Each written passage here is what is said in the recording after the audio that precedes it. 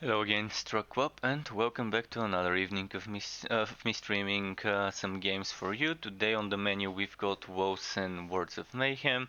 Hope you enjoyed, and we'll see what we'll be doing today. I still have few unique items I wanna farm. I'm also again open for teaming up with viewers, and I also have still some items that I wouldn't mind giving away to some random viewers that join me. You can see I've got a lot of stuff that would help you test certain setups before the game wipes. We've got time before that, so you can see how many force shield items I've got. I can probably do a force shield based build today, but later, not right now.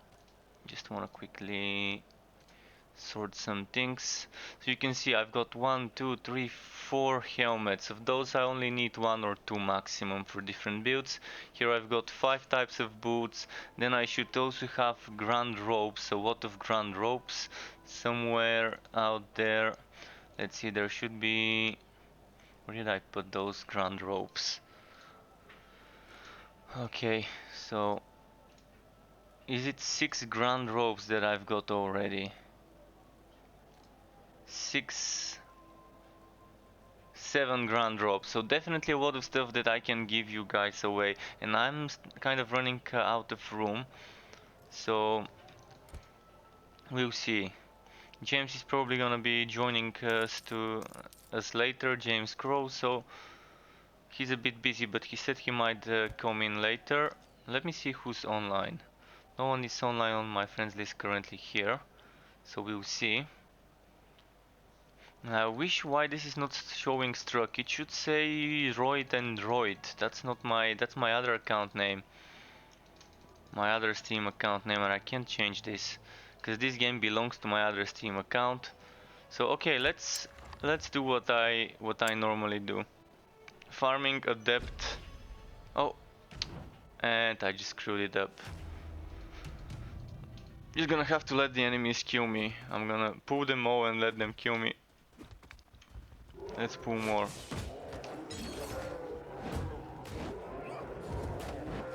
Because I wanted to start a Rat of Sarisel, so that's why I want them to kill me, so I can go back to the town. I want to start Rat of Sarisel because currently I'm farming for Rat of Sarisel items. I'm farming for items for the Rat of Sarisel. I also want uniques, and the thing is I'm suspecting that Rat of Sarisel does not drop uniques. I'm gonna have to look into that, but... Oh, shit. Yeah, I keep making the same mistake. I guess I'm trying to do things quickly and they end up slowing me down in the end. Because I'm missing important steps. Let's get those to kill me.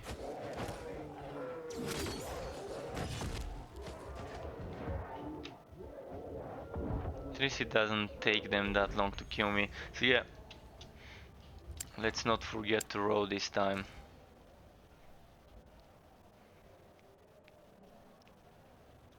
What do I want? I want this. I want... Let's give them elemental resistance maybe. I'm not doing any sort of element. I'm doing a bit of frost damage. So maybe give them whitening. I don't think I'm doing whitening. Then stasis chance is fine. I'm doing a bit of Aether damage, so I'm not gonna give them resistance, but projectiles is fine. Power generation is fine, and let's taint.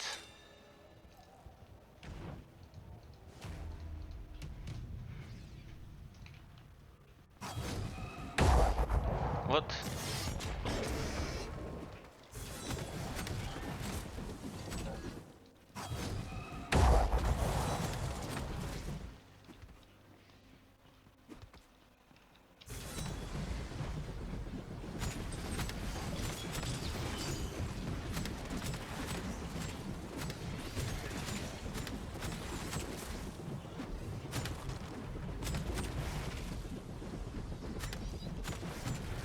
I'm still trying to confirm whether unique items can drop from those adept runs when it's Wrath of Saricel. So far, that info would be helpful, because if Uniques cannot drop from Wrath of Saricel, it is gonna be a bit unfortunate, because I do need both Wrath of Saricel items and I do need Uniques to complete my collection before the game gets wiped.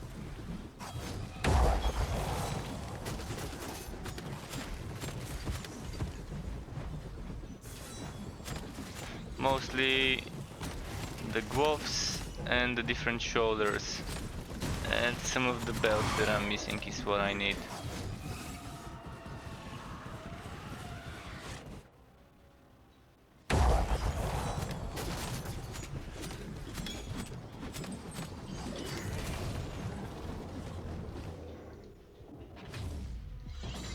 That was a quick run, by the way.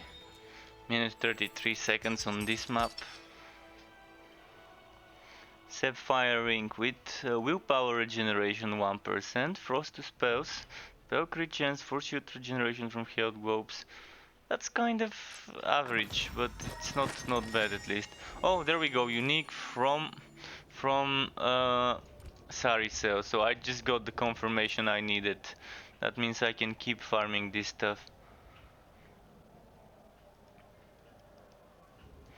And I got this ring, a second one of those. I'm gonna have to get rid of this, unfortunately. And I'm gonna have to get rid of this maybe. This is some decent ring though, for the force shield build.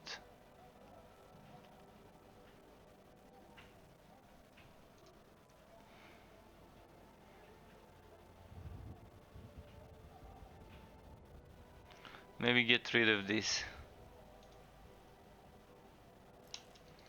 I'm gonna be starting to sell you legendary items soon, because it just has to be done.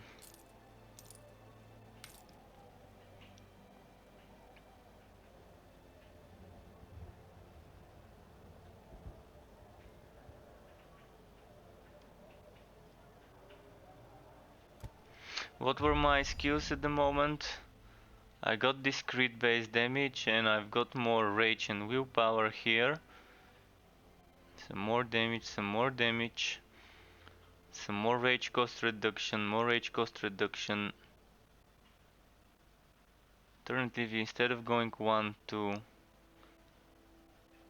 Yeah, that seems to have been the fastest way to reach this. I could have gone, instead of this 1, 2, could have taken this one and this one, but not for this build, it doesn't seem worth it. I could have done also this 1, 2, still not worth it. Yeah, I think I've kind of optimized this to the best I can. Rage based damage for nearby enemies, so it works for adept runs, it works perfect, as you see.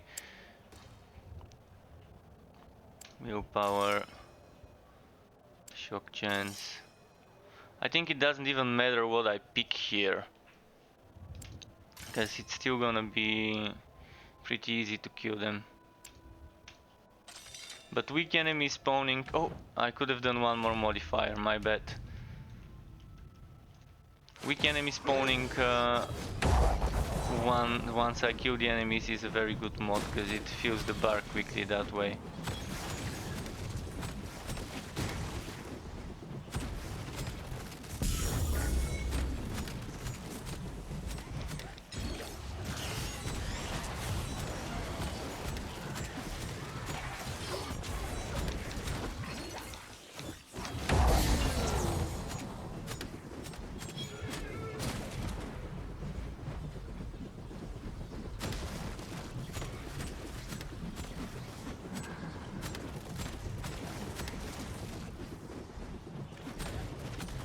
Get them all to spawn up.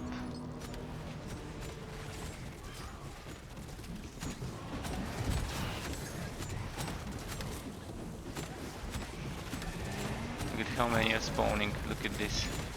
Amazing.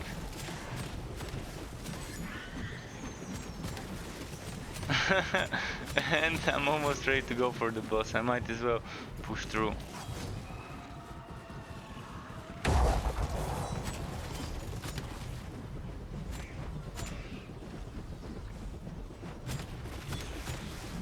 Assuming the boss is this way. Oh, red chest. This is not something I wanna be missing. There can be some very nice wood there.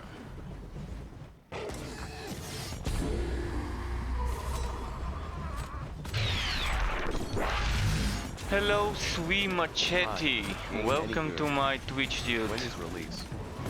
The release will be... Sway_machete. Thank you for the follow and welcome to the Struck Club.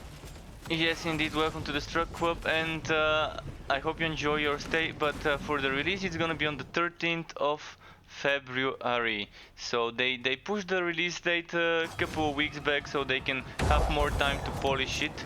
And it's very good. It feels amazing even in the beta. But when the game releases, it's gonna have 3 times the story mode content. It's gonna have 2 times the active skills, 2 times the extra modifiers. So if you want to know something in specific, let me know. I can show you more about it. I can explain more about it.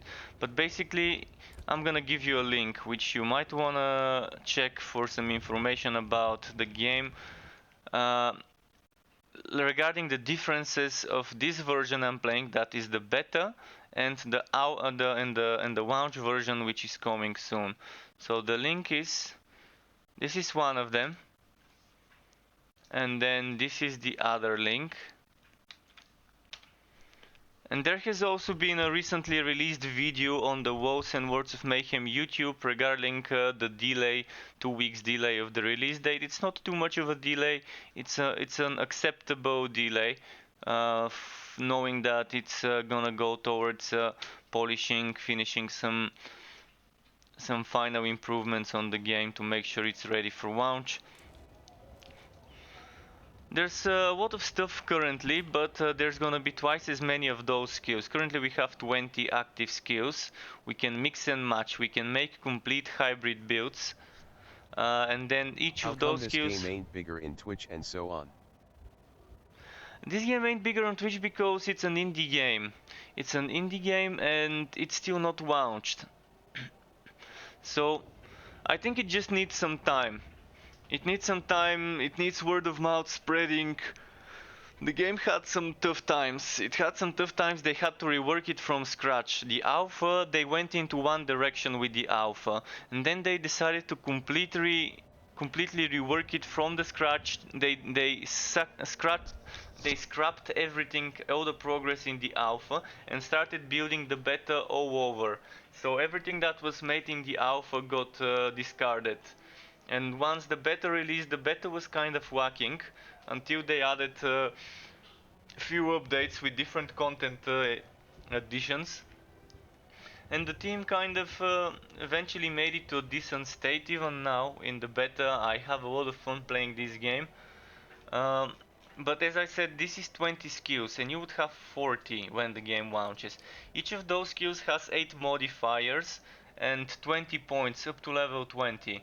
Those 20 points you can decide how to spend. You have some modifiers here that cost 8 points, or you have modifiers that cost 4 points, similar to Diablo 3 kind of in this aspect, but we're gonna have 16 of those for each skill. And we're gonna have 40 skills, which is twice the skills. Currently the max level is 20, but it will be 90 when the game launches. So there's different endgame modes, and they will be adding more. I don't know what other endgame modes they would add, but if you're a fan of Diablo 1 and 2, there are some things like Diablo 1's skill system when you're finding skills. The way you unlock skills is you find those things called eniracts. So you find them on the ground, they will look something like this when an enemy drops it. And once you find it, you learn it. If you already know it, it tells you this. And what you can do with once you already know, you can go to this NPC and sell each of those for 2000 affinity points. And affinity points can be used to level up a skill. For example, this one just cost me 37, then 43,000, etc. to level it up. You can still level up skills by getting XP, but this gives you a shortcut. If you have a lot of affinity points and nothing to do with them, that's one thing you can do. Another thing you can do is reset your passives for just 2000. And you can reset your attributes for 2000 gold. So 2000 affinity roughly translates to 1000 gold, because you can buy those skills I just bought for 1000 gold each, and you can sell them for 2000 affinity, which is very cheap. This means respecking in the game is pretty easy. You can see here we have passive skill trees, and the one cool thing about this is you can rotate those things. So you can rotate this one and arrange them differently and link them differently. You can rotate this one as well and again arrange them and link them differently to how you want. Of course, things have to be linked to benefit. So if I were to remove this point and then add a point here, this would still work for me. I'm gonna lose attack damage, but I'm gonna get some health, and it's still gonna be able to link this. So different ways to link things, different way to make builds, and when the game launches we're getting this tree. And the second link I gave you provides details about the archetypes, the 12 archetypes in those slots. Currently you can see it's separated in sections. Will it be any trading with other players or auction house? There is trading. There is trading, and basically you click on the profile of the other player and there's trading window that shows up. Path of Exile style trading, think of that type of trading. Looks like it's Diablo 3 and Path of Exile and stuff that made game good. Smiley face. Exactly, this is as if Path of Exile and Diablo 3 had a baby with taking the good parts, like both good things of both parents. So it took the good thing about the skill system with the runes, etc. about Diablo 3. It took from Diablo 1 the part where you're finding skill books and learning skills through skill books. And it took this passive kind of system of Path of Exile and remade it in its own way, which is pretty nice. And as I was saying, you can see those sections. This is Soldier, this is Scholar, this is Sentinel. So all the skills here are classified as Sentinel skills. So you don't have classes in this game. You just create a character, and at any time you can make your tank a necro, or you can make your mage a ranger. You can have different hybrids, different aspects depending on what you pick. So you have three basic archetype: the soldier, the sentinel, and the scholar, and then you have warmonger, kabbalist, assassin, praetorian, warlock, ranger. And then you're gonna have 12 new ones, which you can see in the link I gave you, the second link. You can see some information about those. So the game will have a necromancer with the launch, and currently it has one story mode act. We will have 3 of those. And currently we can't explore the story mode freely, like Diablo 1, 2, 3, but we would be able to on launch. For endgame you have certain things called mandates, which is this thing here. It basically gives you a quest that gives you some rewards at the end, like a bounty, but not really a bounty.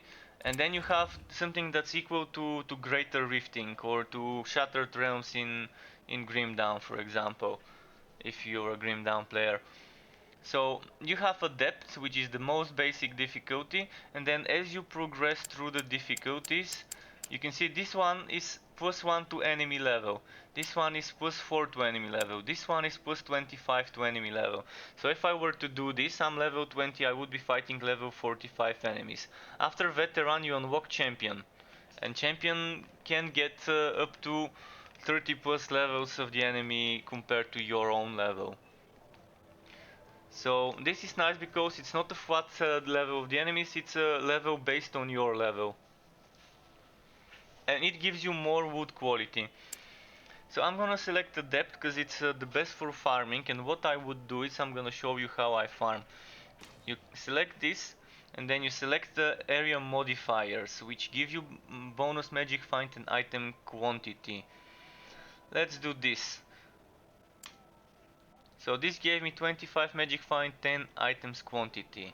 So I'm gonna get another modifier, reducing my willpower regeneration since I'm a melee class build that doesn't use willpower at the moment. That's fine for me. This one, it's perfect, because I want to kill more enemies quickly. And then I don't use projectiles, this fits well with me. So it's random what you're gonna get, and then this thing, were untainted enemies. What this does is it changes the map to untainted enemy map. Normally you start the map and then you have to complete 6 stages to unlock the next 2 difficulties. So if I complete Adept, 6 levels after Adept I unlock Veteran 2 as a checkpoint and I can return to the town. You can return after each map, but then you can't come back. But if you do 6 maps, you collect the rewards at the end and you unlock 2 checkpoints. But if you do Untainted, it's a single map run. The enemies don't drop items, but you get all of the wood at the end. So only chests and the reward would give me items. But doing this untainted drops certain items that can only drop from untainted enemies. There are certain item modifiers that can only drop from those enemies. Like on my helmet, I've got 9% damage per 100 unspent rage points. This can only drop if you're doing Wrath of Saricel enemies, the untainted map mod. And this untainted spawns those untainted enemies which you would be seeing in a moment. There would be a notification when such an enemy spawns. They're a bit difficult, they're pain to deal with, but since I'm doing the easiest difficulty possible for this, it's fine. And this is a fast way to get legendary and unique items, because it still has decent drop chances and it's not difficult to complete. You see this one, Untainted Mind Sealer. In a moment you should be able to see what the Mind Sealer is. So there's a Mind Sealer, there's a Zealot, I think there's a Shadow Blade. There's 3 different types, maybe 4 of those untainted enemies. So is that the this is the Mind Sealer, look at him. So he's kind of static, but he can move if you move.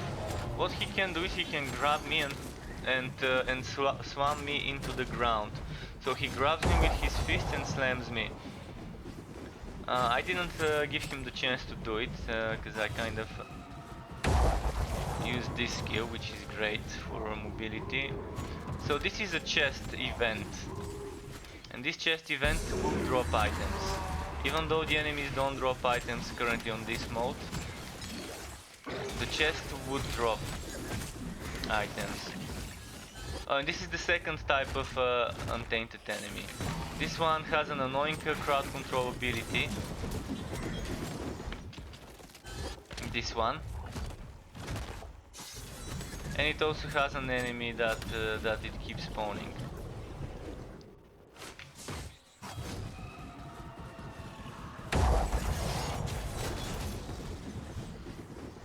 And so this was the map run. It's a quick map run, but look at what happens now.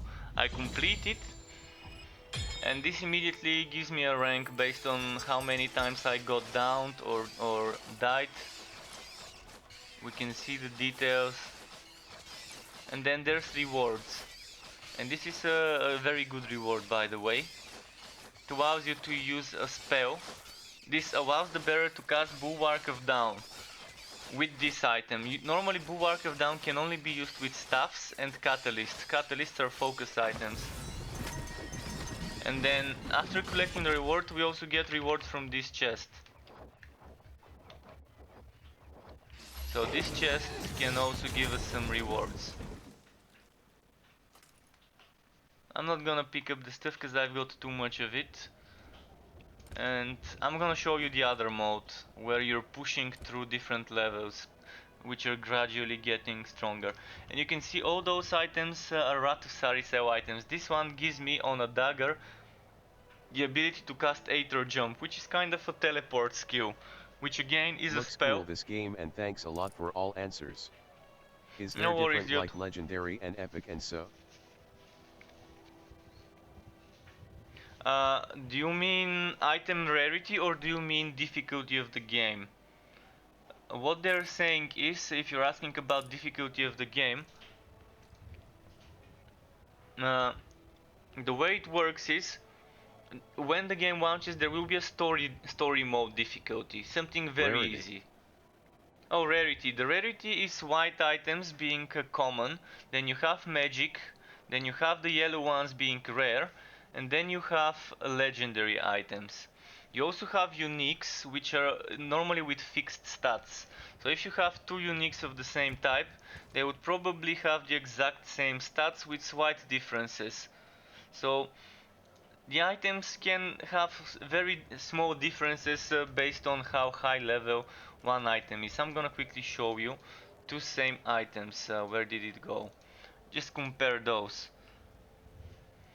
4 to 9 toxic damage, 4 to 9, 7% toxic resistance, this is 18% toxic resistance, 24 agility, 24 agility, 43 attack speed, 39 attack speed, 47 poison chance, 34 poison chance. So small differences, but there are differences. And another thing, let's see what else I've got repeating, just to give you some more examples. I kind of tried to get rid of the repeat items, but another example would be those two rings. So this one, 16, 16, 1, 19, 16, 1, 21, 145, 22, 132. So very small differences.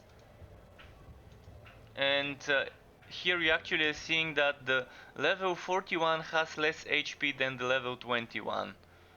And the level 41 has less rage generation. So the item level does not determine whether you get higher roll or not for unique items.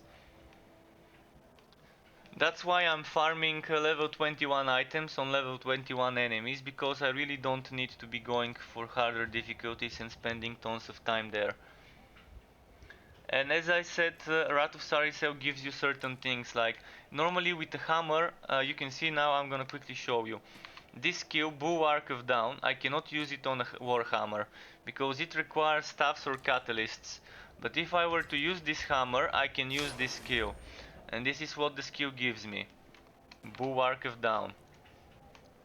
Basically, it allows me to heal while standing over this area, and I can make it give me more resistances, I can make it give me sacred damage, and I can let it follow me.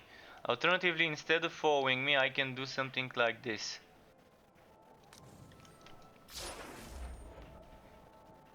And then after a few seconds I can move it and recast it. This is also not bad, but those are just different modifiers, so you can see how immediately just by switching my item I was able to use a skill that normally cannot be used with this item. Of course, this sacrificed a flat damage roll, and definitely not better, but I wanted to show you. Now the other thing I want to show you is a regular adept run without tainting the enemies. So I'm gonna get the mods, I'm gonna give the enemies some, let's give them, I'm gonna start over. It's not expensive to roll modifiers. Let's give them resistance. Let's give them no, let's give them this. Then stasis chance and projectiles and curse chance. And that's it, I can't throw more modifiers. We would be able to later when the game launches. There's gonna be some more stuff here, probably to remove modifier, is what I'm assuming is this button here. And there's gonna be something else here, probably to do another modification. And I'm not gonna work untainted, so this would mean I'm gonna have to do 6 maps in a row. 6 maps, each map increasing the level difficulty, starting from level 21 monsters, one level above me, all the way to 26, 6 levels above me. Once I complete the level 26 ones, I'm gonna be able to continue. To go to the town and collect my rewards. After each map, as I said, I would be able to go to the town but not return. I don't see any other players in the town so you can trade with them, or is it like PoE you invite them to your home? Currently, the town is just you and your party, so you invite them before you start the game. This is how it is right now. You don't see people in public hubs, there are no public hubs. But you just invite them in a group, you load up into the game, and then you can trade. So you don't see the other players unless you're teamed up with them. Kind of like in Diablo 3. Maybe this would change, but for now I can't provide any info regarding this. Also, I forgot to put back my hooking, pulling skill.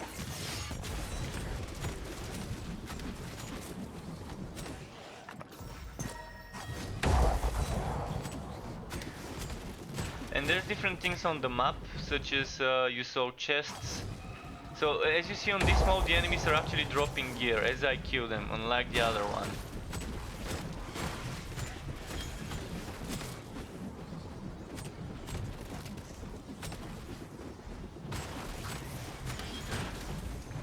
And I want to show you something, hopefully I can find it soon. There's an altar, you find those altars and then you activate it. You can see here there's an altar. You can activate the altar and then once you kill the enemies that spawn from it, you get a bonus. Yeah, there will be a wipe on release. That's why at the moment I'm not trying to push harder difficulties. That's why I'm just trying to farm all the uniques that are in the game, to experiment with them, test different builds based around those uniques.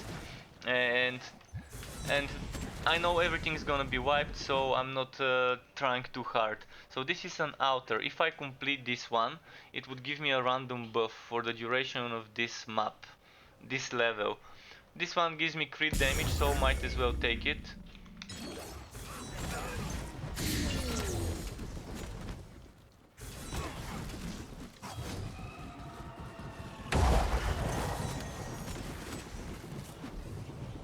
And you can see I have to hunt down some enemies. There we go. Something dropped. 7 Sisters Pact. This is the ring with the HP that I had 2 of. It's a good ring for a tank. By taking 2 of those rings, you don't really need to go that heavy into the health nodes, and you can just focus on that. Whirlwind is nice, and I'm using a version that maximizes the damage and reduces the AoE effect. So if I were to take the Whirlwind and remove these critical hits deal more damage, remove the increased, maybe remove the reduced rage cost, I can take this one, increase the area of effect. Necro currently is not available, it's gonna be available on launch. So I'm really looking forward to Necro. Currently the game has a very strong skill for turrets. So what I wanna make on the launch would be a turret Necro build. With pets and turrets, if this would be a viable option. So if we have projectile based pets, it would be amazing, because projectile based bonuses would add up to the turrets. And if I have projectile based pets like skeleton archer or any other type of archer pet, it would be amazing to combine it with turrets. All I would need on a necro is a tanky pet and some ranged attack pets. So you can see now I reduced my damage of my crits, and I'm gonna be doing lesser crits, and I reduced the rage cost, but I still have plenty of rage cost reduction even without that. And my whirlwind now is a bit wider and covers more enemies. Another option would be to make it frost. So this is a frost version of the whirlwind. It changes the damage type to frost. And another option would be to maybe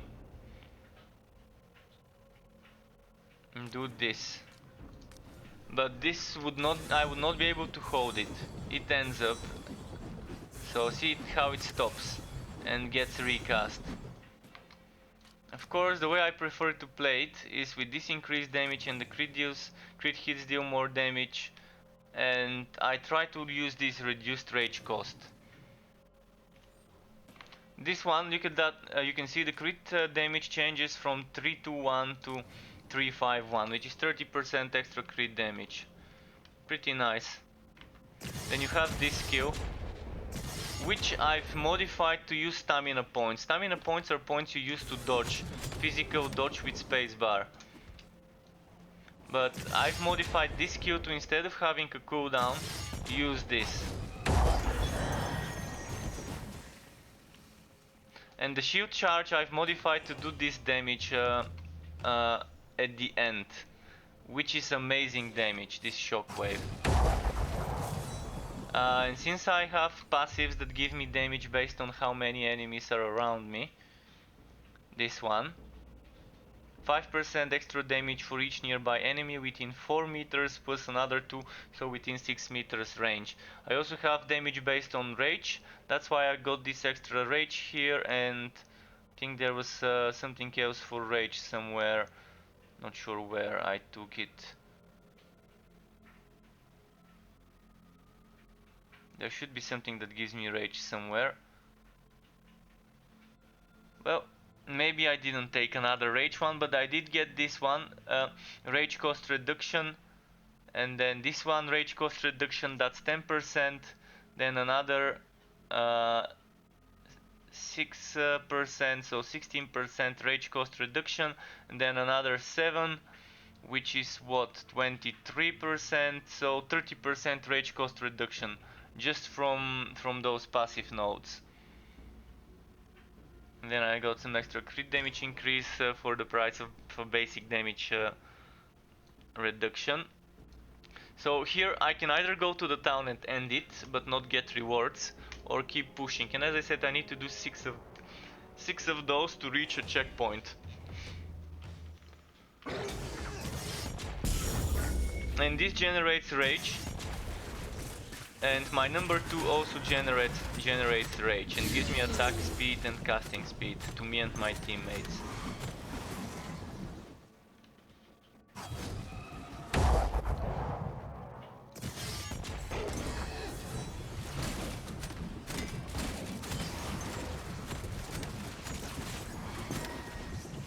But yeah, you can see I'm doing something easy. I'm not doing something very hard. Not trying to push it to the limit. Because everything would be wiped anyway, so for now my main goal here is to try and get all the items I haven't seen in the game, all the different uniques, and try and experiment with certain builds. Currently one thing is for sure, turrets are overpowered in this game. I've been saying it over the past few weeks in my streams. Turret makes it easy for you, you can just keep dodging and spamming turrets at higher difficulties, and the turret would do the damage and you can just try and survive and just focus on survivability. Of course you can do other things like casting other spells or using other skills while using the turret to stack up the damage. I can't wait for a necro class though. I love the lazy man summoner builds in the games. I'm also a big fan of farming easy content with spin to win brain dead builds like this one, where you're just holding one button, with the occasional pressing of other buttons. But as always, those builds are not something you want to be pushing with, because they're not the end game builds. They're gonna be builds for just farming easier difficulties, like in Diablo 3, the whirlwind builds there are not something you're pushing higher with, just something that takes you to a certain stage.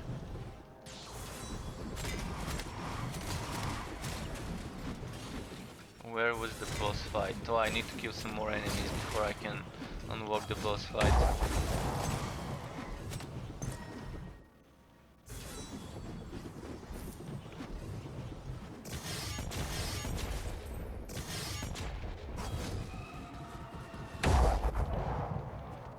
Maybe this way? Let's see. There is an elite here.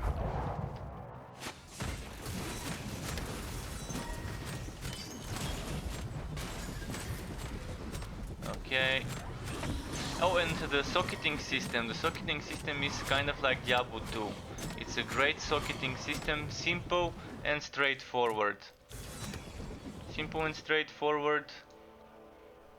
You find the gem, you put the gem into an item, and the gem has 3 different types of things it can give you depending on the socket. Some items have fixed sockets, so a weapon would only have offensive sockets. Pens would only have defensive. I think accessories can be support or offense. I'm not sure. Helmets with defensive, so some items can have multiple types, like shields and offhands can have both support and defensive. And depending on what the socket is, you're gonna get different effects from each of the gems. Each of the gems has 3 different things that they can give you, depending where you put them. So, simple and straightforward and powerful at the same time system of socketing. Nothing too difficult to wrap your head around and to learn. And it still gets the job done when it comes to modifying items to fit a certain build. Most people prefer to get flat damage for weapons and to get some extra stats of the main stat. Some people max out one stat and get the same stat stacking from items. Others max out one stat and get items for all the other stats from items with sockets. So if I were to max ferocity and I wanna get more of the other stuff, I can probably start socketing up toughness or bonuses to all stats. So that's an option there.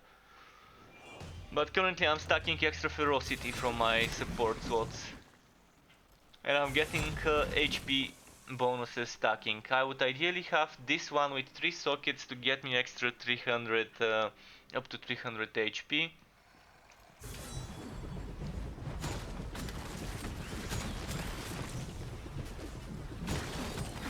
So in the end, yeah, I'm just gonna try and push this through the... Oh, I missed the chest. Where is it? Oh, there we go. No wonder I've missed it. If you wanna see different builds, let me know, and after this run of 6 maps I can respec and show you something different. You can see the drop rates are pretty nice, by the way, which is amazing, because a game that throws so much RNG at you requires good drop rates, and it has decent enough drop rates. It's not too slow getting items, it's not too easy either, because you want to be min-maxing your build in the end. Once you reach the end game and start farming, you would want to be min-maxing the items, you would want to be getting those perfect rows, and this would take time. And with the amount of items dropping, it's reasonable. It's dropping enough items that eventually, without spending too much time, you would get that perfect item you want for that socket slot.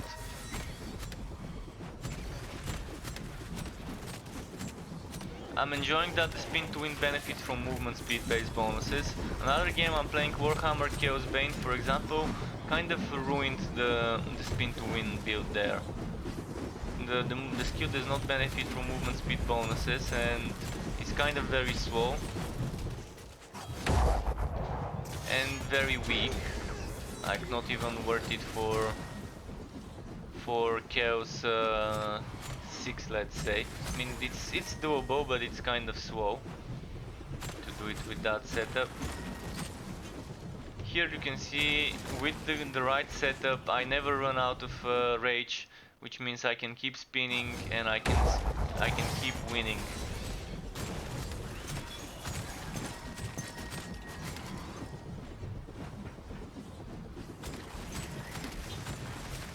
Because I've got rage on kill and I think I've got rage on being hit.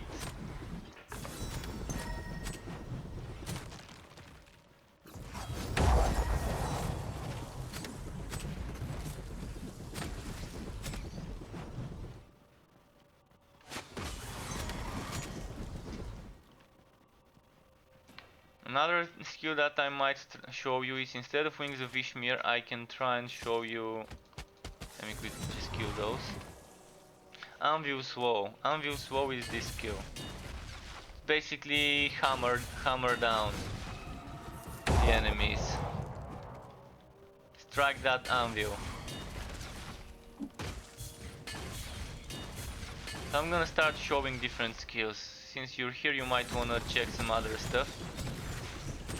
Something that doesn't affect my build that much. Another great skill is Bleeding Edge. It's amazing as a skill. And the way I've made it is that I can drop the axe in place and it will just do damage where I drop it. You can have this with the axe following you.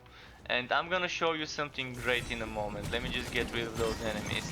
A spin to win build where you have the axe spinning around you while you're spinning.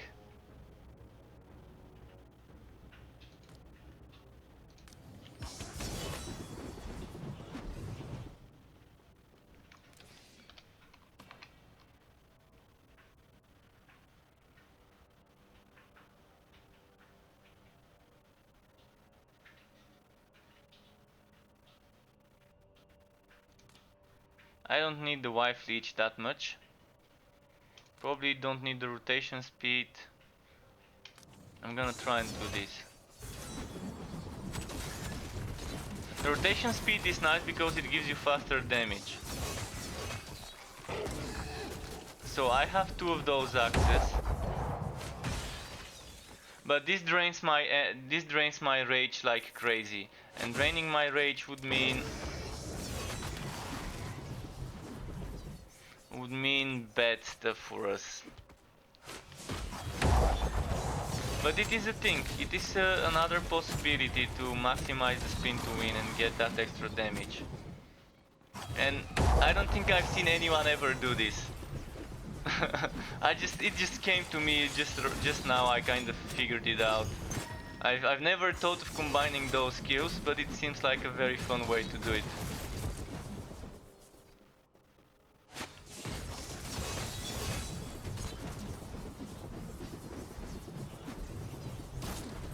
Because the possibility is there. So this is a great way of thinking of combining certain skills together. But you can see my rage problem started emerging now. So maybe I can remove Tracker's Reach and replace it with Wings of Ishmir, and that should work. So I'm gonna do this here, and Wings of Ishmir for extra rage generation. Tracker's Reach can also generate rage, but not as quickly as Wings of Ishmir, for example. But of course, for this difficulty I really don't need the Bleeding Edge damage. It's just unnecessary.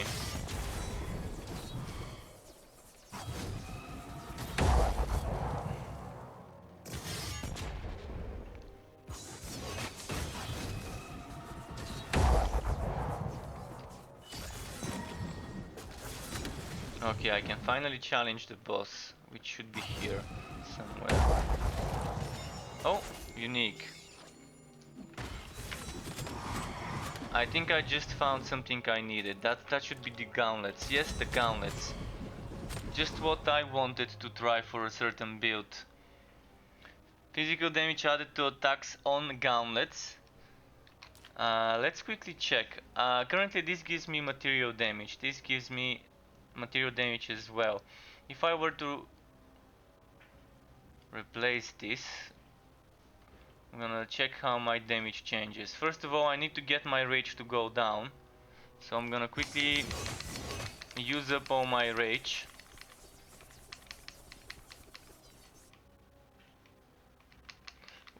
Once my rage is used up, it would be easier to check my stats, because I want 0 rage to make sure I'm seeing the same average damage.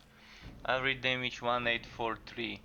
With this one 2059, good increase. With this one 2095. So the thing is now, do I need rage and willpower cost reduction, or do I want the all resistances from this item and the attack speed? Attack speed doesn't seem to be affecting my whirlwind, or does it? See, things like this, I think they need to be more transparent regarding whether attack speed affects the rotation speed of Blade Storm and things like that. I'm gonna try and experiment with this one because I want the extra rage cost reduction. But I'm very happy to be able to use this gauntlet finally. There's also another belt I wanna try, a belt for that extra ailment-based stuff. And then there's shoulders I wanna try that are unique. So I still have a lot of stuff to farm.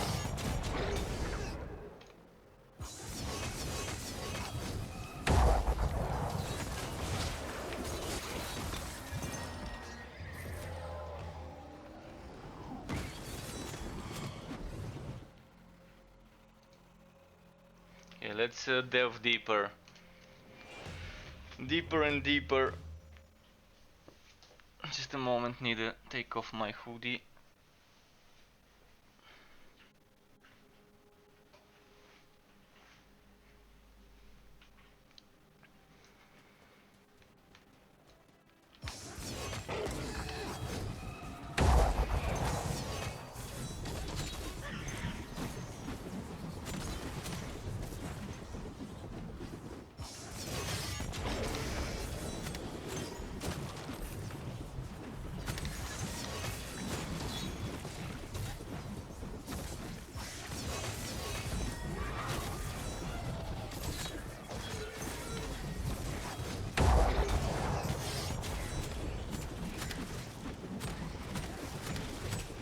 So definitely an overkill adding a spinning bleeding edge axe, but I just wanted to show you the skill. What else can I show you now? You've not seen War of Buffet. Wrath of Buffet. Or Buffet, I'm not sure how to pronounce this. Buffet? Buffet? Let's just say it's Buffet. And let's see what I can do. Add an additional attack to the combo. Wife Leech to damage dealt. Physical to sacred damage, chance for applying weakness. That's nice against bosses. Critical hits deal more damage. Increase damage, reduced rage cost. Let's see if I remove the reduced rage cost and do this. How?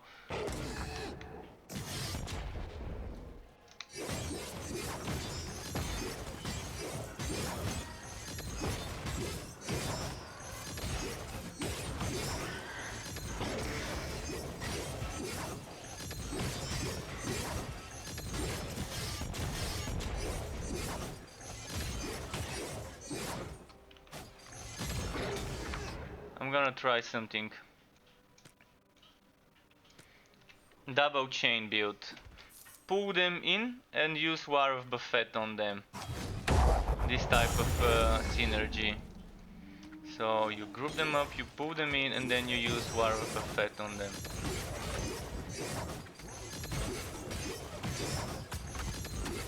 This is probably the tank skill. This is probably the skill you want to be using with Wife Leech on a tank.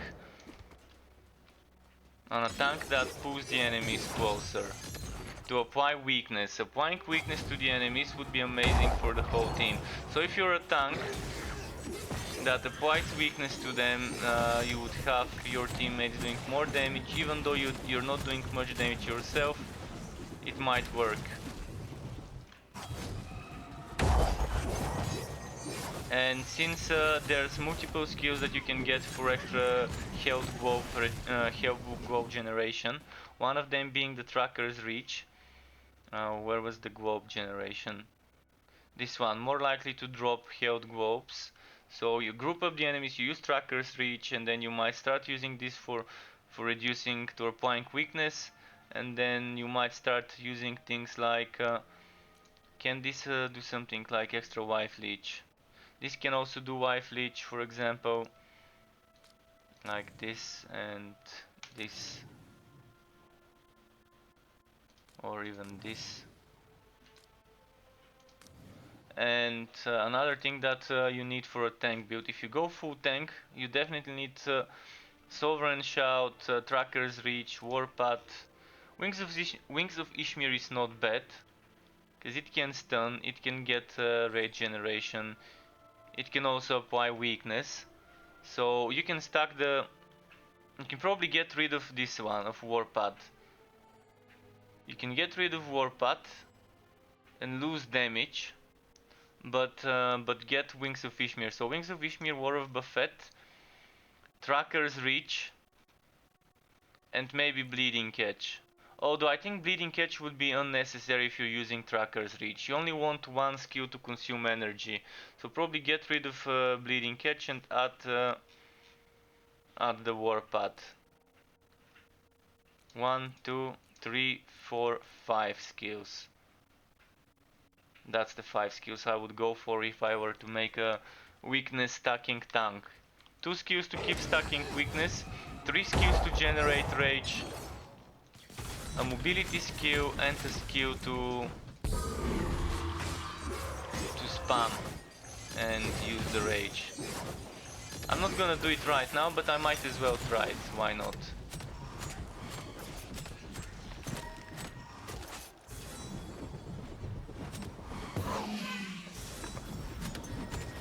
Just after those enemies are done, I'm gonna try it. So I want this one here. I want Wings of Ishmir.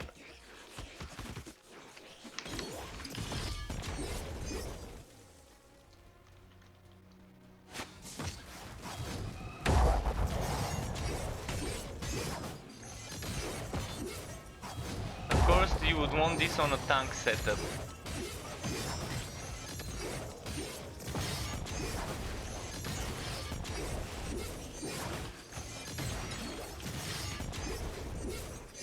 Come on, hit.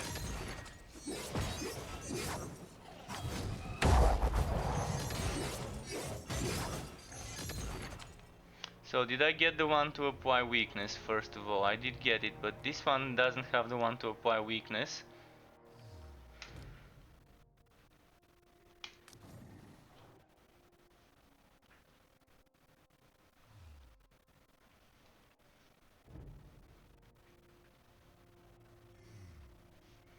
Then this one, I'm gonna keep it as it is.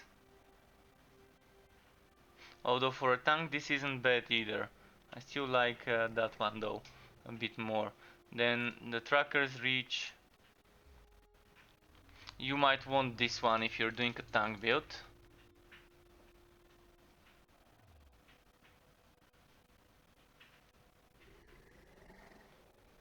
So if you're doing a tank build, probably the range is not that important, because I think the range only works on the first hook, on this one, the one where your cursor is. The others have the same range, I think. See, just the first hook gets increased range. Let's check. That's how it looks to be.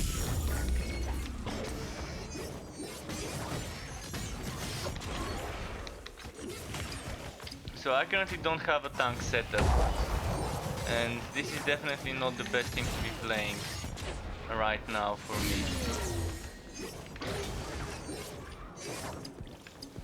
If I have a shield, I can try and equip it.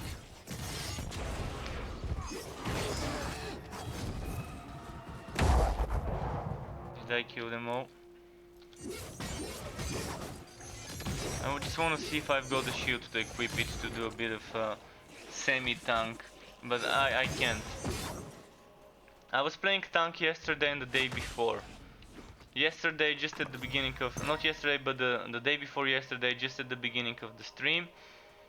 Like the last time I was playing Wolcen, and then the previous to last time I was playing Wolcen, I was also playing... a tank, but not with those skills. It was a different type of tank. I'm gonna go back to my initial setup.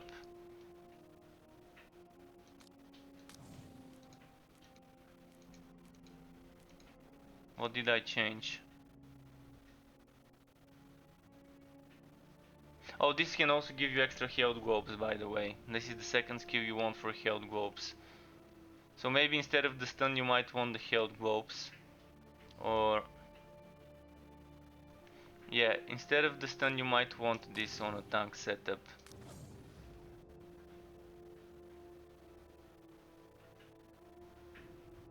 for the team. You can even go like this if you don't want the weakness.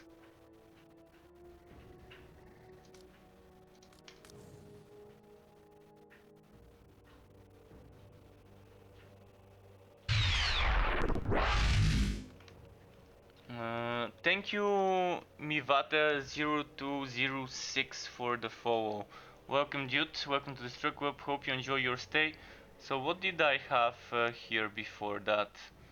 With this shout, I'm gonna get the weakness of course, because I like it. And now let's go kill the boss. I die know every time where in it this is. dungeon at this boss there.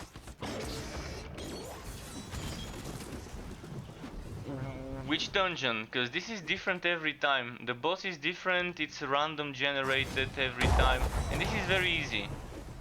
If you need help with something, I can try and help you, dude. I can try and help you, I can even give you some tips of what builds you can try. There's different, I can even give you some good gear. I've got plenty of gear that I don't need, and since everything is getting wiped when the game launches... 0206, thank you for the follow and welcome to the Struck Club. Since the gear is getting wiped, I really don't see a reason for me to stash everything at the moment. I'm just keeping some items to be able to test different builds before the game launches, but at the moment I definitely don't mind giving away. I've got like 6 mage robes, 5 mage boots. So all of that, I only need 1 or 2 of them. I don't need all 6 or 5 of them.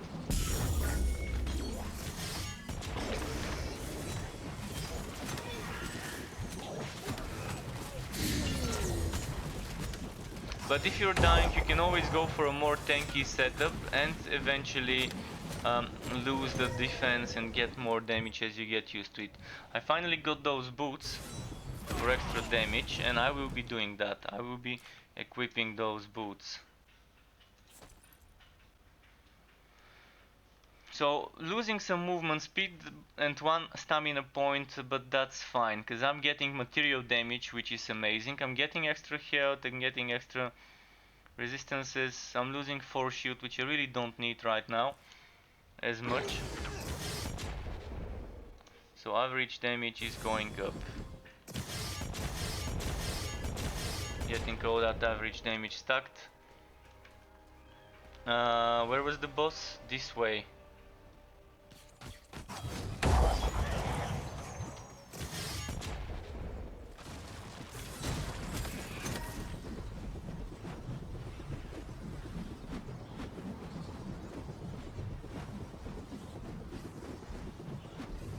Though the rage cost reduction, it's pretty nice.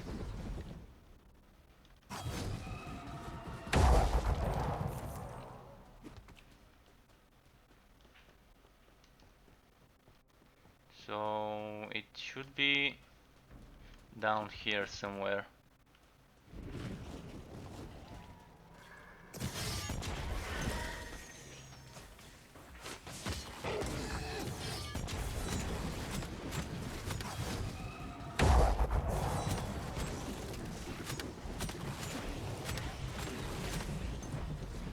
And yeah, this is the easy levels. I'm not doing the harder levels, so things can definitely get more challenging, and this build would not be able to handle the challenging stuff that I'm doing, that I'm not doing right now.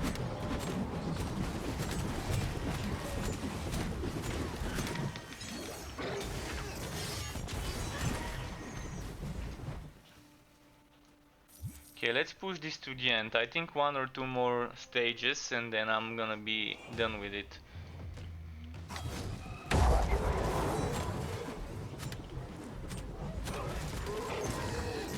Just wanna check the damage now. Roughly 3 point something thousand based on the rage I've got. 3 point, I think I can get to 3.8 thousand there. How is my spin to win setup at the moment? It's my regular setup, okay. max damage and crit damage I can get, but not as wide area of effect.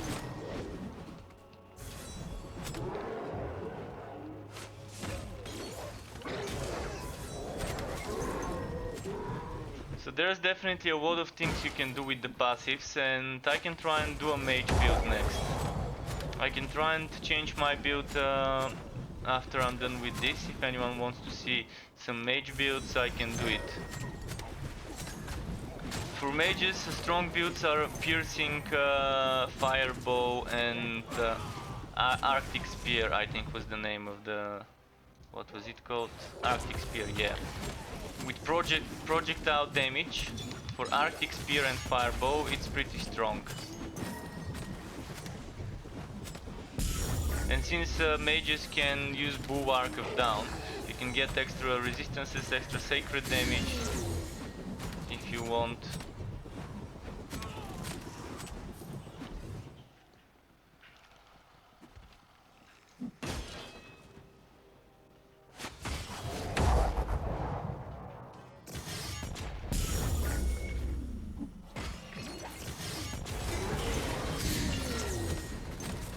Okay, we got this buff. Oh, that was a movement speed buff, perfect, just what I wanted. Just what the doctor ordered.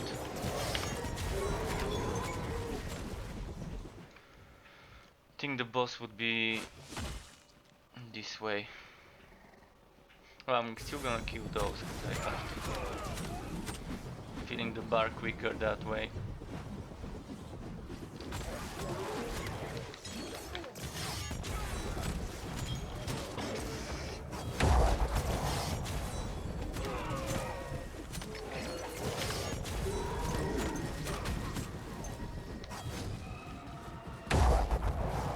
Turning kind of a bit difficult with Warpath.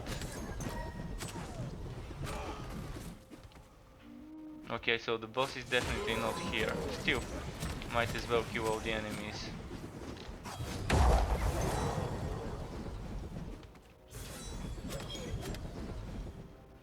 Shouldn't there be enemies spawning from the bodies? Yeah, there are. Okay, a bit more and then I would be able to go and challenge the boss.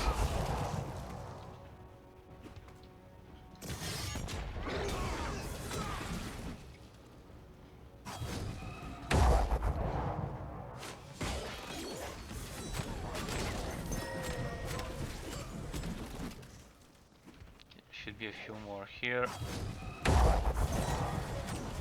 Not too many. Oh, there we go, it's here.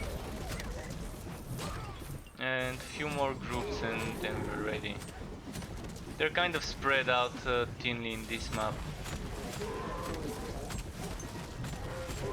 Oh, this is what I like to see. Look at this. How many? Oh, and there's more spawning. Perfect.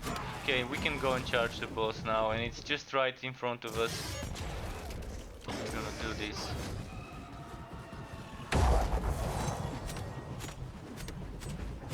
This one's a bit dangerous for me because his spin to win does more damage than mine. And then my wife leech. Thankfully he didn't get a chance to use it. He died before he could. Oh, and there's a purple chest. Let's not skip it.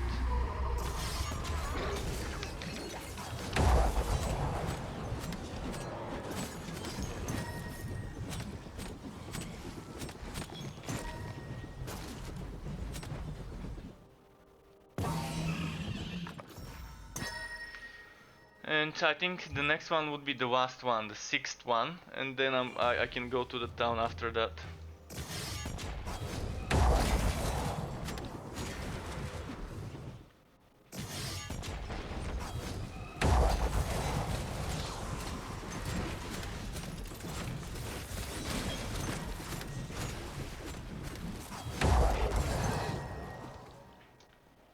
There's a chest here, I'm gonna go and grab it.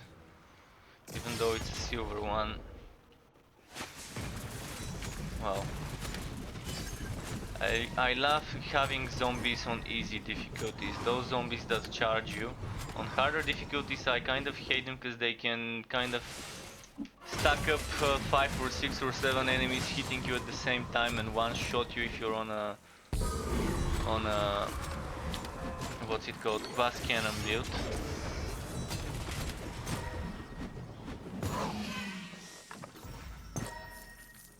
Alright, nothing good came out of it.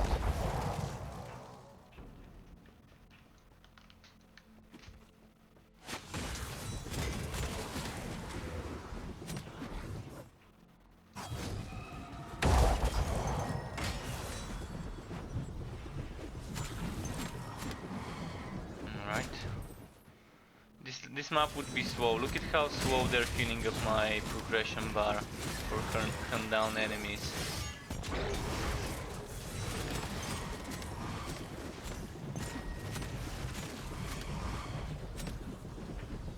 Thankfully there's plenty of them.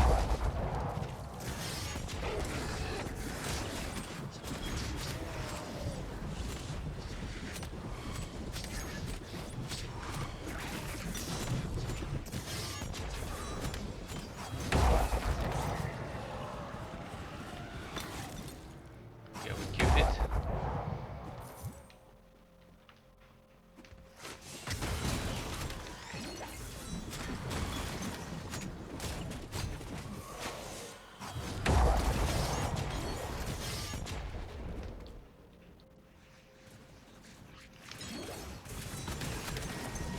Wow. That's a lot of them.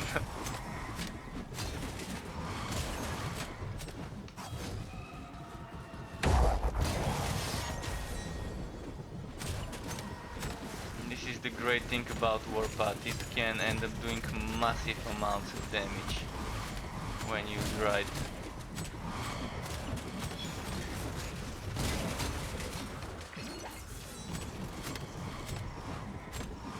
I mean, some people were able to get a turret to deal 10, 15, 20,000 damage, and that's okay. But I currently can't do that due to gear restrictions. I can probably get a turret to deal up to 4,000 damage maximum with the gear that's available to me, which is still a lot of damage per shot, because it keeps shooting and you have 2 turrets and still tons of damage.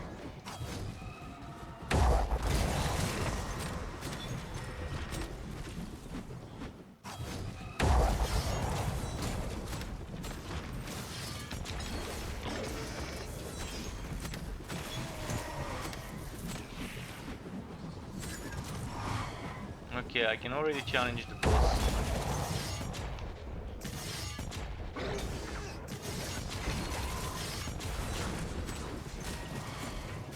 How many we've killed on this map. Oh, dismissed? Really?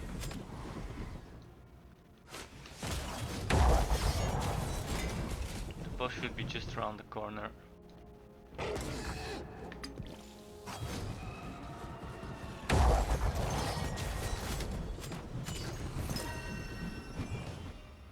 And that was it for this map, for those 6 maps in a row. Now you see it's only the blue portal, no red portal to go further. And if I didn't have it unlocked, I would have gotten this one. So starting from Adept unlocks 1 and 2 Veteran once you complete it. That's kind of how it should work.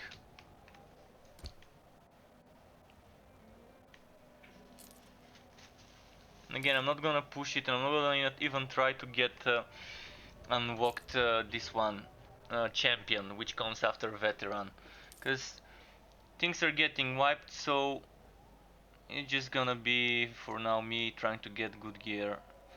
So I got this and this, which I wanted. Now it's time to get the unique shoulders. Another one of those would be great, by the way. If I get 2 of those, that's gonna be 50% material damage and 22 to 40 flat physical. Just this by itself is amazing. Much better than gauntlets like those with 17, even though the rage and willpower cost is amazing as well. This one doesn't give me as much health and force shield, but that's okay. Let's see this one. I think that would be an upgrade to what I've got. Definite upgrade. Not to that one, because it's rage and willpower cost reduction, but to this one, more material damage, more ferocity. Losing some health, but it's fine. Let's check. Zero rage. This is what I like to see. And good increase. So this one gives me more flat damage. This is probably due to the agility, giving me 47.5 with this. Again 47.5. Maybe due to the attack speed bonus increasing. Yeah, the attack speed bonus increases, but I still like those more. Because this is kind of taking attack speed and damage. What I like to see is 2229. 2253, so maybe this benefits from attack speed. That's why. Still, I'd rather have those.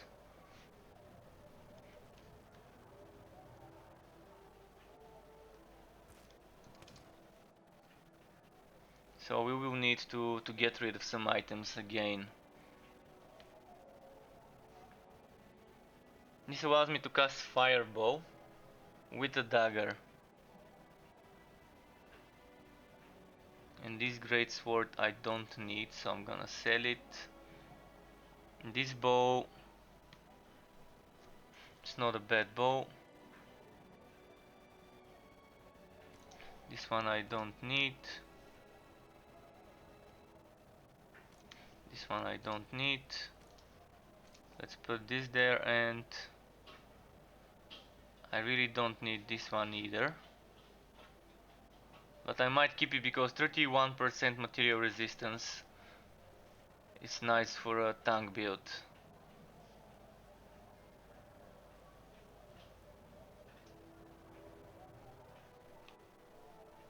Nice for shield belt. Okay, let's sell what I don't need now.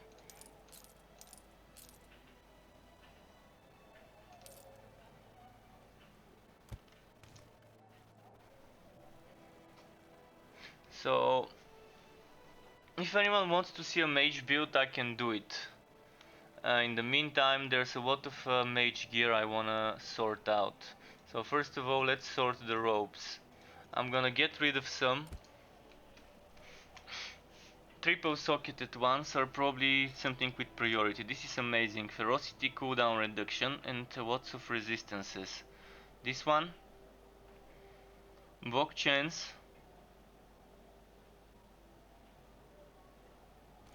I'm still gonna keep it just because it's triple socketed. This one's probably gonna go away. This one also maybe would go away. Then double socketed. This one ferocity. This is good for ailment builds, so I'm gonna keep this one. This one 418 for shield, 622. I'm gonna keep this just because it has a lot of force shield. So getting rid of those. I even got rid of some gems. I might rebuy it. Just save the gems. Currently I put those gems just to preserve room.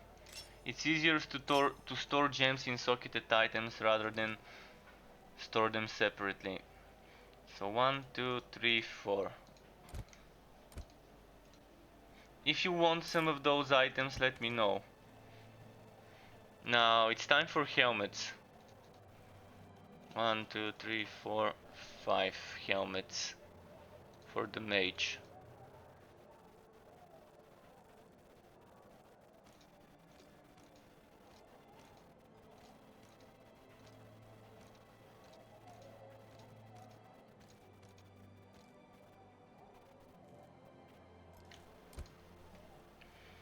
So the socketed ones are the first one to check. My Wolcen is downloading right now. Nice.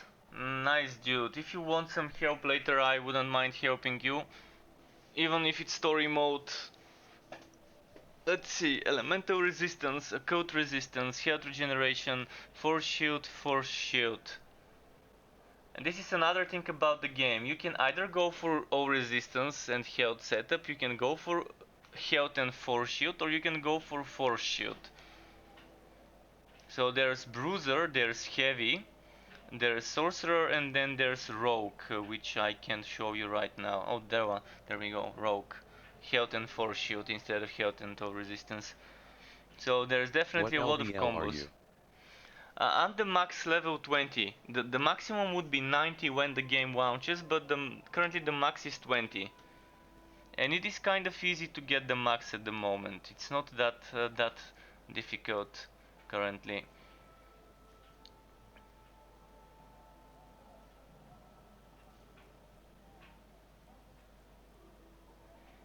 So between those two items, I'm gonna keep both of them. This one, cooldown reduction may be worth keeping. This one doesn't have cooldown reduction, so I'm gonna get rid of it.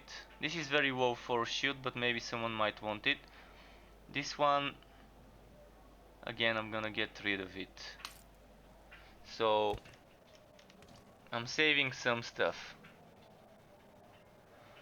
And what else do we have for the mage? Gauntlets.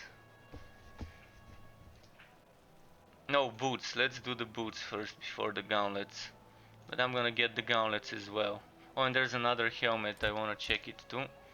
This helmet, I don't need it. So boots and gauntlets.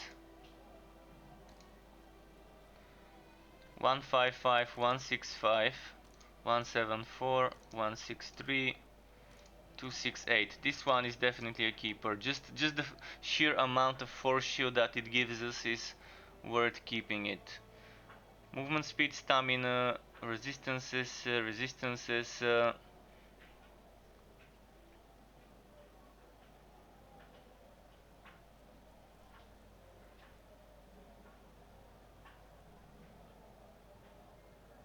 15 movement speed, 15 movement speed, 7 movement speed, 1 stamina point, 6 movement speed. Yeah, let's keep those 3. Some of them for me, some of them to give away. When it comes to the gauntlets, I'm gonna keep all 3 of them. So what I'm gonna do again is go back here. 1, 2, 3, 4, 5, 6, 7, 8. And Okay, I'm it's gonna do saying this. mine will be done in 1 hour. Well, that's nice. Yeah, it depends on your download speed and your HDD or SSD write and read speeds, but it shouldn't be too difficult to download it. 1 hour. I will be still here in an hour, and if you do find yourself needing help, always welcome to ask me. I would oblige and assist. So, what else do I want to get for the mage? We've got some shoulders that we can get. This is one of the shoulders that I'm keeping for the mage, and there was another one over here.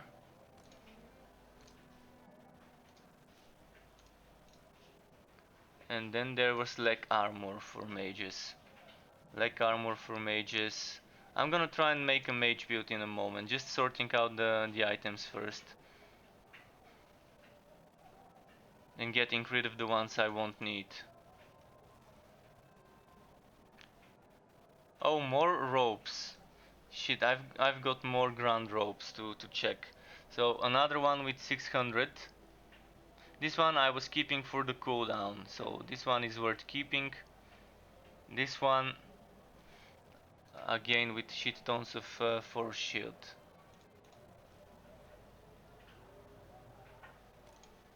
Let's check.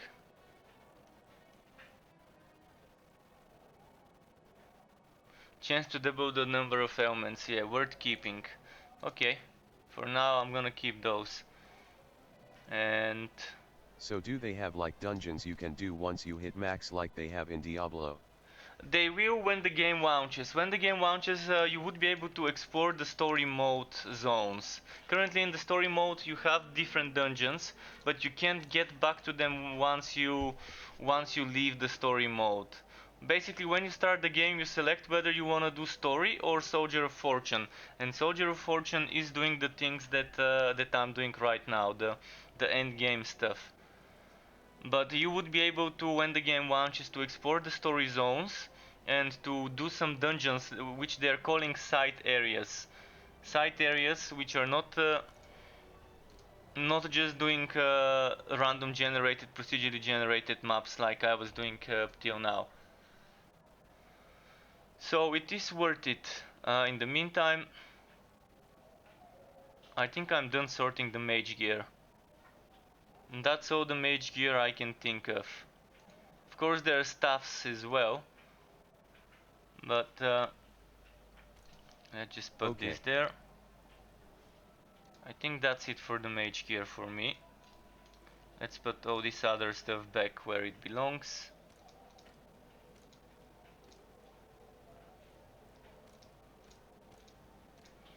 This is also good for mage gear.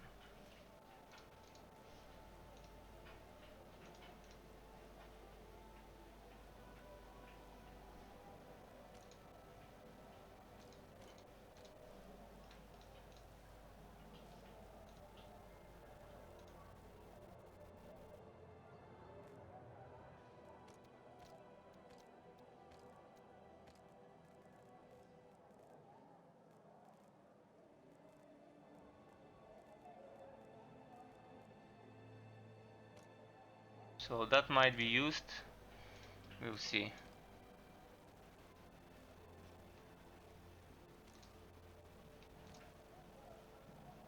I'm terrible with picking the right gear for characters. I need to learn how to do that.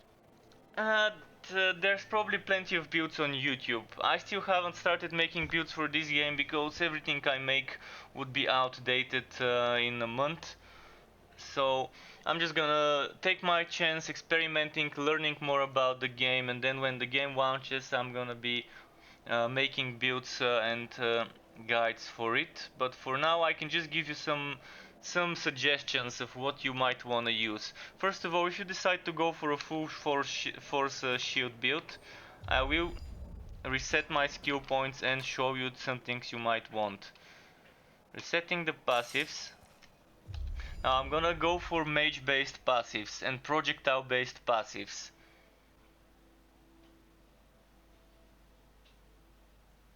There is this thing, I think it was. Where was it? This thing. Wife Leech affects force shield instead of health. This is nice. And then this one, I think damage over time is dealt to your force shield before health. So if you get poisoned, for example, or bleeding or burning, instead of taking damage from your health, it would be taken from your force shield. And this is something you want on a force shield build. I want projectile damage. Then crit chance score is not bad. Spellcasting speed, I probably might want this. For now I'm not gonna take it.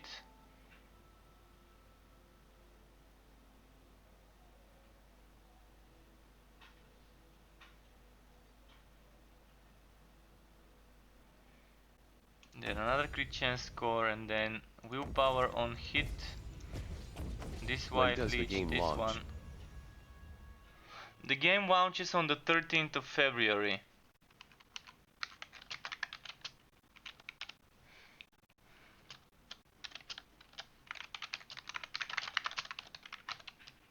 I'm gonna write it.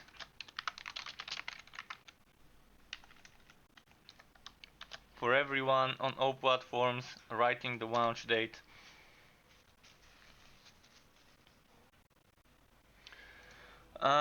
Okay, now, what else might I want?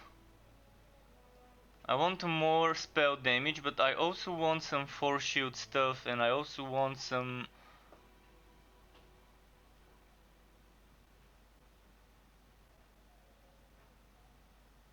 other things. Max willpower and rage is not bad.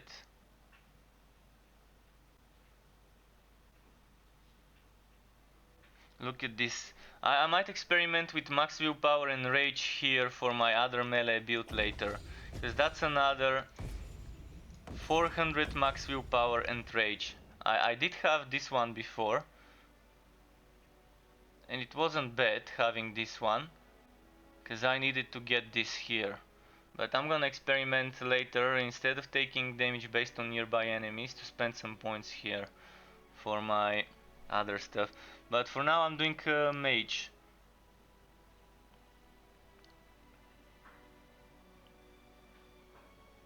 I want more projectile stuff, which is here. Or wait. Fuck. Need to start over. Confirm. Confirm.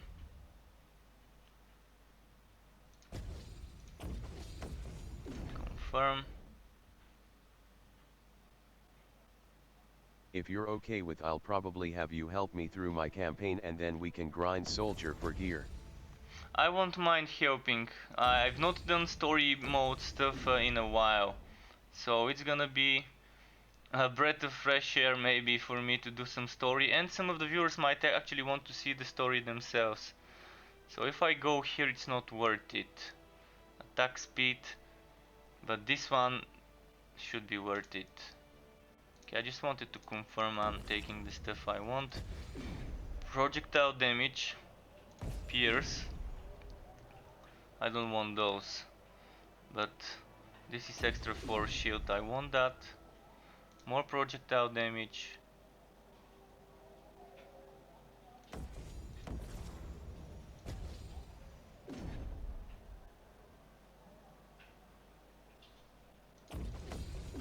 Projectiles to spells, but minus projectiles damage, which is fine.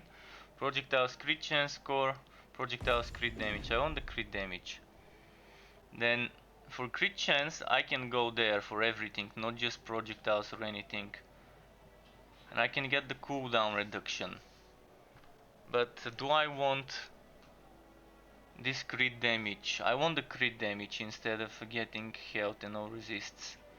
This is also not a bad thing. Willpower cost reduction and 25% HP. I don't need the HP again.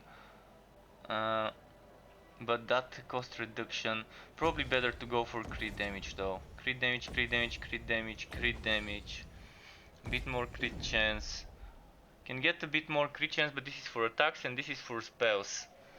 Currently I wanna check my crit chance for spells. If I were to go for a fireball and Arctic Spear, I want this probably.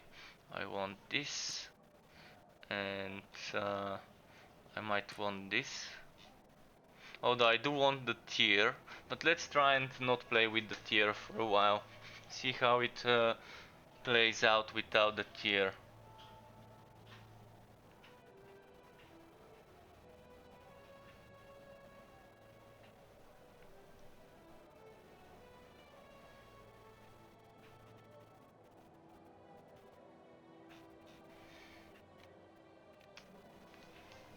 Mages are kind of underpowered at the moment, so definitely something to keep in mind.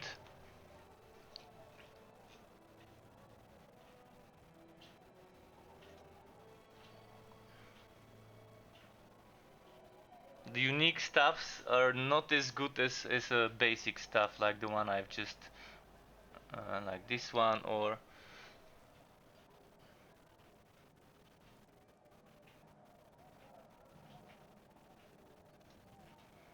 I'm gonna get this and this and this and this.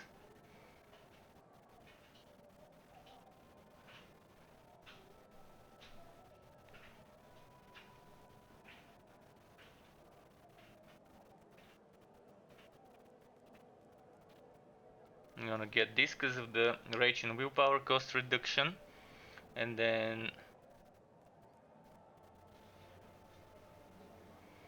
this one's a lot of force shield, which I'm gonna get, and then this one is with Willpower generation and cooldown reduction. Maybe I don't need that much cooldown reduction.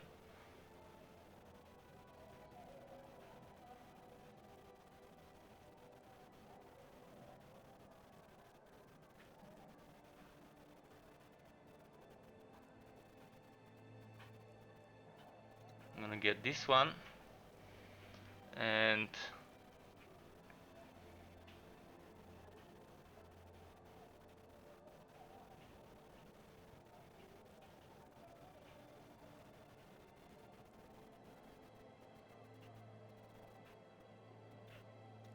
this one's nice.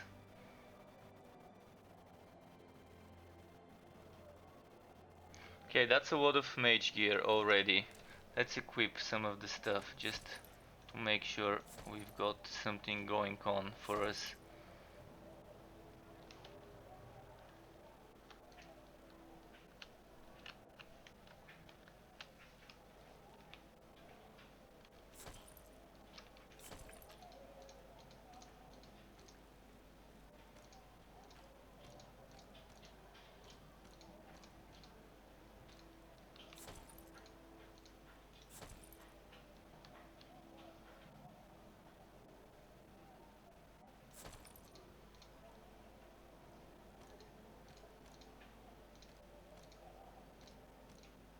Okay, this one will remain to be tested. What are we missing? A belt for spells. I can still keep this one for farming because it's not bad, but belt for spells and rings for spells.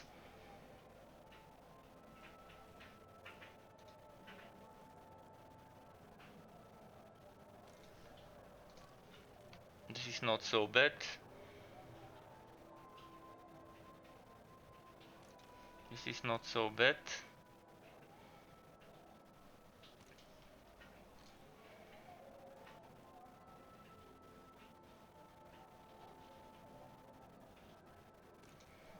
This might be good, but probably not, we'll see. That's a lot of pierce, so the pierce is always nice. It's a lot of force shield, but no damage. More pierce, but again damage to attacks. This one. Crit hit damage, damage to spells. Probably not good though.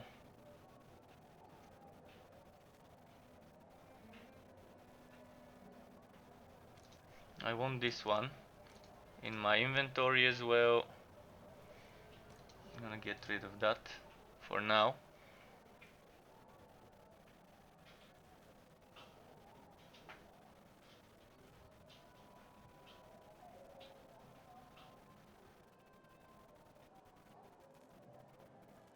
And here we go, some more damage to spells with force shield. Just taking all the stuff and I'm gonna see which one works best. This would be a mage build without turret. Normally with turrets we have OP stuff going on, but without them it's a bit more tricky.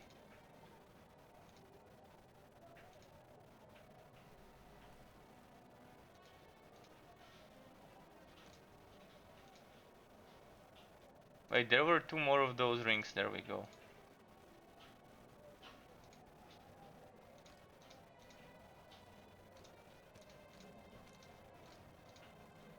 I'm gonna put them all together. So, Chrono Cell, I've never tested it. I'm gonna test the Chrono Cell as well.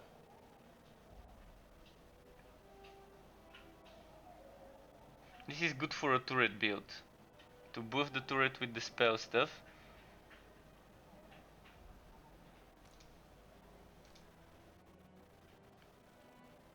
This kind of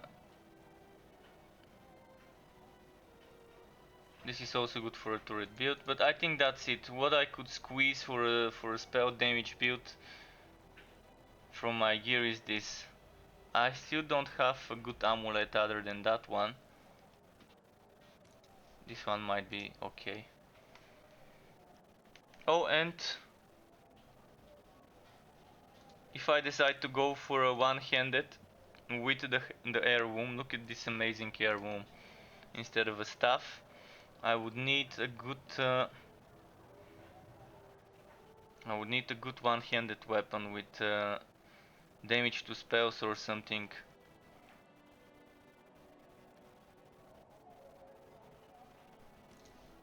This is a good stuff. Another okay stuff. I'm just gonna get testing stuff. Stuff.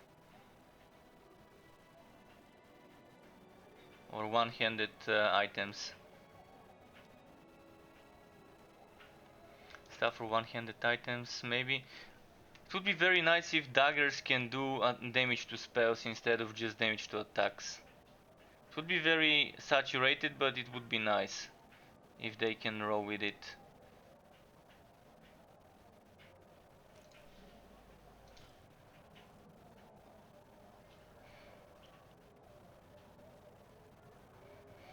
This pistol is not bad.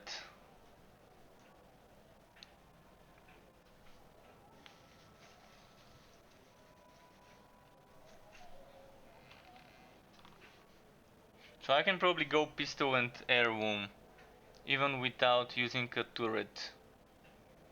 Mostly because of the projectiles damage stuff.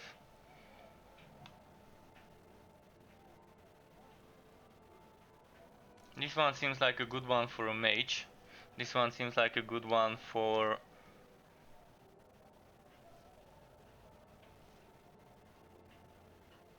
a turret setup. I think that's gonna be the setup for one-handed and air wound. A pistol fits very well.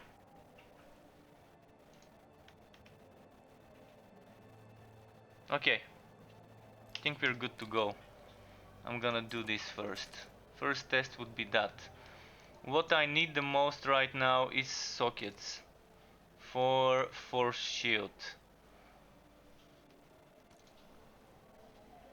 So this one is a socket for force shield, this one has a socket for force shield.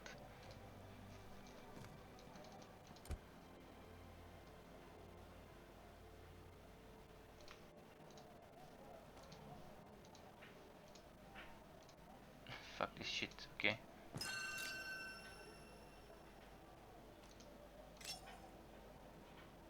Wisdom.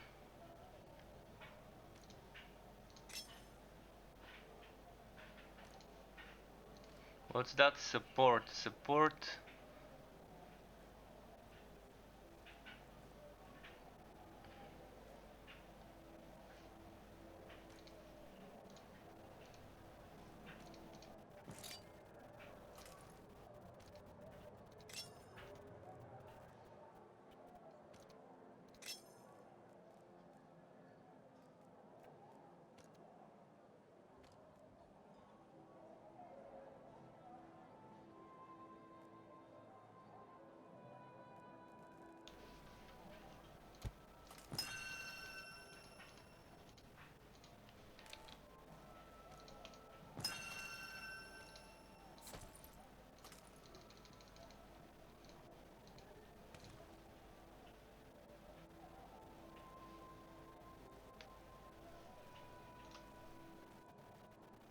Spellcasting speed. Do I need spellcasting speed? I probably don't need that. I'm gonna go for maybe some more ferocity in my offensive if I can. No, in my support. So I need ferocity gems. Ferocity gems, I can get one from here and from here.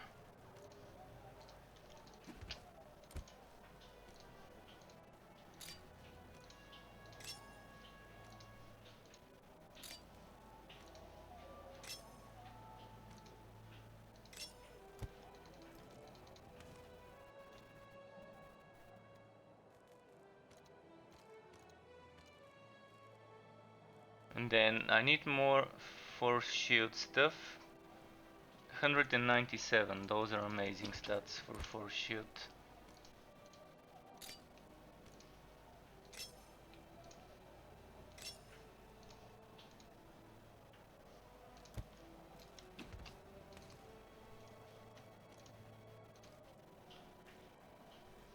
And one more for force shield. 84, 87, 86, 80. Let's check this one.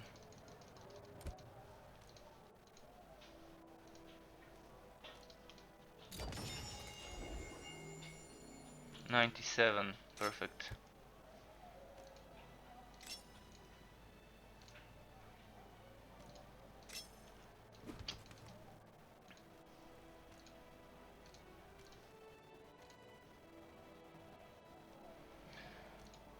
What's left now? There aren't many sockets left at the moment to use. Now it's the accessories. If I wanna get more spell stuff, this one definitely needs to change. Now I'm gonna equip this for now, but rings, spell damage, crit damage, pierce to projectiles, and health. I don't need the health, it's just a waste for this build. Fat damage 1 to pierce, fat damage force shield, and force shield recharge.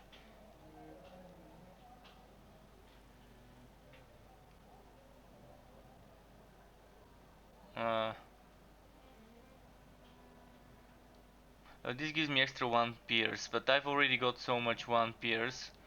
Might as well, but this one has a socket as well, so let's use the one with the socket.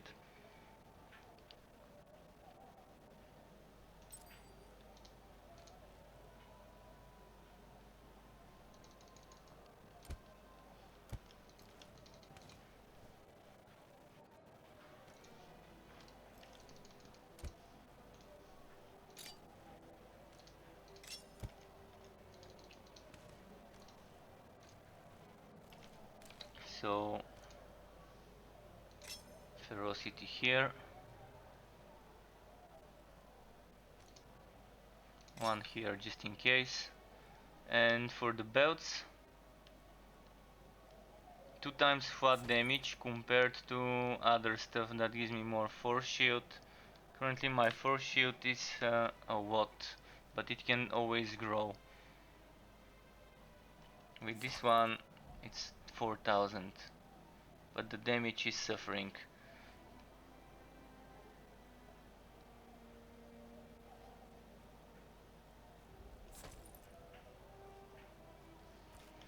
Okay, let's finish the tree.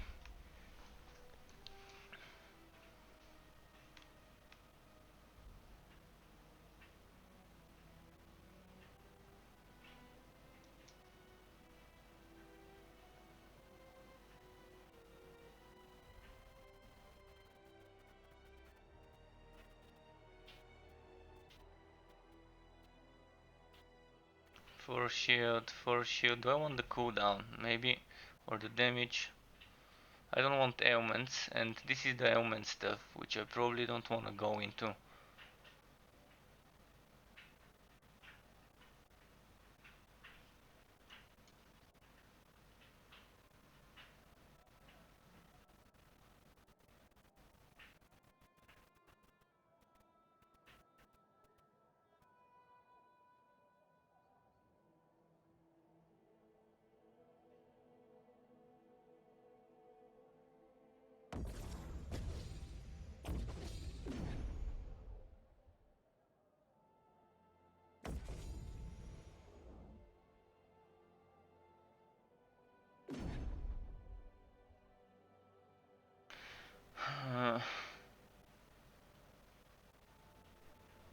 I have 4 points that I can spend.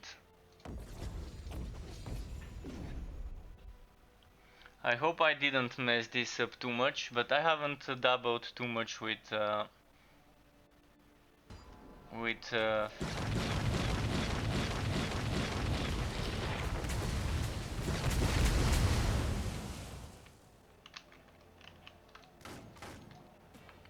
I will need something to give me rage. So let's see what to remove.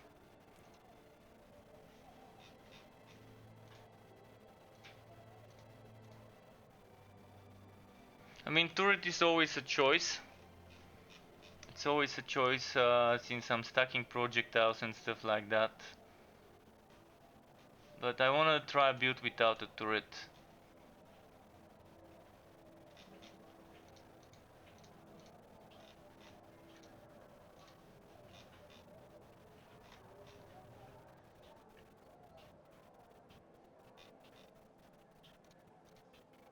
Something that can use up all my rage and give me a lot of willpower.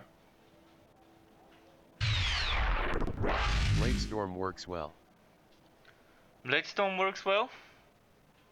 Does it? But can I probably won't be able to wear it. Bladestorm, I think Bleeding Edge would be better, but to use up all my rage.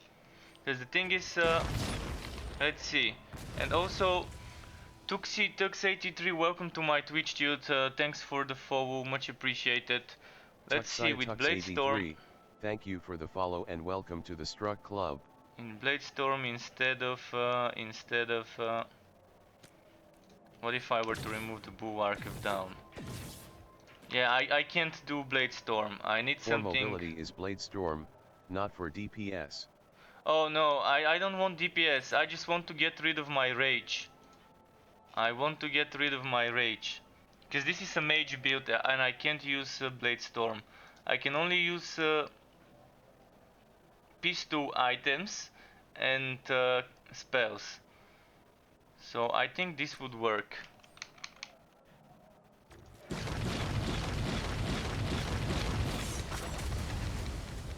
No, this doesn't use rage.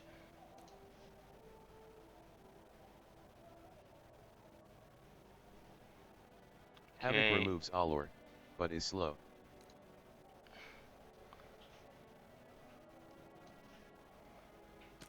Let's see.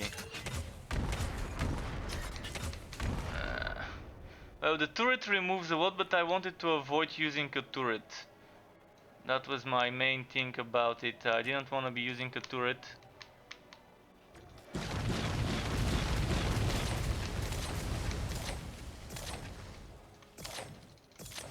Alright, I might try and use this one. Also, I need willpower potion.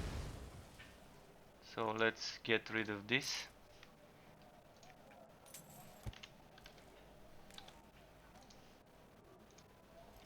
I'm gonna test it though. Let's go. Adept.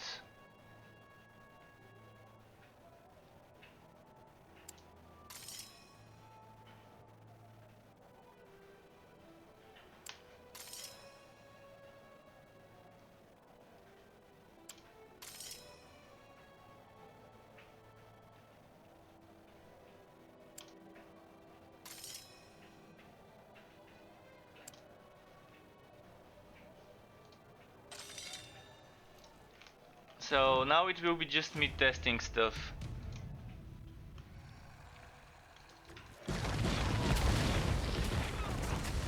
I also forgot to modify my skills. So I might have to do that.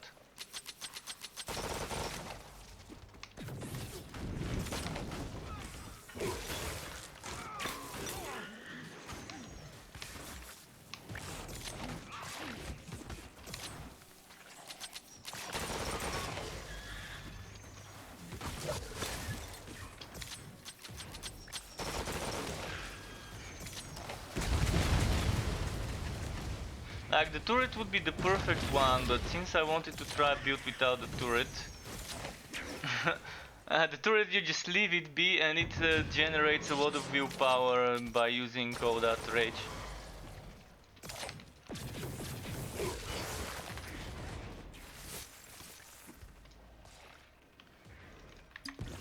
I wanna see something.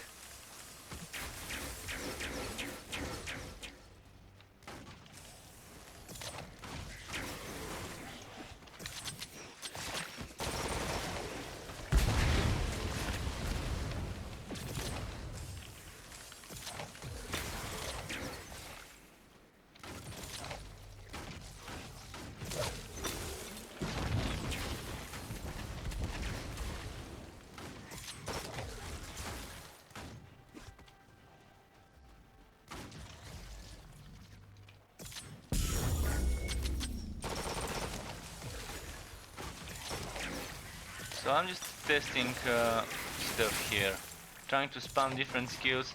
I'm not seeing much damage, but maybe it just adds up. But look at the fireballs. I'm gonna change the fireballs a bit. This is the one I wanna change.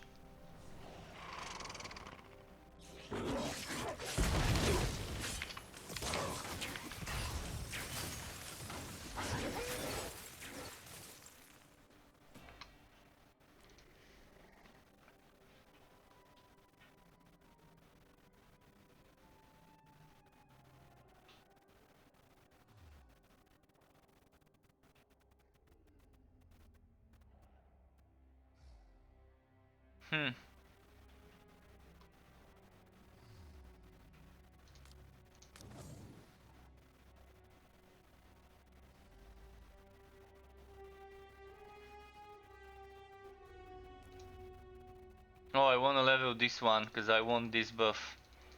I want this buff badly.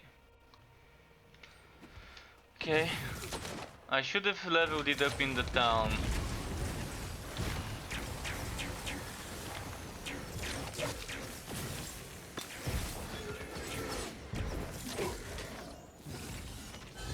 Oh, no, no, no. Stay away.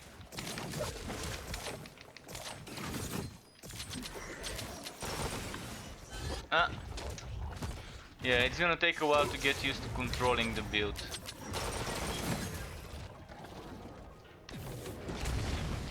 Also, Gunslinger's Brand. I do have this one.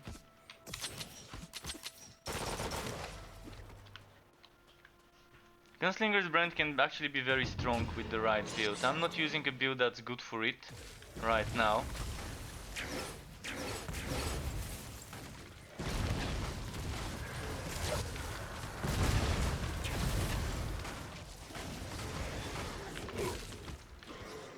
No, move, fuck. Move. There we go. Yeah, it's gonna take me a while to get used to controlling the build. I'm pressing the wrong buttons at the wrong time.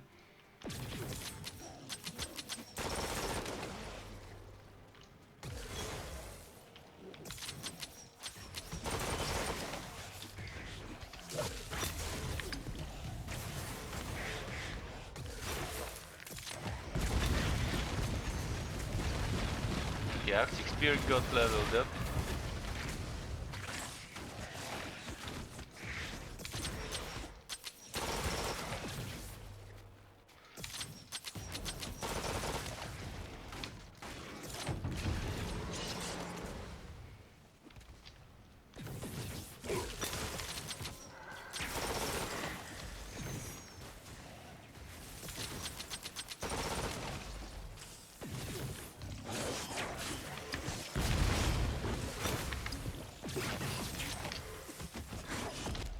Ah!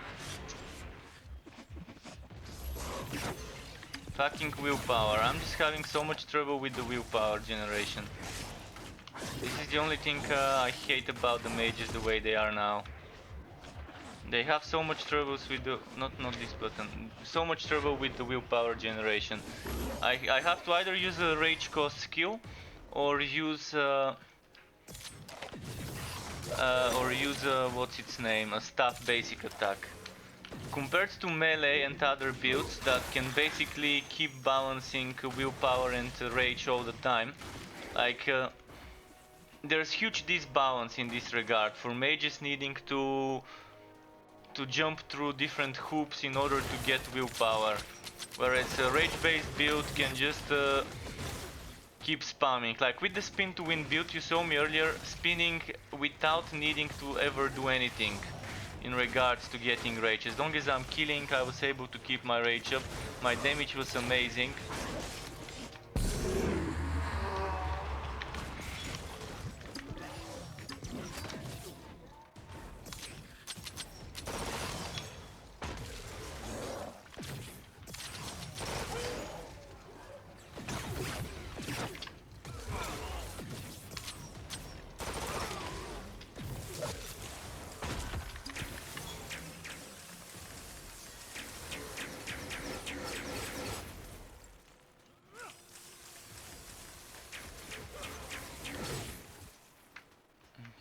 got this.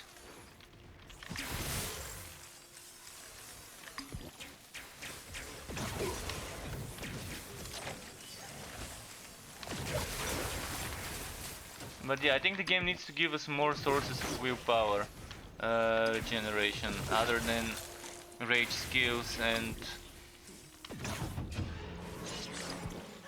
we have rage on hit, or rage on getting hit, or rage when you kill enemy, but we don't have willpower when you kill an enemy.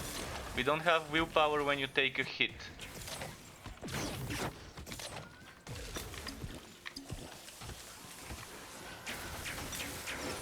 And this is one of the reasons why mages fall short on the build tier list compared to someone with a turret, or someone with bleeding edge, or gunslinger brand. If you wanna go full mage, you're gonna have a bad time. Unless you're having some seriously strong gear for willpower cost reduction, willpower generation.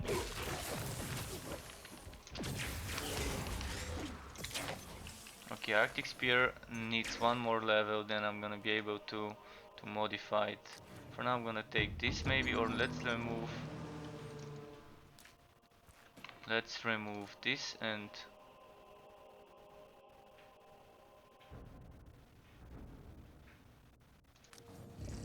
get the weakness. Oh fuck. No, this one can one-shot me.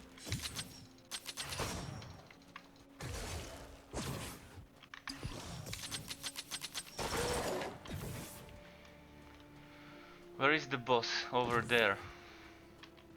Oh, the jump had something that can give me willpower.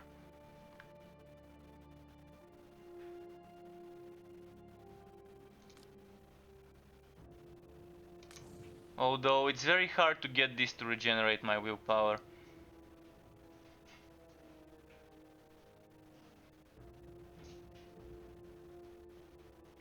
So this one, what have I got here?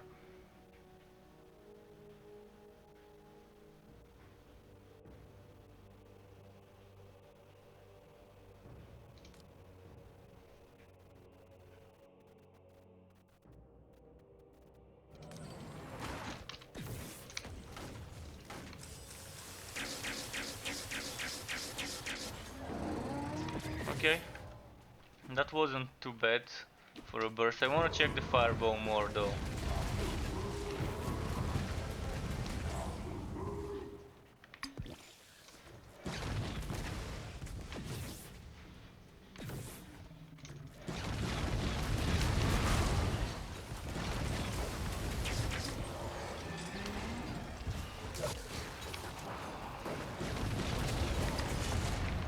Fuck.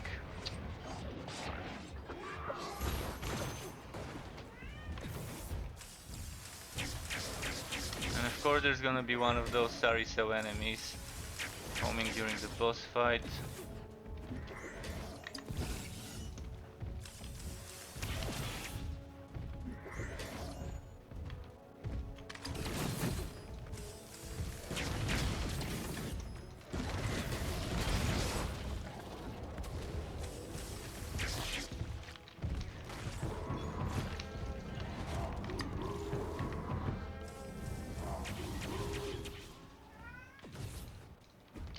Let's see.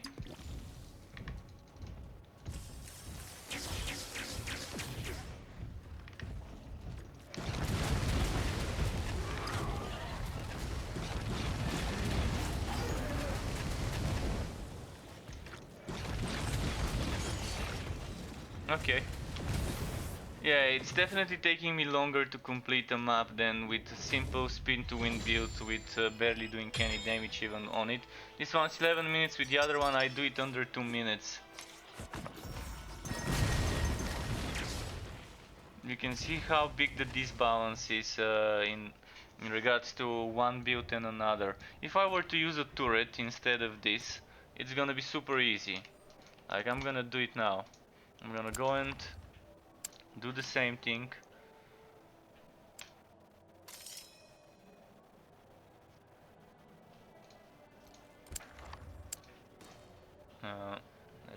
this. Let's do this. Let's do this. Let's do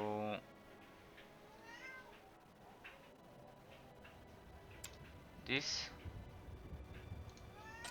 And then what do I want to do next? Next,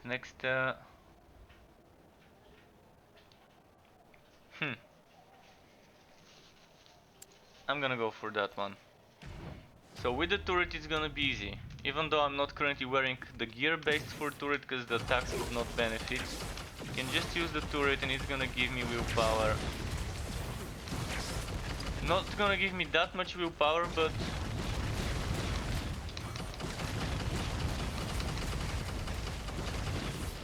it also deals a lot of damage.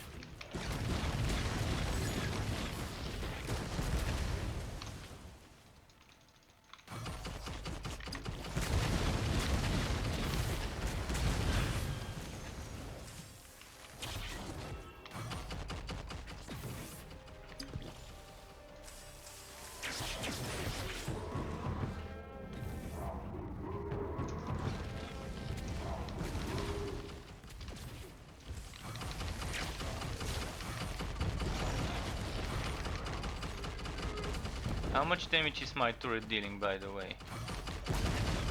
Barely any, because I don't have damage to attacks, mostly damage to spells. Arctic Spear leveled up. This is what I want. With the Arctic Spear now, let's do this.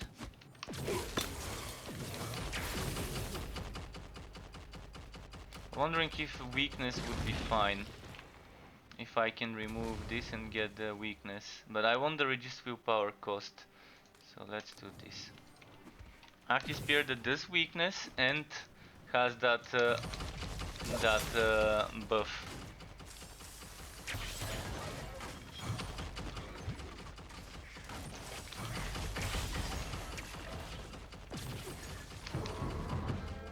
See, with the turret mage, of course it works.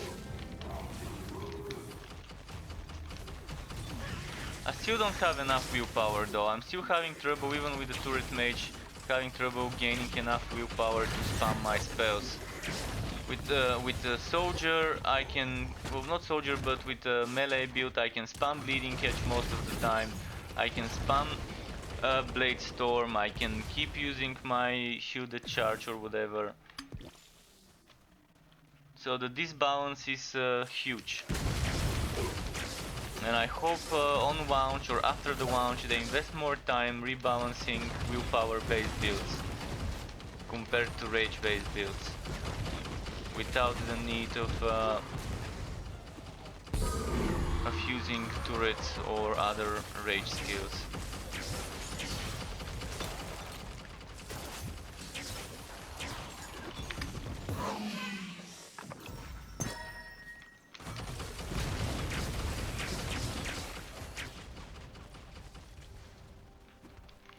So I can immediately do something like, fuck, leave me alone, I wanna change my skills.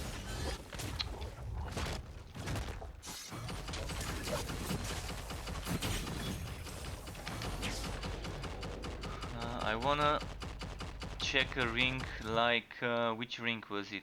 This one is nice.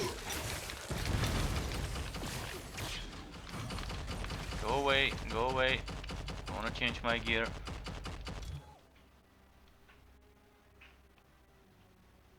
So less damage for spells, but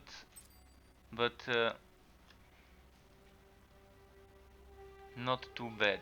And another thing that was nice was where was that belt? Or was it a ring? Or maybe this one? There was something that that gave me the same effect here. Attacks gain. Oh yeah, I have a belt like this. Attacks gain etc% damage from the last spell cast. This is what you normally would want for an attack-based turret mage. Currently, I don't have such a setup, so it's not gonna be as good.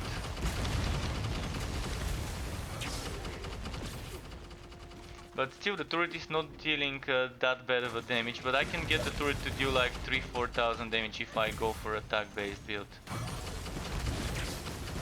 rather than a spell based build.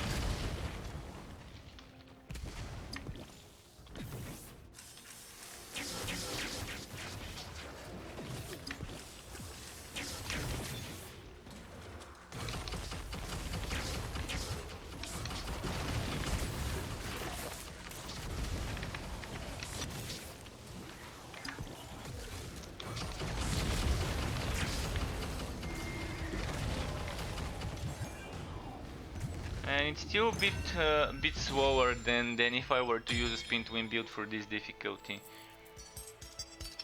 But okay, that's nice. Yesterday, by the way, or not yesterday, but the day before yesterday, I think when I was doing this, I got 5 legendary items in one in one reward. This is not bad. No sockets. This only has 2 sockets and flat damage and a bad strings of Crearion. This is nice though. Toughness, extra cooldown reduction, extra willpower and rage, and extra other bunch of stuff. The problem is it doesn't give me rage based damage. No room. Makes sense to not have enough room for everything. This gives me extra rage based damage, but it's not legendary.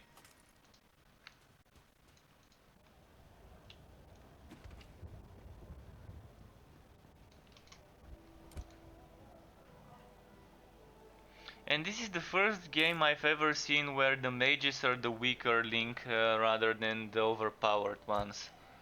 It's the exact opposite of what most other games do, where the mages seem to be overpowered compared to other classes. Right, let's put this one here, this one here, this one here.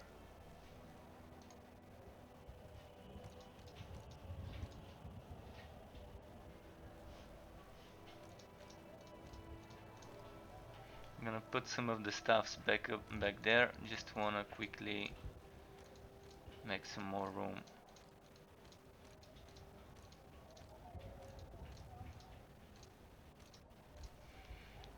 2, 3, 4, 5 stuffs. Oh, I wanted to try using this helmet, but this is more for a melee turret build rather than a non-melee turret build.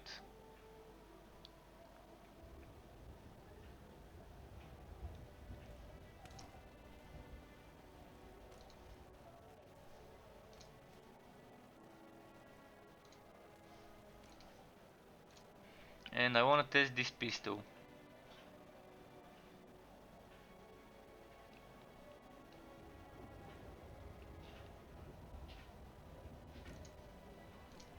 I also have a good pistol which I want to test for the build. Where was it? This is an amazing pistol for attack based damage. So first of all, with my good companion, just want to give him some better gems. I can probably get those gems.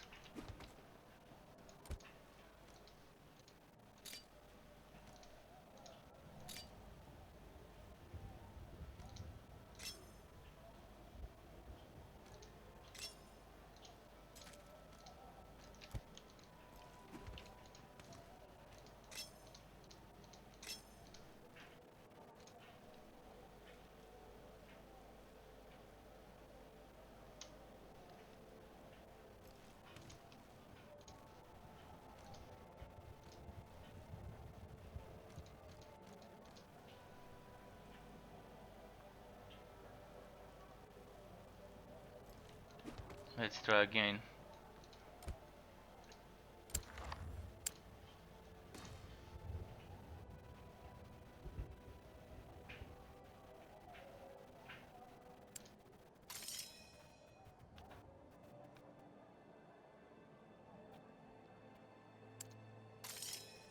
Mm.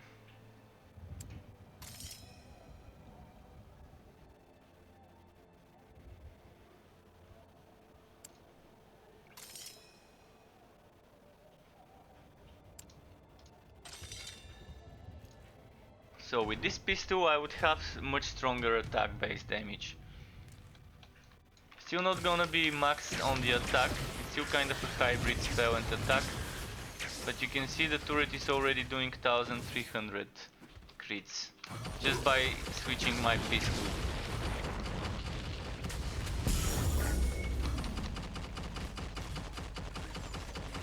So 1400, not bad, 1500. And that is without taking damage based on how far the enemies are. I'm not taking this passive here for extra 175% of projectile damage scaling distance at 15 meters.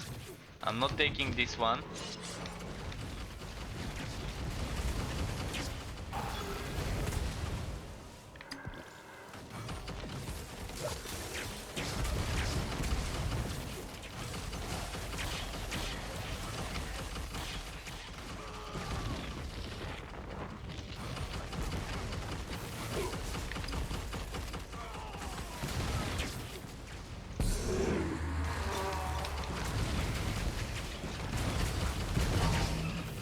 But yeah, many people might be interested in mage, so I decided to just play a bit with the mage to show people what some of the skills look like. But I'm gonna cheese it and play with the turret, because at least with the turret I know on bosses I'm still gonna have enough damage and I'm still gonna have good conversion. But I do believe there needs to be some balance changes regarding willpower stuff.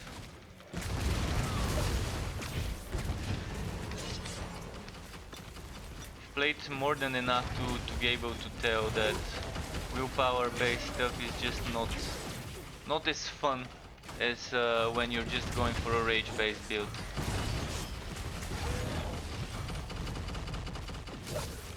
With the turret though everything is easy, but on this difficulty if you can't complete this difficulty with the turret then there's something wrong with the build. Because if I just only use a turret on adept I should be able to complete it.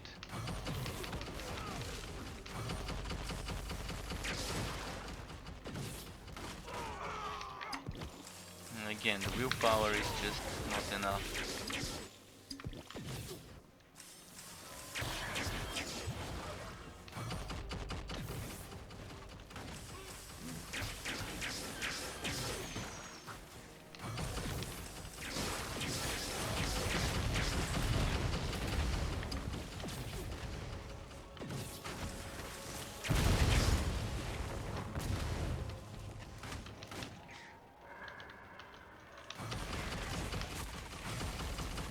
But yeah, the melee builds have skills like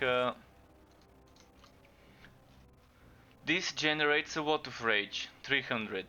This can generate rage, this can generate rage. For willpower, what we have, just this skill can generate rage and you have to be passing through enemies with Aether Jump, which is just kind of a very difficult thing to do most of the time. And look at that, I passed an enemy, I barely got any rage.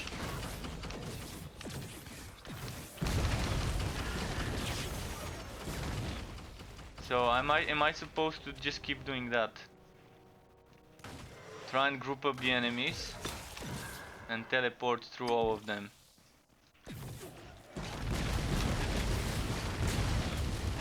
And again.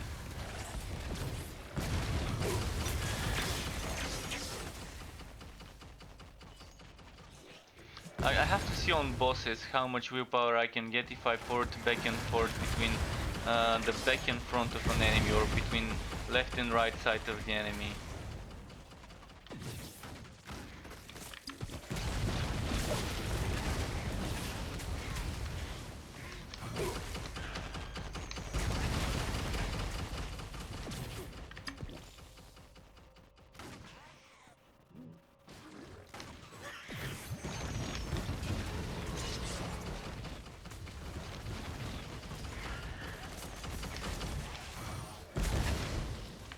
I wanna try something with the Gunslinger brand again, just to test.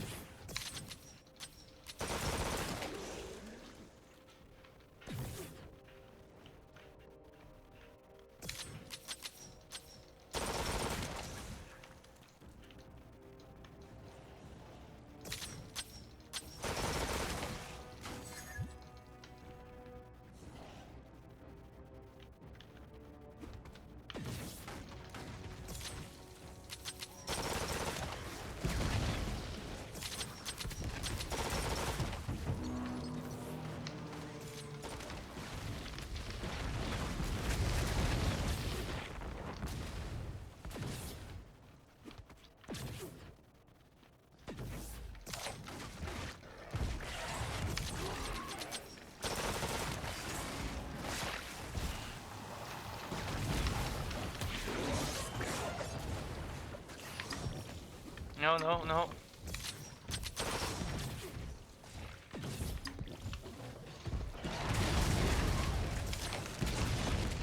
Fuck. Yeah, as soon as I remove the turret, this happens. Come on, hit the damn boss. I was aiming at the boss. There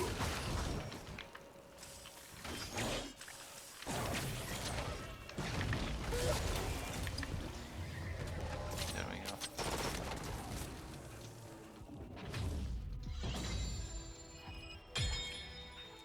What else uses... Let's see what else uses this. Does this use rage? Rage costs 134, rage cost 100, rage cost 67, 100.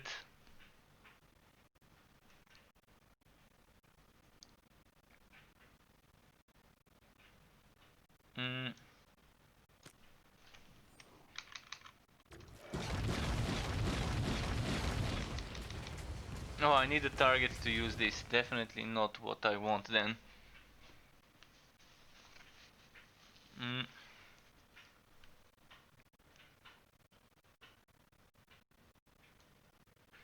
What about this?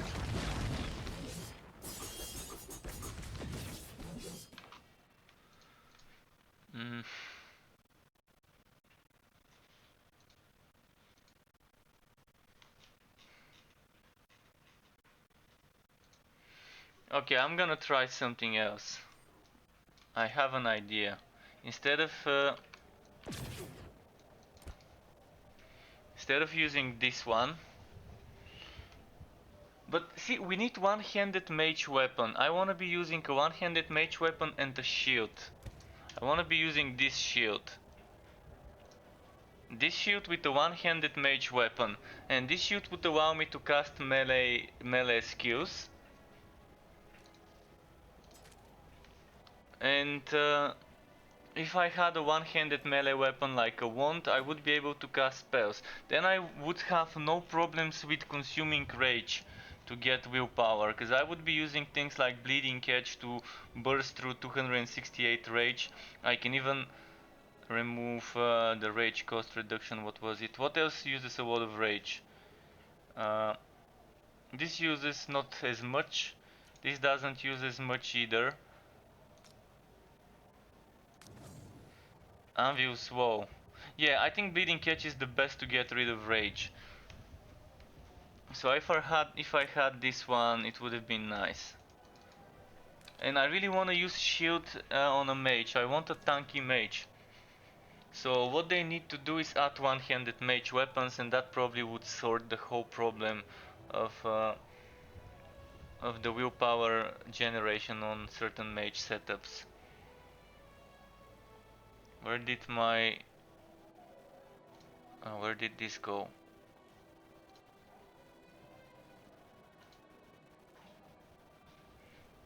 Shit, I left my offhand somewhere here, I can't see where. I'm looking for something with 2 ferocity sockets in it. There we go. But this shield is something I wanna experiment with. So what I would need now is a Bleeding Edge pistol or a Bleeding Edge heirloom. So if I get an heirloom with Bleeding Edge, it's gonna be nice. But look at this one, it's damage to spells, damage to spells, damage to spells, spell crit, spell casting speed. Only the ailment status, ailment chance score I would sacrifice and get damage to spells. Right, back to the turret. It's the only way I can see effectively playing this one. I did wanna go full mage, I did wanna play Bulwark of Down to get myself some extra healing and sacred attack and whatever.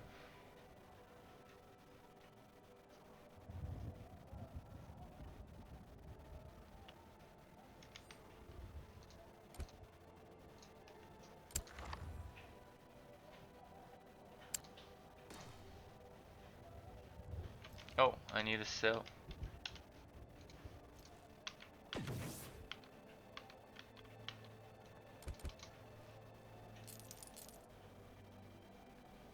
Oh, this is attacks gain damage from the wasp spell cast. The other one I had.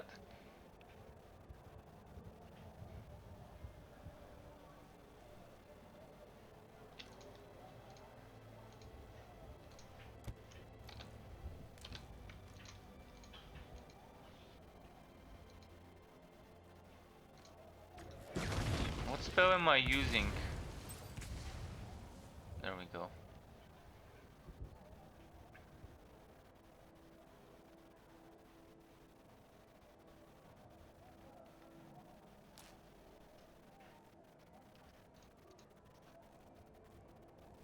Attacks and spells. Sorry, I had to sneeze. Alright, just a moment. My pet wants some food. I need to feed him. Pet, say how hungry you are.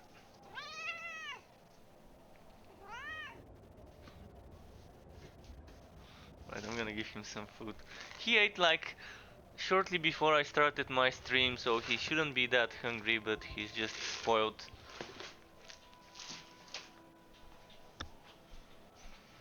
Alright.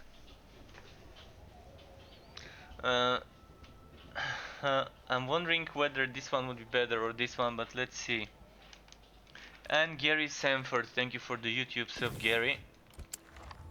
In the meantime, let's do another one with this ring and see how much I can squeeze.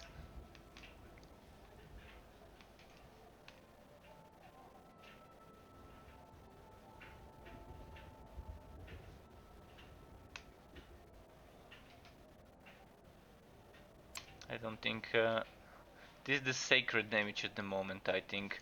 So it's not frost. This does frost though. Let's try again then without the frost. I like this a lot. I like... oh, I don't like this, but I have no choice. Let's try again.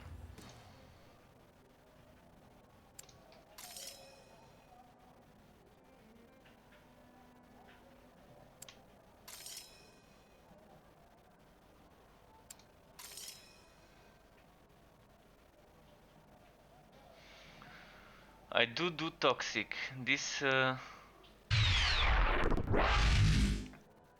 and I think that's the YouTube notification that you're seeing a bit later with the bot. But yeah, I think I'm gonna give them toxic resistance and taint them, and then we're almost good to go. I'm gonna have to run away from explosions. But 5000 force shield, this is a lot of force shield I've got there.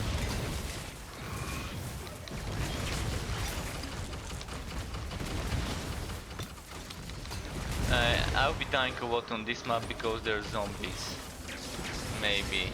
We'll see. Those zombies are pretty annoying when it's so many of them charging at you at the same time.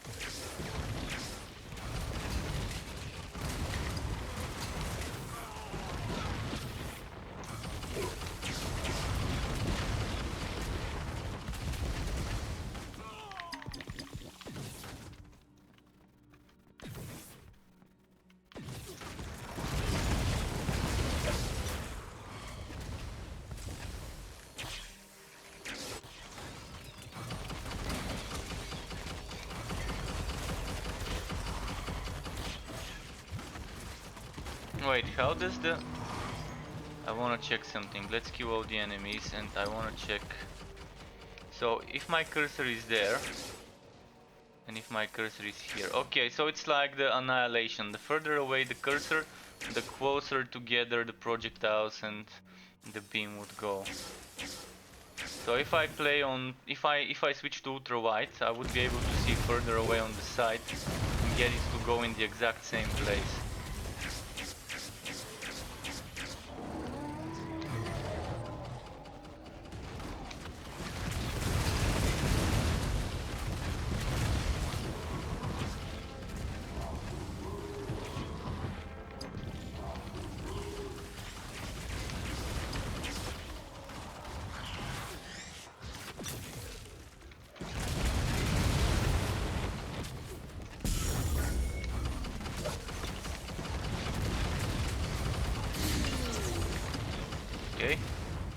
got this one sorted.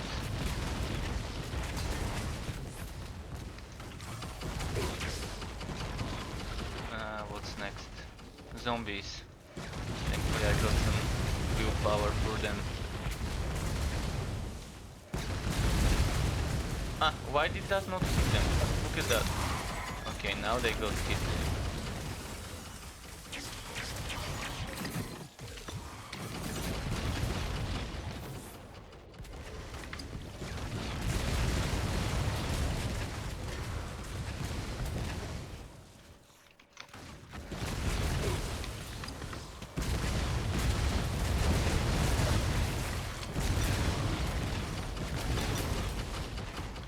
I'm trying to use the turret as least as possible because I want to be having this mage feeling of not relying on the turrets too much, even though they're a huge damage boost.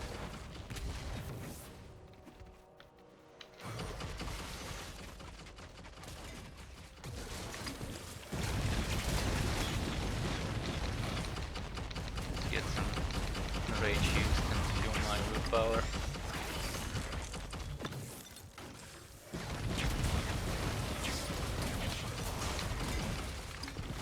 But yeah, it's definitely a huge difference. On willpower builds I need to use my potions and I need to jump through hoops to get the willpower. On rage builds I don't even need to use rage potions when I stack up everything the way I want it to be.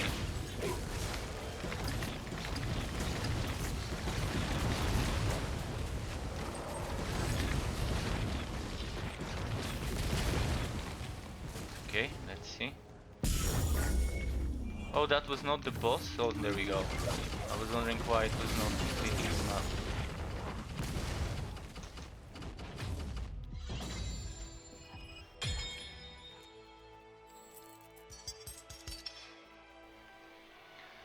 Two sockets, one flat 1% and again a bow skill. Not something too fancy. I'm gonna pick up some stuff.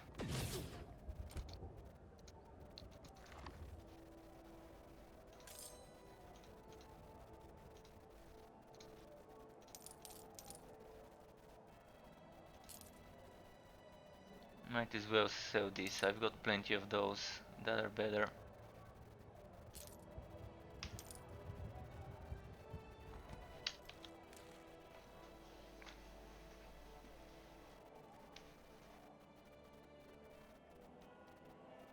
And now the question is, do I need cooldown reduction currently for this setup? What's with cooldown?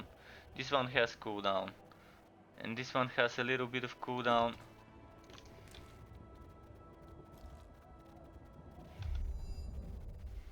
If I were to try and optimize the build, I can take 200 more willpower and rage for the price of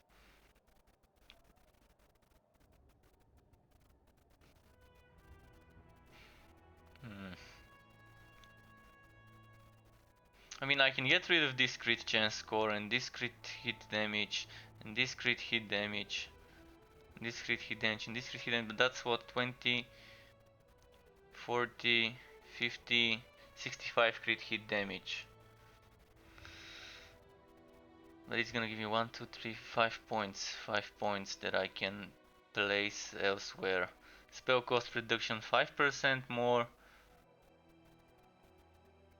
Spell. Let's see where I can get more spell cost reduction.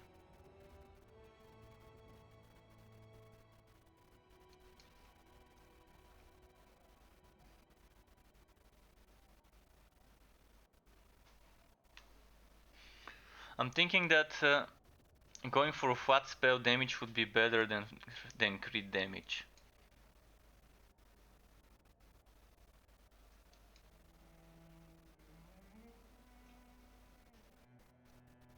I wish I could remove notes one by one instead of a full respec.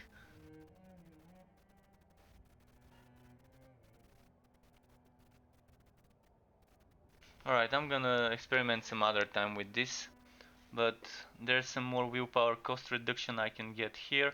So if I do something like 1 point here, Then 1, 2,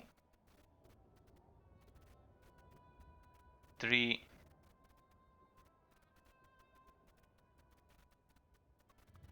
4 maybe.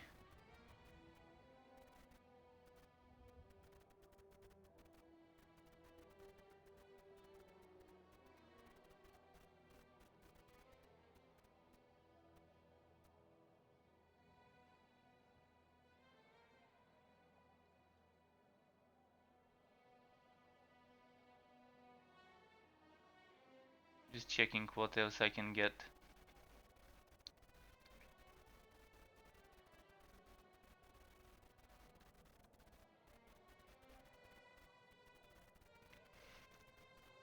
Yeah, I'm gonna try some other time getting some extra spell damage. That's 40% spell damage, 50% spell damage, which should be better than getting 50% crit damage.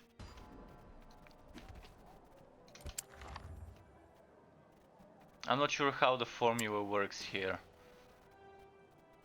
For percent crit damage opposed to percent flat damage. Hi, Game Jeans 105211. Welcome to my mixer, dude. Very Glad cool to have you here. In the meantime, what do I wanna check? Let's give them Stasis chance. Let's give them bleeding chance. It's gonna be okay. Let's give them poison chance. I'm gonna make a map where the enemies would stack all the possible ailments on me. Let's well, I couldn't give them burning chance, unfortunately.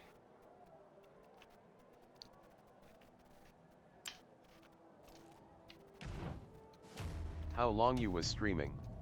Oh, so far I think I started streaming. Let me quickly check. I started streaming 2 hours 40 minutes ago. So I've been streaming for a while. Or are you asking in general? I started streaming in April.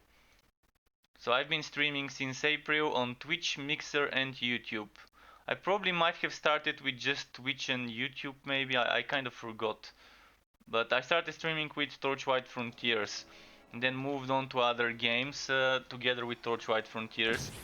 So mostly the games I stream are games like this one, ARPGs like Torchlight Frontiers, Grim Dawn, Wolcen. I've streamed Titan Quest, I've streamed and I still stream Chaos Bane. Currently the games I stream are this one, Warhammer Chaos Bane, Torchlight Frontiers and Borderlands. With the occasional experiment with other games, maybe something new that I wanna check out.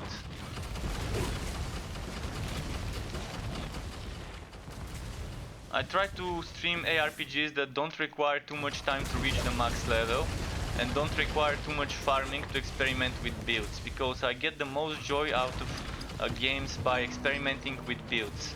So if the respec system is good, I enjoy the game. If the leveling up to the maximum and reaching the end game content is good, I also enjoy it. Because then I can just make new characters instead of respecing. In Wolcen, that remains to be seen. Currently it's very easy to reach the max level, but currently the max level is level 20. When the game launches it's gonna be 90. My guess is we would need around 30 hours playtime to reach the max level, maybe 40. Which is a reasonable amount of time.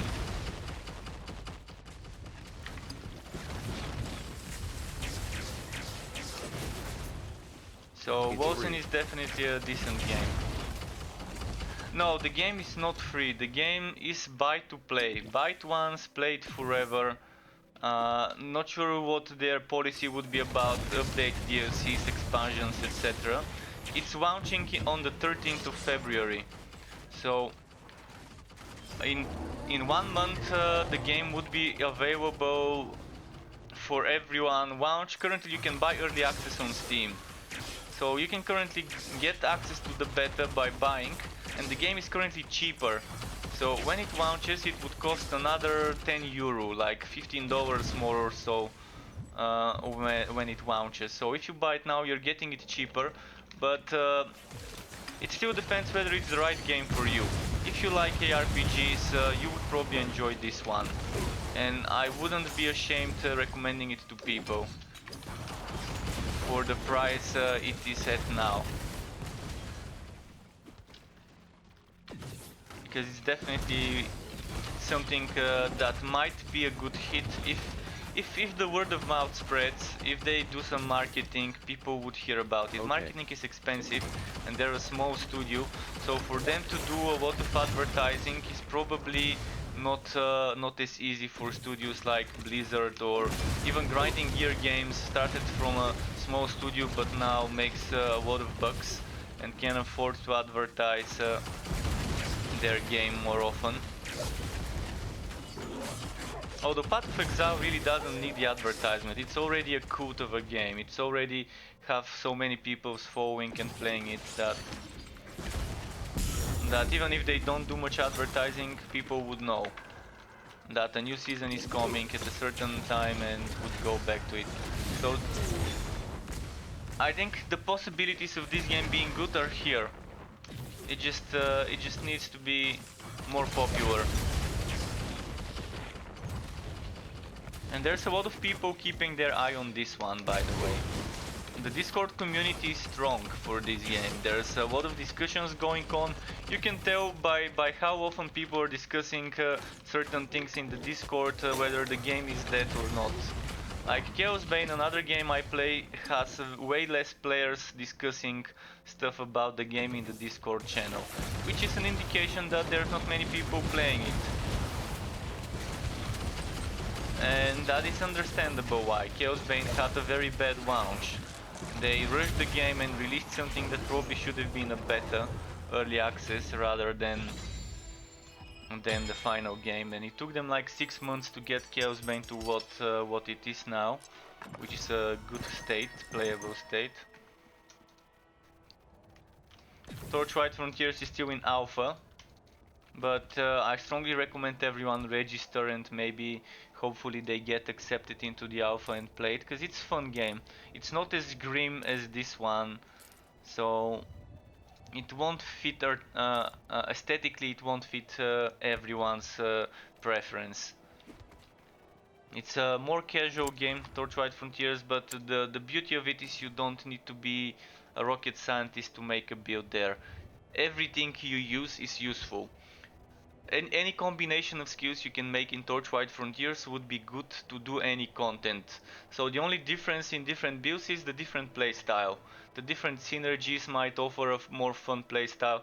Yeah, there are some builds that are slightly more meta and do more damage, but any build in Torchlight Frontiers can do any content, which is very hard to achieve in a game. That type of balance. I've not seen that type of balance in any other ARPG. But so that's because most other ARPGs have way more depth to them. And the content in there is a lot more. Currently in Torchlight Frontiers there's very little content in regards to endgame replayability. You just do some maps and that's it. And you can do some quests that are in the Wobby zones. But it's an alpha, so they're not focusing on this yet. The endgame would come later. At GameGenes105211 is now following. Game Genes, thank you for the follow on Mixer Dude, much appreciated. So what do I want to do? Let's do this and let's do this, and then I think this is fine, and I think, well, okay, let's give them fire resistance. I'm gonna use this one more than this one. And Stacy's chance. So I'm currently trying to farm items that I'm missing. I'm missing shoulders that are unique, and I think there's 2 types of unique shoulders. And I think there's one more pair of unique boots that I'm missing, because I do have 2 pairs of unique boots. So I'm just trying to find the different items. This game would get a wipe before it launches. So that's why I'm not trying to do a lot of pushing. Well, whenever you come back, if I'm not here, you can always contact me at Discord, but I'm happy to have you. And thanks for stopping by. I do have a Discord channel. I'm not sure I have a link for it on my YouTube description. I should start adding it to my YouTube description and to the Mixer description. But it is on my Twitch channel at the bottom, under one of the buttons. And you can always find me there, even if I'm offline. Leave me a message. Nice stream. Thanks. I'm glad you've enjoyed it. I'm glad you've enjoyed it.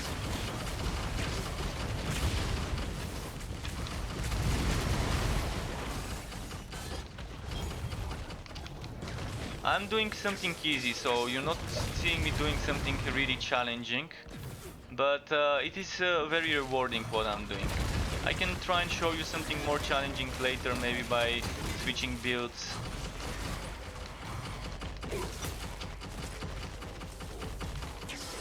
But at the moment, as I said, I don't try to push stuff harder. I just am focusing on farming all different items I can get to experiment before the game launches with all the builds I can think of. And then when the game launches, I would have some ideas what builds I might wanna improve with the new skills.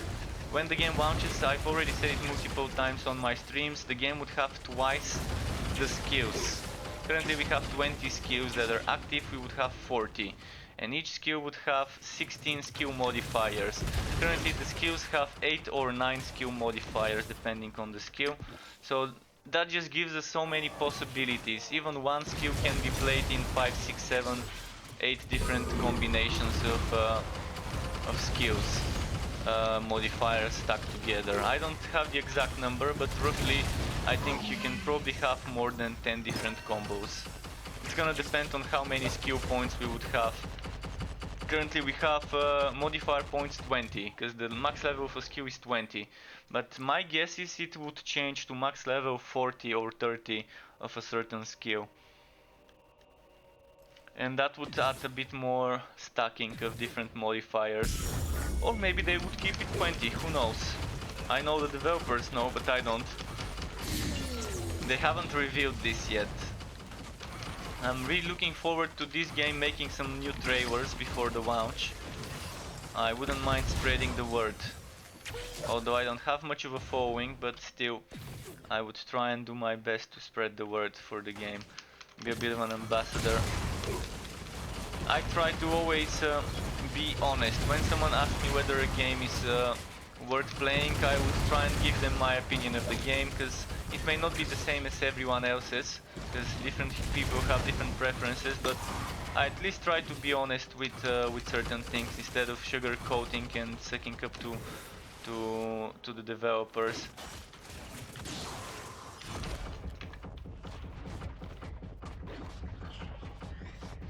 If I don't like something, I say it. Most of the times pretty vulgarly, but it is my way of being honest, I guess. And the same goes if I like something. I do get very hyped, and if I like something, I do get very excited about things I do like. It sounds almost as if I'm making advertisements to the things when I talk about something that I do enjoy. Regardless whether it's a game, a movie, a book, a comic book, or whatever else, a TV show.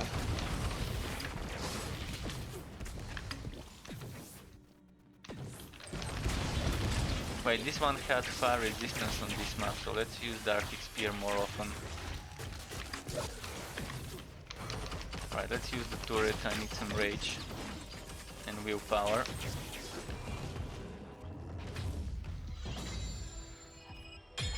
So I'm really excited to see what new game modes they would bring. Currently there aren't many game modes. It's this one, which is kind of like Rifting in Diablo and Shattered Realms in Grim Dawn, and then there's this one I'm gonna show you. It's pretty similar, again a randomly generated map, but of your level. 4 gigs left. What would that mean? Do you mean you have 4 gigs of storage space left? Oh, 4 gigs of the download left. Okay, I got you now. I got what you mean. Took me a while to.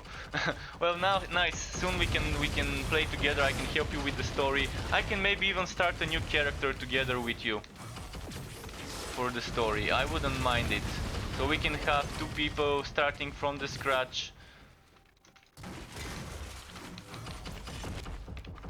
and show people how it goes when we do story mode. This might be something people are looking forward to, by the way, just to see a bit of the story. I do have some old streams of me doing the story, but they're very old, so I can't wait to get the game launched and do a full story mode part 1, 2, 3 stream.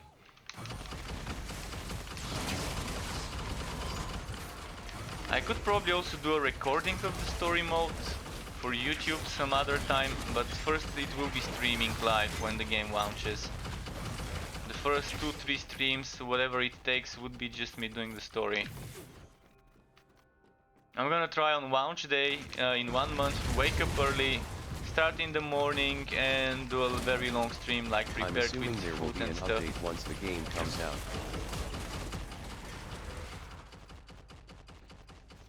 There will be a big update. When the game comes out, there will be a huge update. Like, I'm gonna quickly give you the link. I think I gave it earlier, but I'm gonna try and copy paste the link again. For the update, you want to see this link. I'm posting it on all 3 channels. This would give you information about what's coming with the update, and then there's another link with some more information regarding changes to the HUD, because we're gonna have apocalyptic forms. If you wanna see a good trailer, Google on YouTube or whenever Gamescom 2019 trailer for Wolcen. You're gonna see some sneak peek at one of the 4 apocalyptic forms. Apocalyptic forms, some sort of a transformation that gives you some extra skills. So it changes your skill bar with the apocalyptic form skills. Shit, I messed this one up. Fuck. And this is another thing I've said that the game needs to fix. They need to give us invulnerability for a few seconds after we resurrect, but not being able to attack. Because monsters can spawn kill you. They can keep attacking with this, what you just saw, this enemy has a beam. They can keep attacking in the same place where your corpse is and one-shot you. In hard difficulties, this is an instant one-shot. If you don't have some So are we gonna have to pay for it again? Well, you're not gonna have to pay more. If you've already bought the game, that's it. If you have the game, you own it. When it launches, you don't have to pay anything else. But you're gonna have to download some update for sure. And if you buy it now, you're actually saving money, because you're not gonna be paying the same price when it launches. When it launches, it's gonna be more expensive. But maybe I misunderstood your question, but what I was saying is there will be an update to bring the new content. But there won't be an update where you need to download something that you pay for. Probably there will be some expansions and paid DLCs, but that's probably in the far future. I don't see an expansion or paid DLC coming within a year or so. And maybe there might be actually 3 expansions. I'm not sure what their politics are, like what their policies about expansions and what content they would be charging for and what not. But normally games like this, like the way Diablo 2 worked, Diablo 2 had the base game and then you had World of Destruction as an expansion that you buy. If they go for a similar route, that might be nice. Something that adds on top of the story, that continues the story from after Act 3, like an extra act or an extra new story, something like this won't be bad. But so far they are not planning on releasing something when the game comes out that you buy additionally.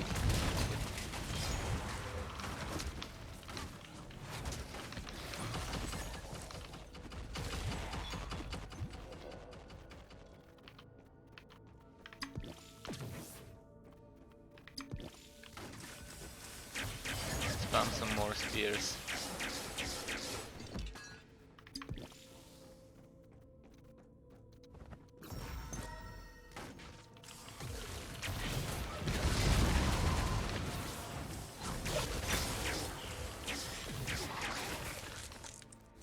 got frozen.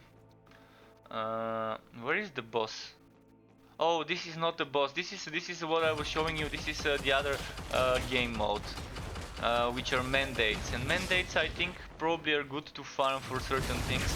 I still don't know what the difference between the wood you get in other modes and mandates is, but mandates don't have that much wood quality, so maybe they're good for farming gold. I don't know. You can even do town portal in this map and return in this mode, so that's one difference. And the other difference is it's always your level.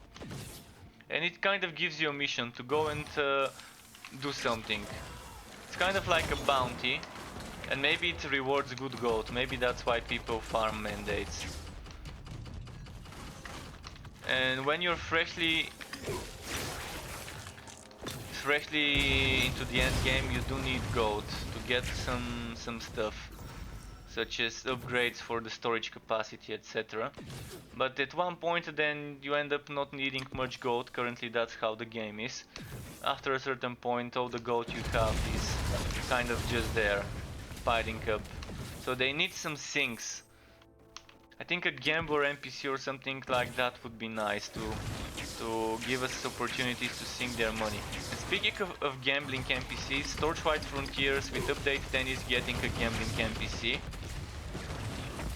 which would be a great way to get some gear that's for a socket, which is for a SWAT that is kind of behind on the other items. So I need to go back to the town. I'm gonna use my town portal.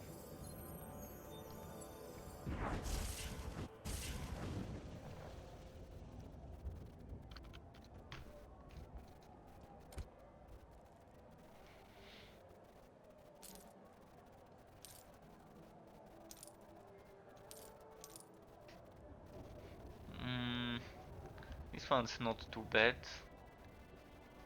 because it gives material resistance for a tank build. Currently there's a very nice tank setup where you're stacking damage based on your physical resistance, and physical resistance is classified as material. So the mandate gave me some gear. I didn't see anything regarding gold though. Let's take this because it's more expensive. But yeah, mandates are easy stuff, easy farm, and you can, in the mandate you can go in, kill enemies, teleport to the town, sell the items you would, so you can keep going back and forth. So that's why it's good for money.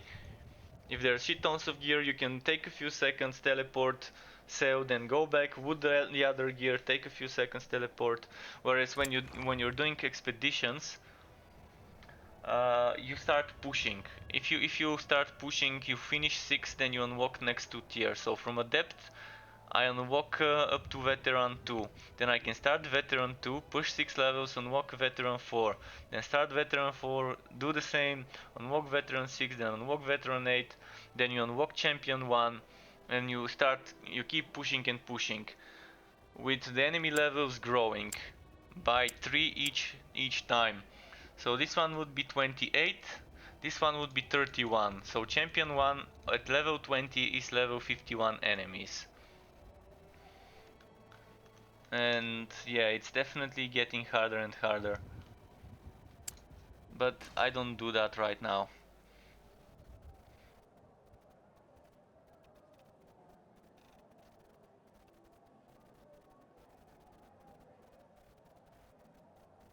So okay, let me quickly take a quick break for a piss. I'll be right back. If you're watching on Twitch, I can start something on the screen for you to watch. I'm also gonna start my BRB screen for everyone, regardless on which platform.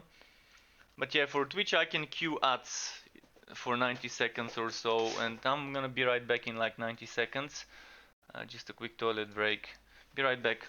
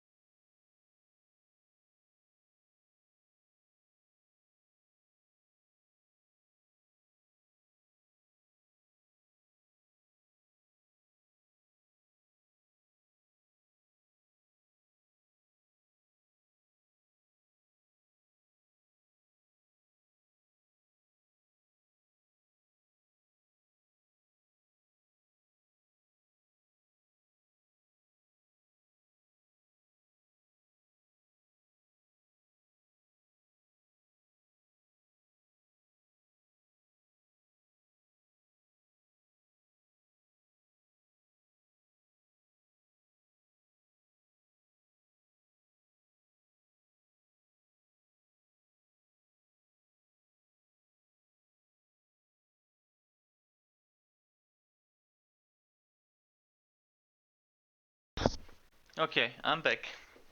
I'm back. Uh, Let me quickly open what I had opened.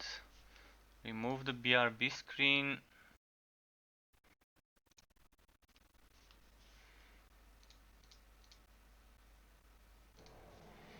Okay, now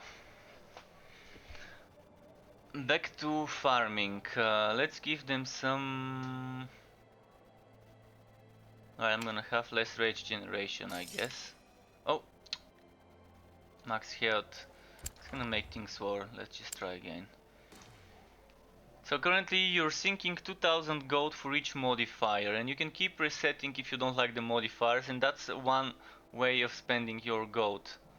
But yeah, I think something like a gambling NPC or something like that would be nice. I would also like to see more socket gems for a wider variety of builds maybe. It would be nice to see something more done about this. Shock chance. Okay, this. Mm, this.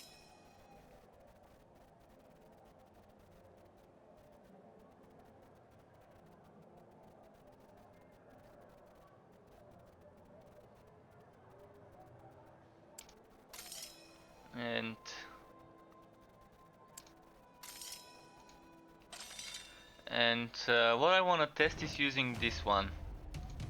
This pistol. I know it's gonna be very low for my damage. This is probably go to 450.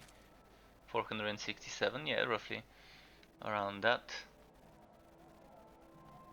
I just wanna check it, how much it would be like that.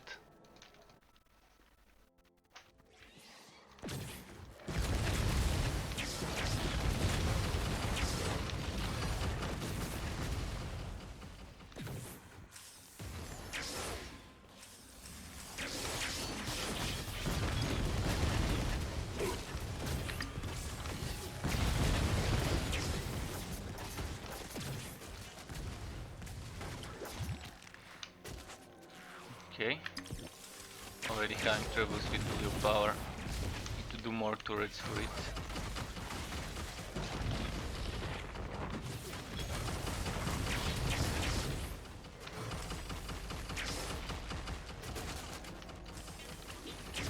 But yeah, today I started playing with the melee, but now moving on to the mage. Change of pacing, change of scenery, and the skills I'm using, different mechanics, different way to play, definitely. If someone wants to see some more melee later, or bow build, something like that, let me know. I can try and show some of this as well. Okay. The enemy grabbed me. So yeah, those untainted enemies have special attacks that you might want to be avoiding, because they're either some nasty crowd control attacks or some very high damage attacks, or both at once. And if you're playing in a team, there's another mechanic. One of the assassins, I think it's called Shadow Blade, can grab you and start poking you with its dagger. And the only way to get rid of this crowd control is to have a teammate attack him a few times. Or if you have a turret, your turret, if you placed it before you got attacked, could get rid of it too. Thankfully on solo you don't have this, because the game can't expect you to have someone to get you out of this crowd control when you're solo. But in multiplayer they've added this special mechanic. In this mode is they say that it's meant to be played in multiplayer, but it's a bit more difficult when played in multiplayer, honestly. This Wrath of Saricel mode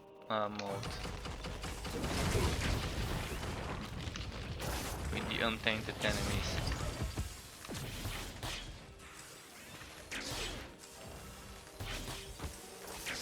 But it is adding an extra challenge.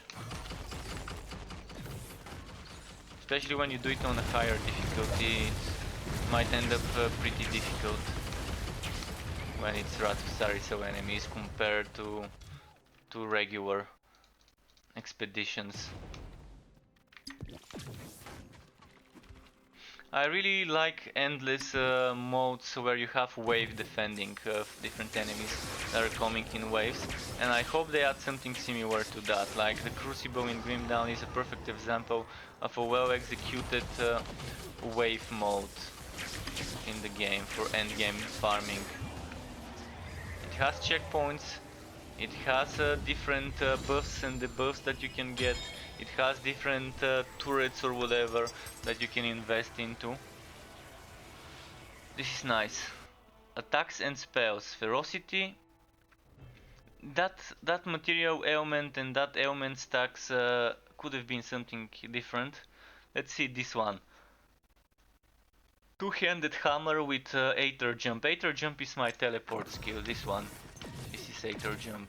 So Aether jump on a two-handed hammer seems like an interesting combo.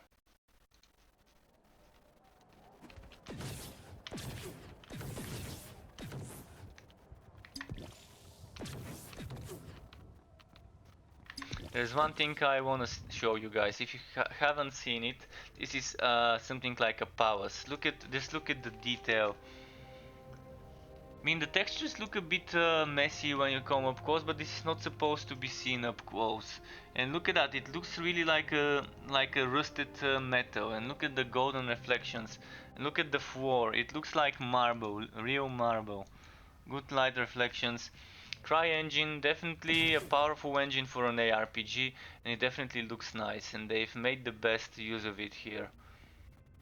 Look at this palace. This is one of my favorite places in this zone. Can't wait to see the other places of the story. This is like where the king is, and he's giving you some quests. And this is wet floor, so also some wet reflections.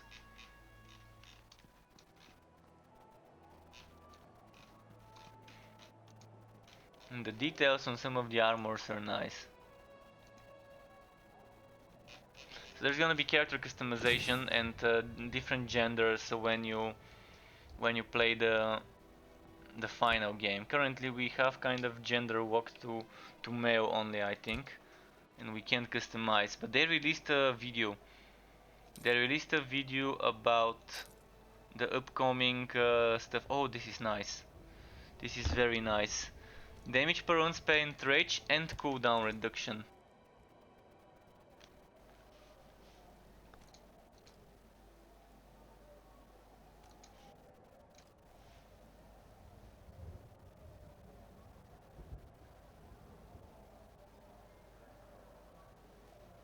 I'm gonna try something. I'll try...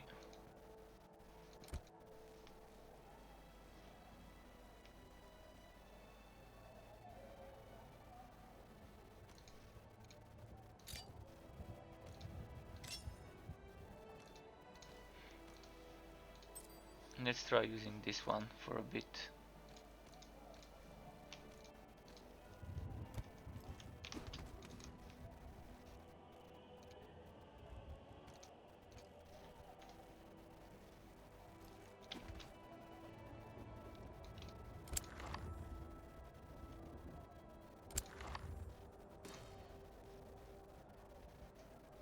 I'm gonna equip the Waki belt maybe for a bit.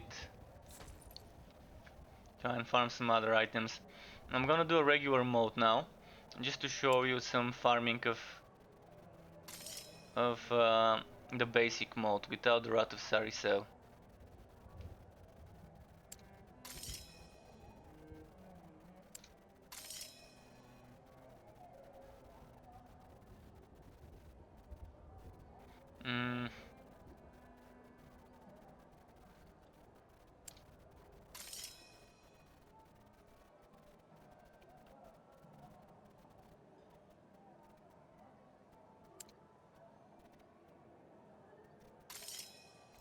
Okay, max those out.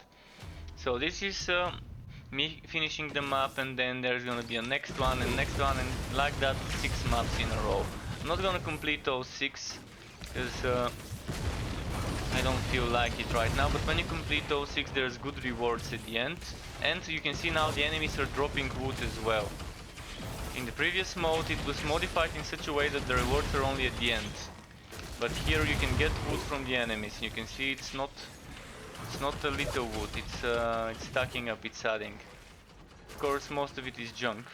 And since you can't go back to the town and return, it's kind of wasted, but that's why the other one is better for farming sometimes. This one's still not bad for farming. I mean, it depends on what you prefer, whether you want the fast reward or whether you want to spend a few more minutes but get rewards as you go. I normally don't have much storage to keep items when I play on this mode. Because as you see, I'm keeping my old set here, my melee damage set is in my inventory at the moment. And my warehouse is kind of full, and again, if you're playing the game and need some items, I don't mind giving you some of the stuff I've got. Actually, that's why I've been saving so many items, just to give them away to someone who might be new to the game and might wanna try and experiment with different builds before the game launches, before the wipe. The gear is going away anyway, so why not share the wealth while I can. Give someone the chance to test some stuff. May not be min-maxed perfect gear, but it's still something. It's still legendaries and uniques.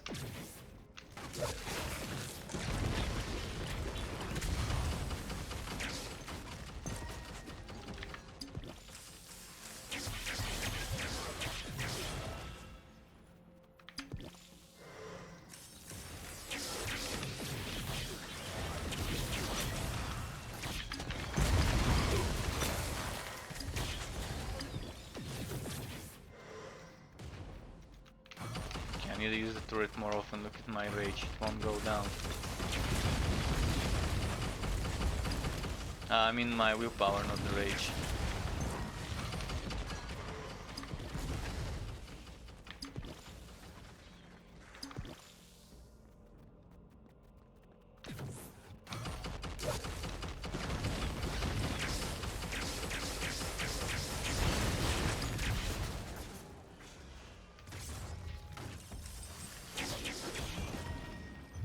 Now you have the choice either to go back to the town and stop and not get the rewards that are after the 6th map.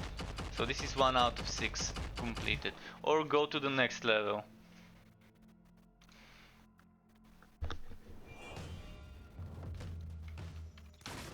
So you're choosing when to bail out and collect the stuff you want. You can collect early, get less rewards, or you can collect at the end, get more rewards.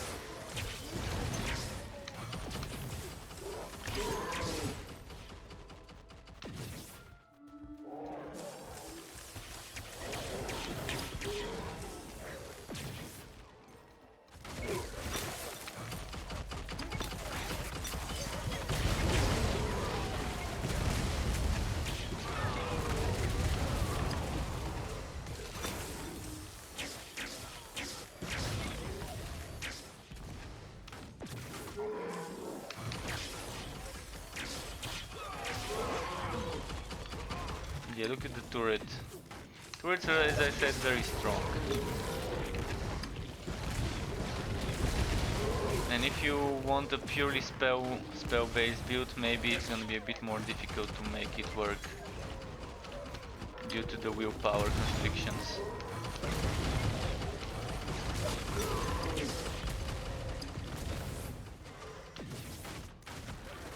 Maybe there is a build that's willpower based, only willpower based skills build. Maybe there is something out there that's available, but maybe my brain's not big enough to find it, to see the link, the connection, the synergy between skills, passives, etc.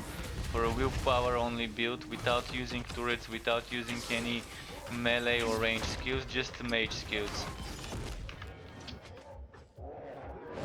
But yeah, for now I'm just gonna have to rely on the turret to help me with the willpower generation, even though it doesn't help too much.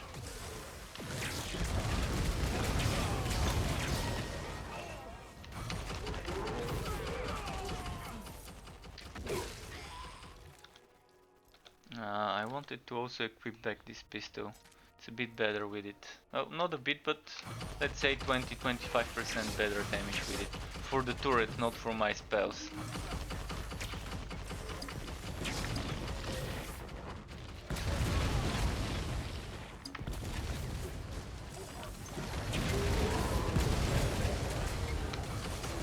And this pistol, by the way, is one of the best pistols I could find. It's amazing. And I'm glad I found it pretty early on my farming stage, like a week ago or so. This has 3 times flat damage, so physical rend and fire all flat, then it has crit damage and it has wife leech, so the elemental status could be something different. But apart from that, all the other stats are not bad. I would ideally want maybe some extra crit chance,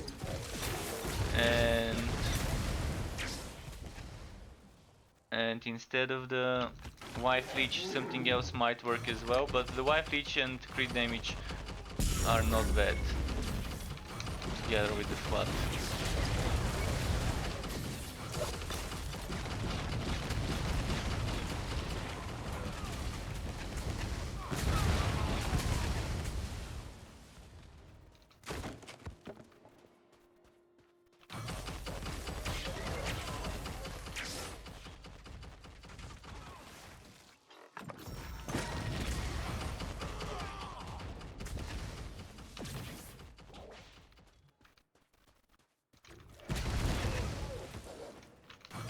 Okay. Let's keep moving. The boss is already good to kill.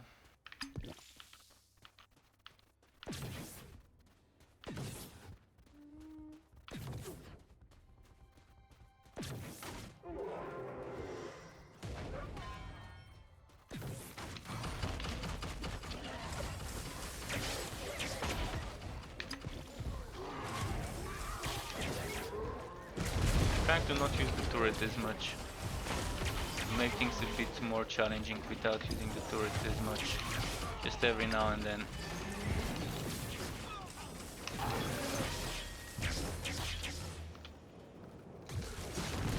Otherwise, with the turret, I can just cast it and kite. Cast it and kite.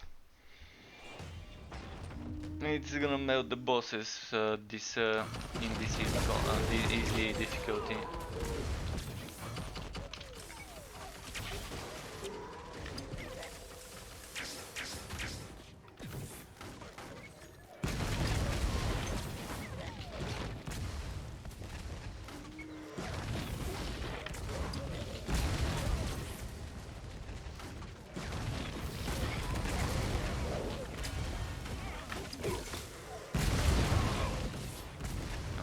Dead end.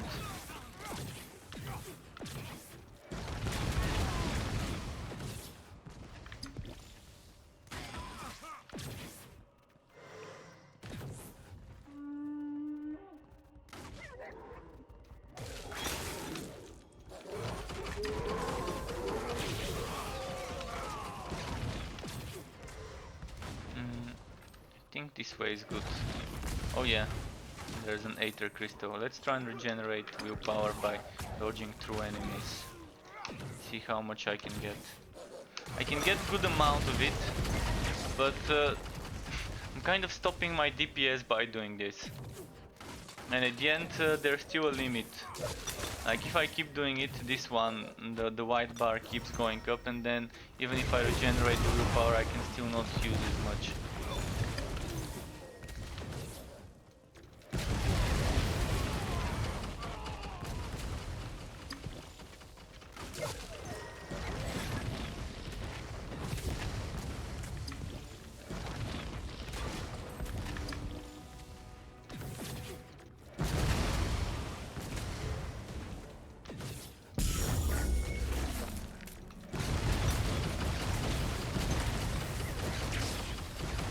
If I were to be doing harder difficulties, me dodging through enemies would mean I'm getting too close to them in the first place and risking getting hurt very badly.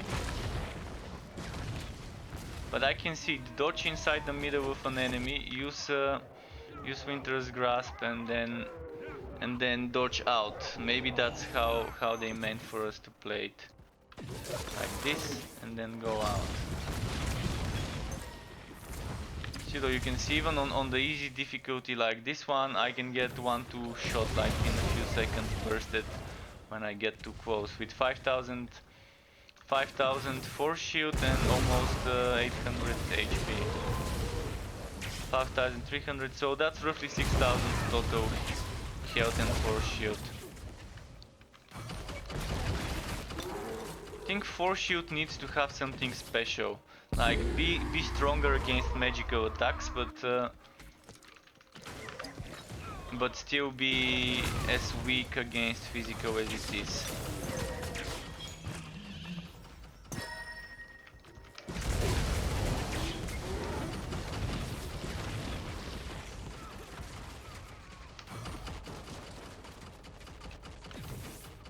Let's see. I'm gonna be able to challenge the boss soon.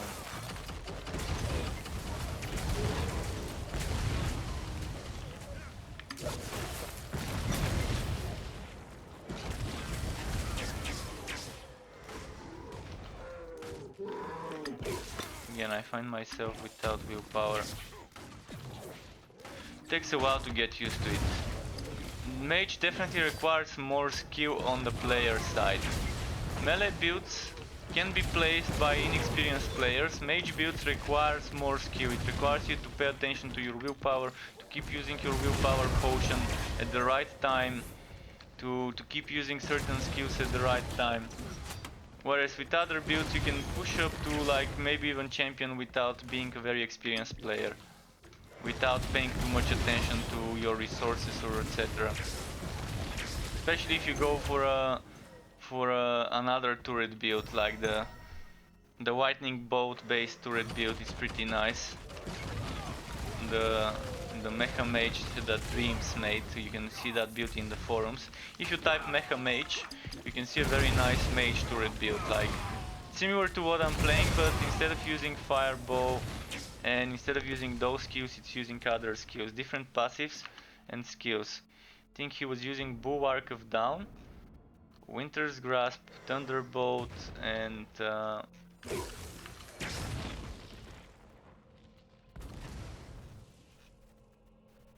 so the difference is here he would have Thunderbolt, and here he would have, I think, Bulwark of Dawn, if I remember correctly.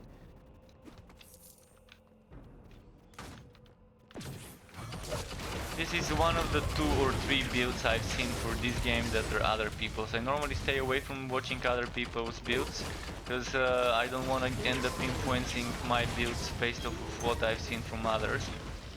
And that's how it's gonna be after the game launches. Because so far, I'm not gonna make builds until after the launch. And then I'm gonna make sure I'm not watching other people's builds, just to avoid subconsciously repeating what they've done,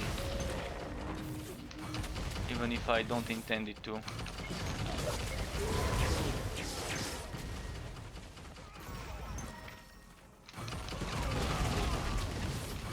But at the moment you can go on the forums, the official Wolcen forums, and there's been some activity. I've seen a lot of builds getting posted. I haven't checked them, but I've seen the titles in the threads.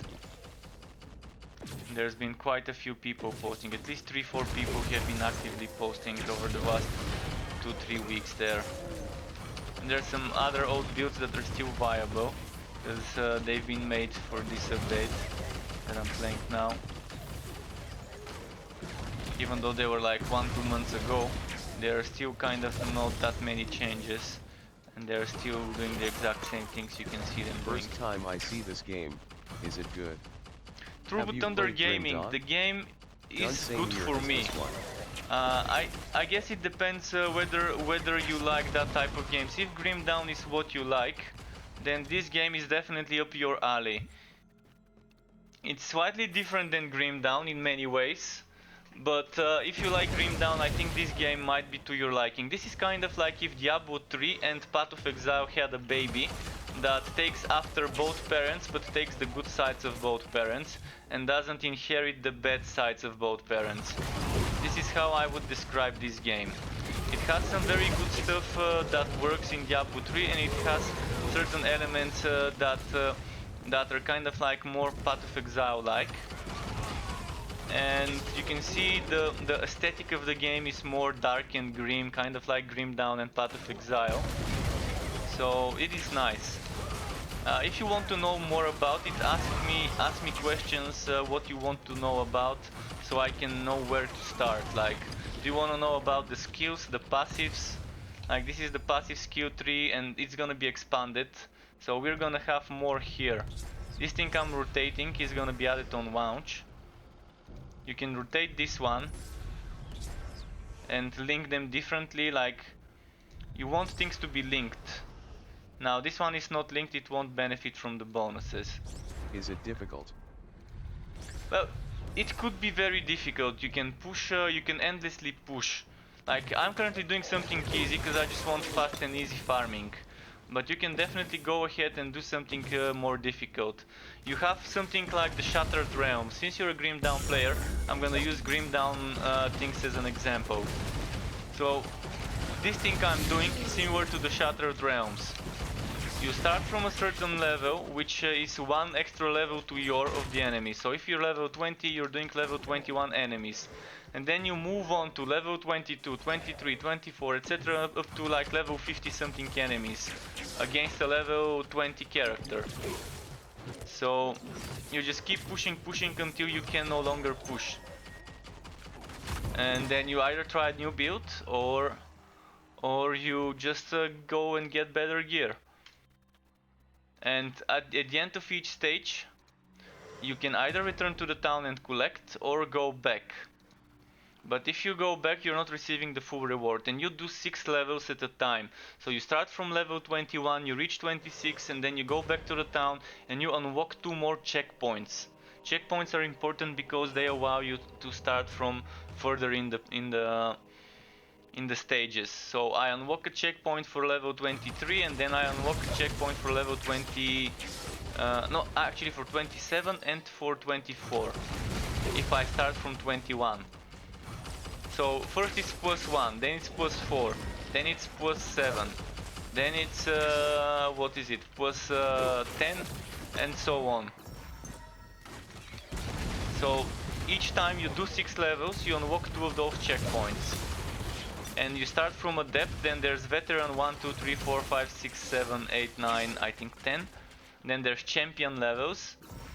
And I think after champion it just kind of has like a limit. But currently I'm not trying to push. As I said, I'm trying to farm items. Legendaries and uniques. And then there's another thing that changes the game mode, and instead of pushing 6 maps, you're only doing 1 map. And the monsters would not drop items like what you're seeing now. Rather, you would be getting the loot at the end from a chest, and based on how well you did. How many times you got downed, if you're in a team, how many times someone died, how fast you completed it, etc. You get ranked S+, S, A, B, C, etc. And the lower the rank, the lower the items you would get, and the lower the quality of the items. The better the rank, the better the loot, of course. This is the other game mode, which I can show you after I'm done with those. Or actually I can just finish this map, and instead of finishing it to the end, I'm just gonna exit after this one, and then I can show you the other game mode. The other game mode makes it a bit more difficult because it adds some sort of enemies that are called untainted, which have special abilities and can be a bit of a pain in the bum because they keep randomly spawning, and if you don't deal with them, you might end up having 2 or 3 or 4 of those on your ass together with the boss fight. And yeah, you're better off destroying the untainted enemies before they stack up. Letting them stack up might be equal to suicide in the harder difficulties. And there we go, we get a legendary and a unique item dropping. Currently using a magic find belt, by the way. You have a magic find belt. It can go up to 50% magic find. So I found a unique dagger I've never seen. I'm definitely gonna test something with it. And what else did I find? I think the shoulder pads. Material damage, nice. Nice. I'm liking this. Oh, and there's different armor. So you have 4 shield armor for mages or for some other builds. Then you have items with health and all resistance for bruisers. You have heavy armor, which is only all resistance, and then you have rogue armor, which is a mixture between health and force shield.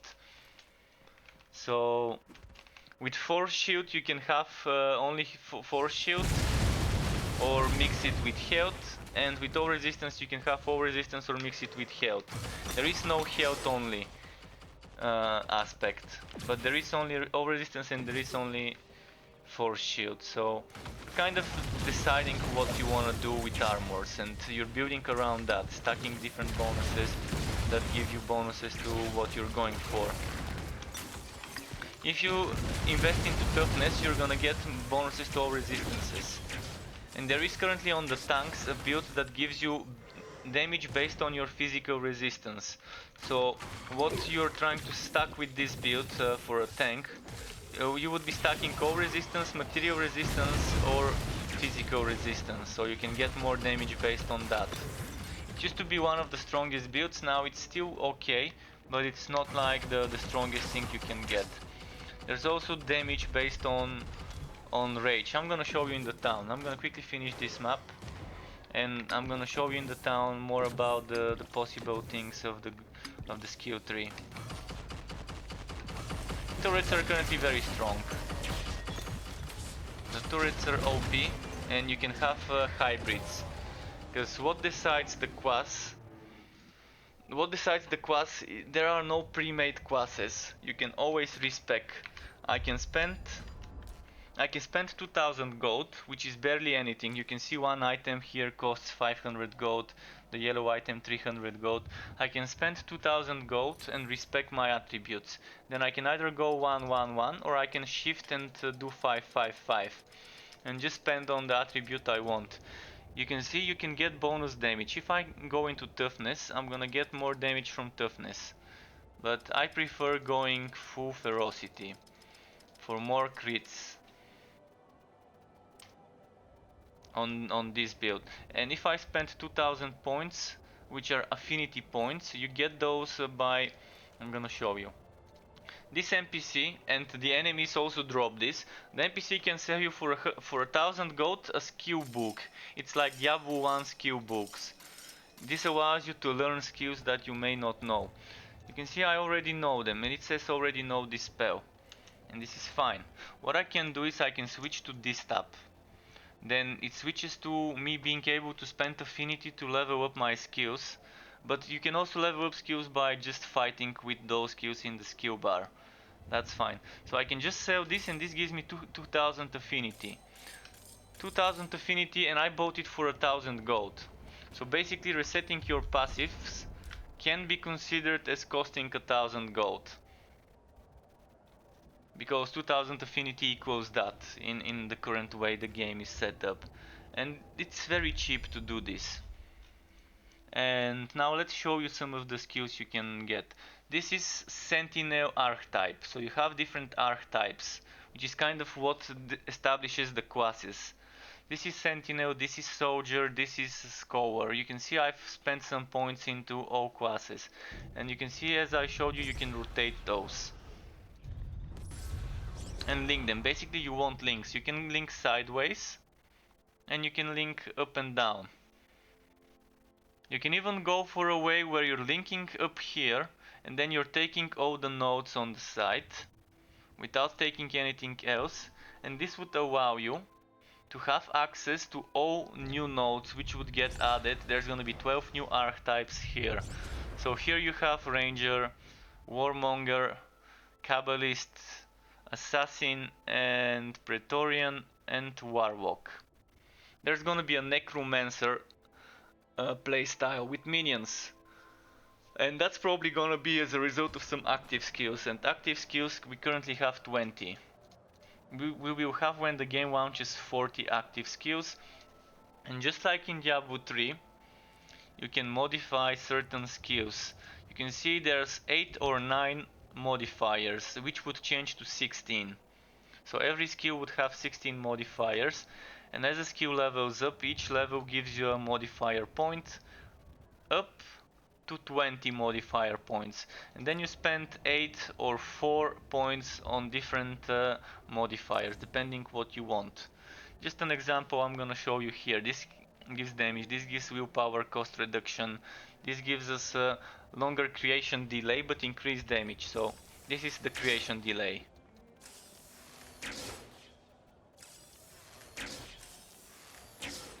Another mechanic I want to show you is this one. Closer to me, it splits them. The further away from me the cursor, the closer together the projectiles would go. Then there's more modifiers like this. Frozen foe skills by blah blah blah. Exploding enemies. This changes the damage to sacred and applies weakness, which makes the enemies take more damage. More likely to apply elements, more likely to deal critical hits. So let's see this. Crit chance 58, crit chance 63. And this one gives us extra bonus damage. So endless build possibilities with these. There's a lot of build possibilities indeed. There's so many things you can do.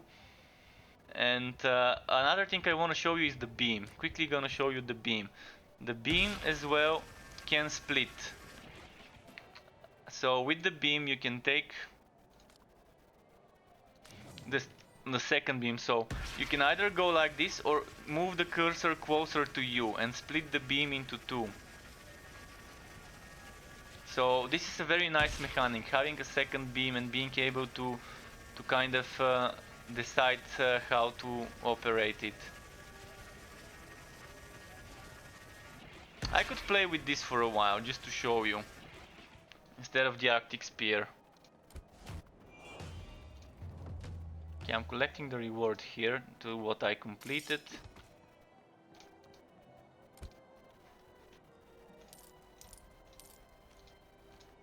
And you have white items as common, blue items as magic, you have yellow items as rare, and you have legendaries and uniques. Uniques are with fixed stats. Most of the time there won't be much difference between a level 24 and a 20 and a 30 and a 40 item of the same unique type. Sometimes actually the level 40 would be crappier than the level 21 or 20. Well, yeah, 21. Look at this. 16 rage generation on kill, the same one 19 rage generation on kill with 20 levels lower. This one is 21 wisdom, again 22 wisdom here, but this one is 145 health and it's lower. This one is 132. So you can see sometimes the lower leveled items are better. This one is level 21 and it's better in every single aspect than the other one. This is more of a tank setup item though. So there's different things like you want to know more about depth, and I'm gonna quickly demonstrate what you do. Some skills can only be used with certain weapons. Actually, that's how you decide what skills to use. So those are skills for staffs and catalysts. This is a catalyst. But since I have a pistol, I have access to skills like this one. Only usable with daggers, bows and pistols. Are legendary drops rare? I hate in Grim Dawn how they are super rare. You can grind for 100 hours and only find 1 to 2. Yeah, legendary drops are not that rare here, because there's a lot of min-maxing when it comes to legendaries and uniques. You want legendaries with special stats. And welcome to the Struck Club.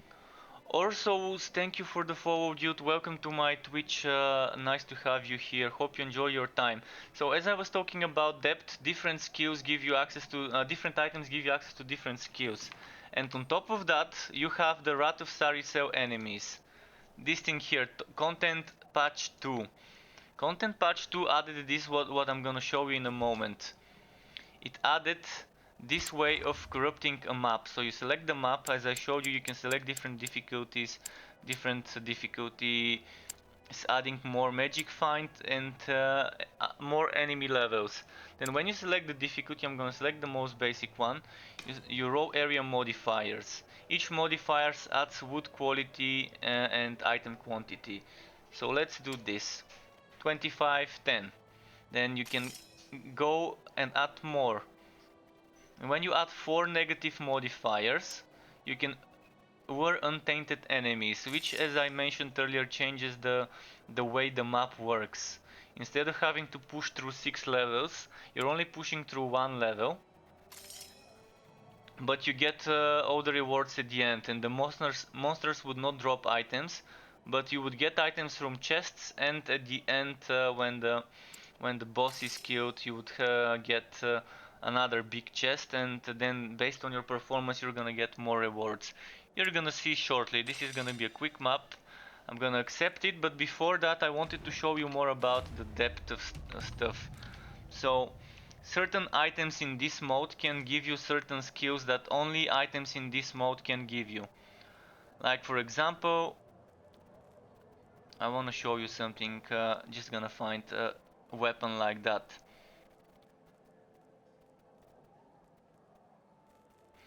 So this one, this is a great sword. A great sword that normally would not allow you to use a certain skill. I'm gonna quickly show you. Now, I'm gonna equip this great sword. This gives me access to the melee skills, and I can use the melee skills fine. But you can see I can't use Winter's Grasp. But this great sword allows me access to use a spell.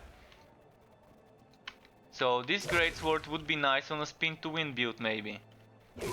So you can have Winter's Grasp to freeze the enemies and still do some spin to win. But unfortunately this greatsword doesn't have that great of modifiers of attacks, but this is another depth of building. You might want a pistol that gives you access to a certain spell, like the Aether Jump spell. That way you don't need to use a catalyst and you can use dual pistols and use the spell. Or maybe a pistol that adds you access to lightning bolts. Thunderstrike, I mean. Thunderstrike, then you can have a turret Thunderstrike build without needing to use a catalyst, and you can use dual pistols. Just examples. So this is another extra depth, another extra layer of the complexity of the game's build making, being reliant on certain items. There's so much that can be gotten. There's also modifiers like this one, 9% damage per 100 unspent rage points. This is great, and this can only drop from Wrath of Saricel enemies, which is what we're gonna be doing now. So you can see now they're not dropping items.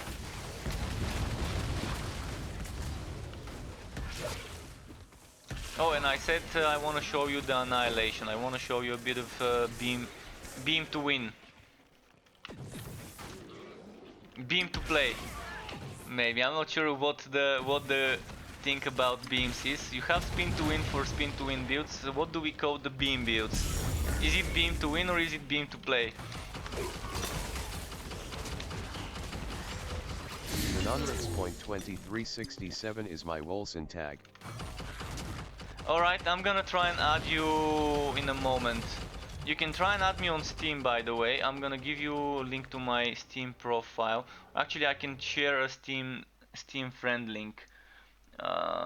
Friends. Dang, it deleted my Wolcen tag.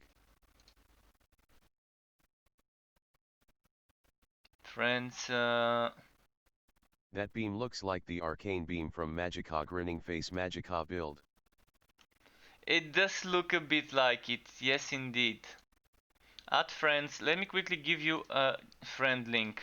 So this is my friend link. I'm posting it. If anyone wants to send me an invite on Steam, feel free to.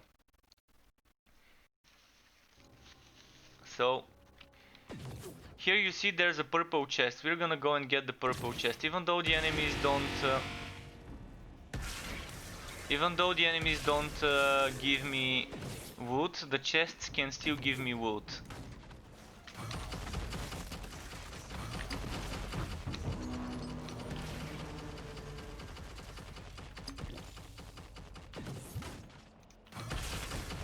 I can actually stack myself behind the turret and do something like this.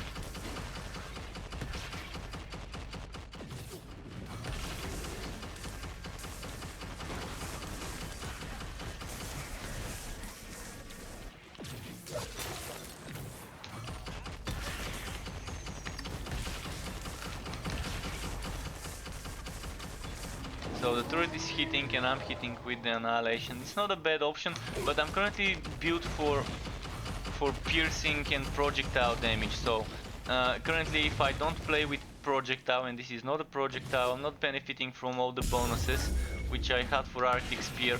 But since this is the easiest possible you can get it to be, it doesn't matter much what skills I'm using, everything would be fine with the way I've set things.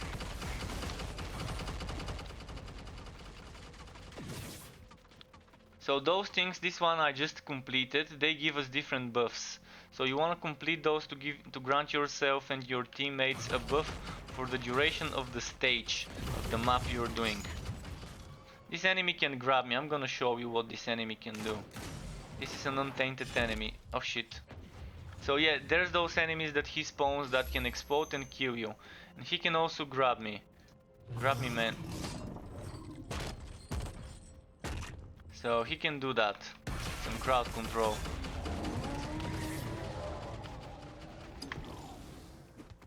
And you see, I can resurrect up to 3 times. So if I die a 4th time, then it's gonna be over for me. If I'm in a team, only my teammates can resurrect me. If the timer goes down, I can resurrect and respawn once my teammates are out of combat. But dying reduces the rewards at the end. If I die, I'm gonna get less rewards at the end on this mode. This is how this mode works. So as you see, chest. Now we can get some wood. And we can already challenge the boss.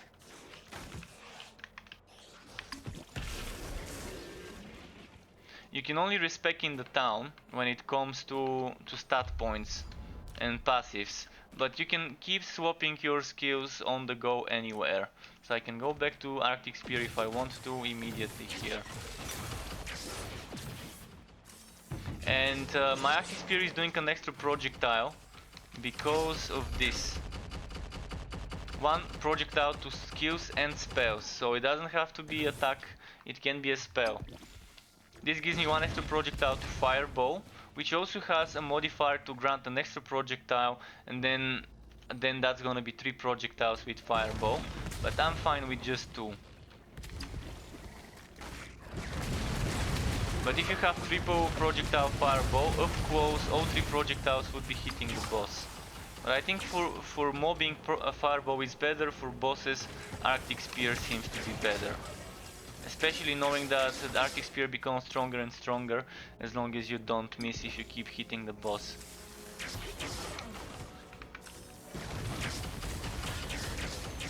There's another skill I might want to show you. I was playing with it earlier, and it's Gunslinger's Brand.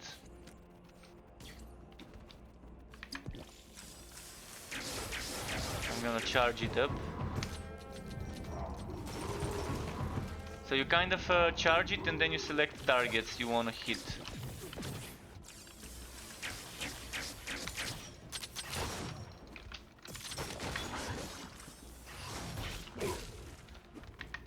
Well, it's a bit difficult to target this enemy, but I need rage. Let me just get rage.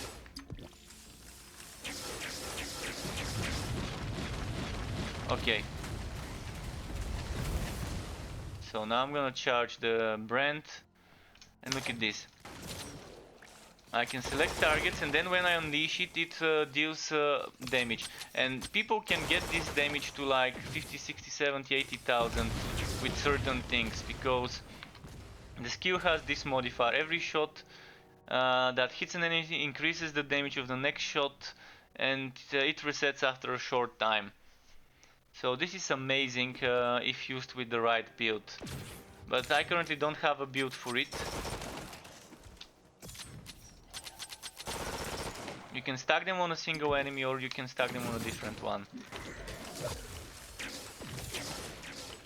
I still prefer the turrets though. If I wanna be using my rage to generate willpower, the turrets seem a bit better. Ideally I would get the option to use bleeding catch, which is an axe that keeps spinning, and this bleeding, as the name suggests. So let's put the turret back here. But the bleeding catch is a melee skill, so I can't use it unless I get offhand or main hand item that gives me access to it. So if my pistol or my focus item, what was the name, the official name, the catalyst, gave me access to bleeding catch, I would have been using bleeding catch instead of the turret, and that would have allowed me to keep regenerating willpower better. But with the turret it's not bad because I'm stacking some projectile based bonuses, so at least I'm benefiting from those.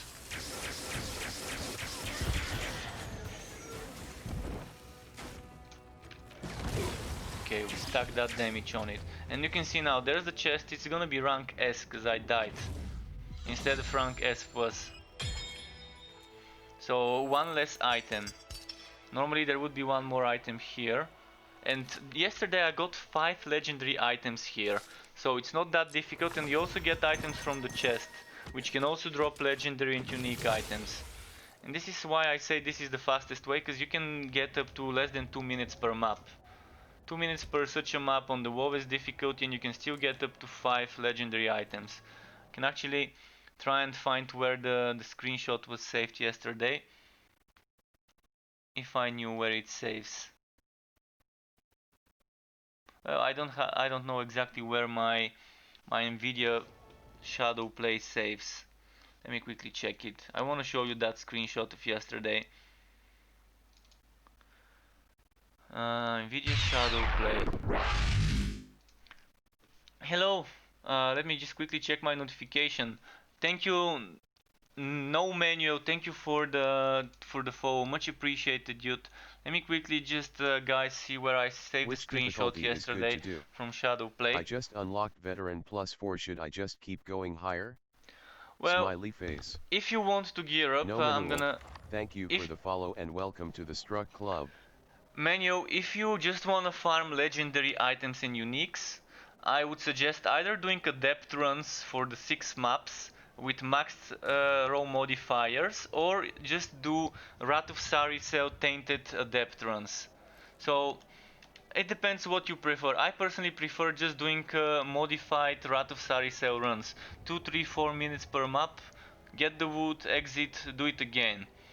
And the other thing you can do is regular, you can do regular adept, do one map exit, or do regular adept again with all the row modifiers except without tainting, do 6 maps exit.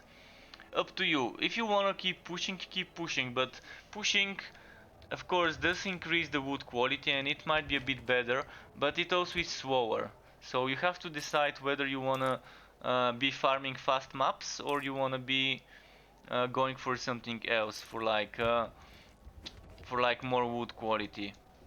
I do find that farming adept runs is a very nice way to keep getting wood, regardless whether it's the 6 maps of a regular adept or the 1 map of a tainted. And again, as I said, I want to quickly show you guys a screenshot from yesterday. Oh, not yesterday, from 2 days ago. I just don't know where my Shadow Play saves my screenshots. Maybe settings, photo mode, game filter, video capture. Maybe, no, it's not under video capture. Keyboard shortcuts, Alt F1 is saved to the gallery. Where is the gallery though? Highlights, no. Oh, gallery, there we go. I will be waiting for you in the main menu. Alright, I can come back. So okay, there is the item. No, not that. Maybe it didn't capture it. Well, yeah, it did not capture it. Well, I know where it is though. I know where I captured the screenshot. Hmm.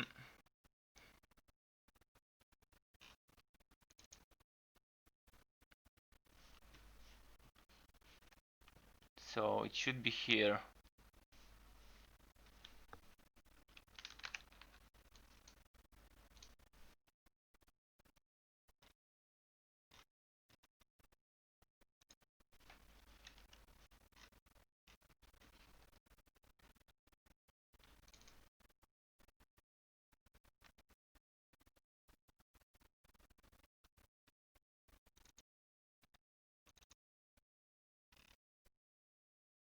Well, anyways, I can't find it now.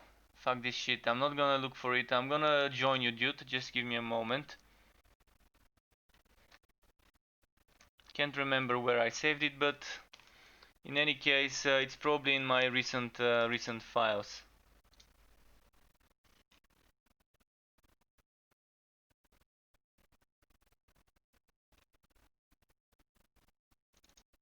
Oh, I found it. I found it. I found it. I'm just gonna quickly show you window capture. Honey view.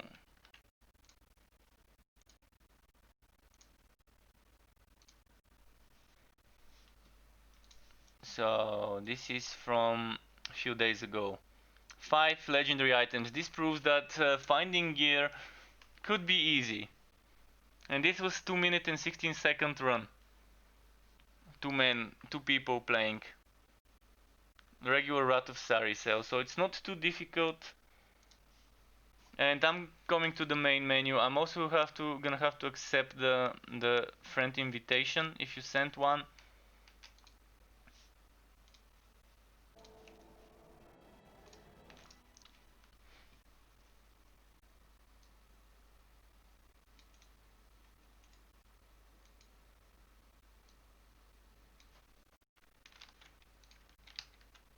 So the non-refs .2367.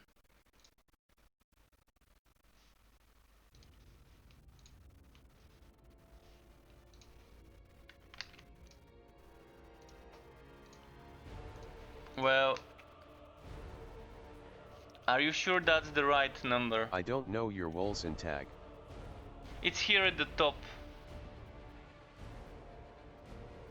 It's here at the top. I can't change it because I'm not playing this game from my own Steam account. I mean, it is still my own account, but it's my old account.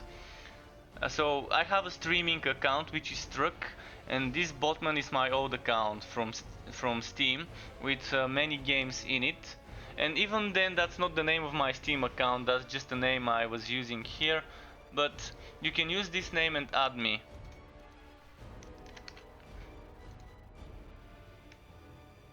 So it was with a capital, not without a capital T. So I sent you a request and I should be able to add you once you accept. And when you're selecting the game settings, you have story mode and you have Soldier of Fortune. So you better invite me so we can do your stuff, and I can maybe create a new character. I'm gonna create a new character, just give me a moment.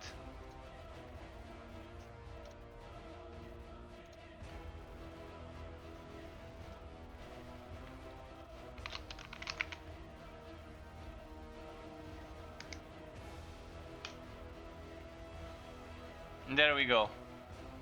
Oh, you're starting with okay. Well, yeah, let's go. I'm ready. Let's go. I'm gonna play ranged or mage if you're playing a soldier. Even though I started with a soldier, it only changes what gear you have as a starter gear. It doesn't change anything. Just gives you different skills and gear at the start. But I'm ready. So guys, you're gonna be able to see some of the story. Max? My video, I'm not sure. Like when I'm streaming, there's only 6,500 kilobits per second, so the bitrate is 6,500 when I'm streaming. When I'm recording, my bitrate is 9,000.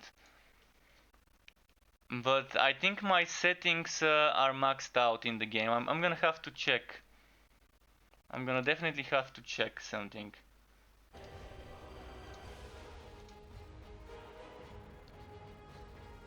Yeah, I've removed motion blur and lens flares because I don't like them. I've removed sharpening and chromatic aberration because I also don't like them.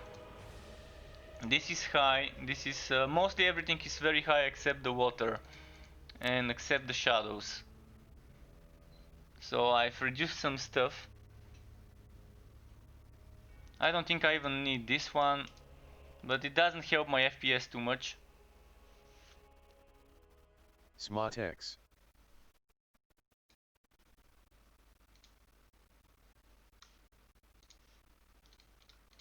If you wanna see something, I can change the settings and show you how it looks. Just let me know what to change. Do you want the anti-aliasing? Anti-aliasing or whatever it's pronounced. And hello Daniel M, nice to have you on my stream. I need some water guys, so I'm gonna mute my mic while I drink.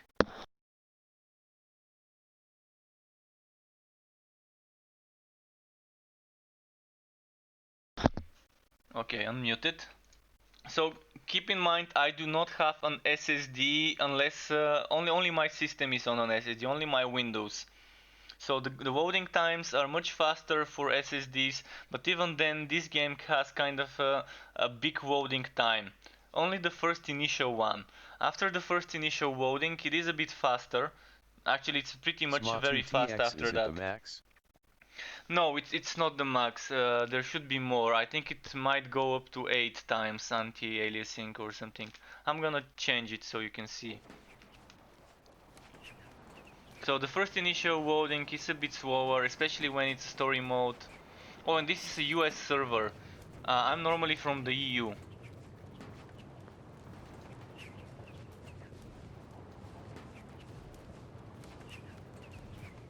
So I'm gonna have a bit more ping than I normally do, but it's still not bad. 118, it's fine. I can live with this ping.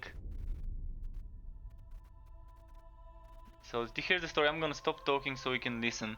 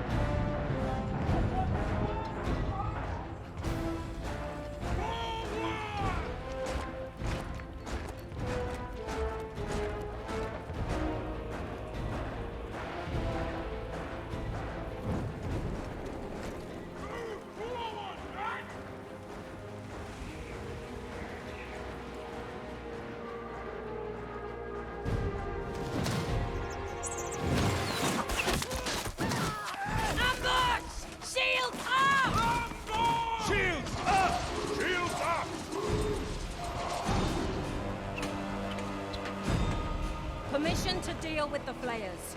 The clock ticks, Malis. We need to get through to engage the Brotherhood of Dawn before daybreak. We won't make it in time if we're pinned down. Take my children, silence the archers. The rest will march on. Grand Inquisitor, purity and sacrifice. Siege ladder, down!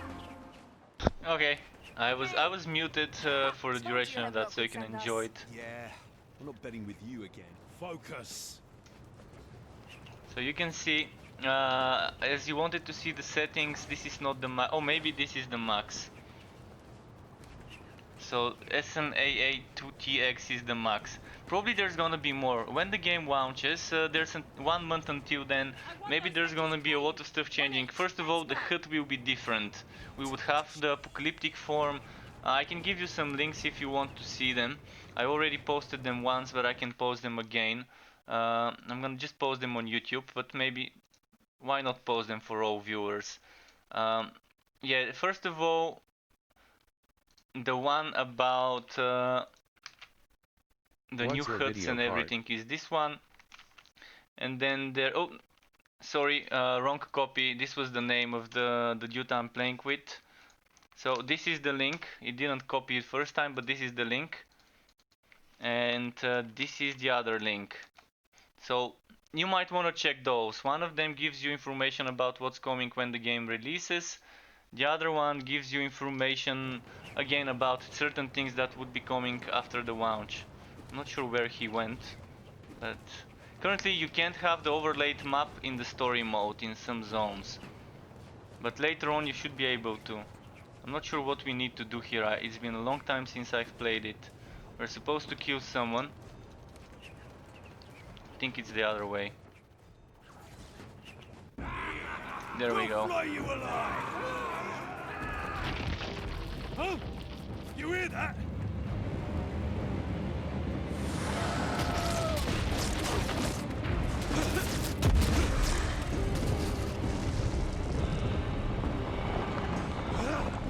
I gotcha. It's pretty impressive, the graphics and the Is it a cutscenes. good idea to lure camera. untainted?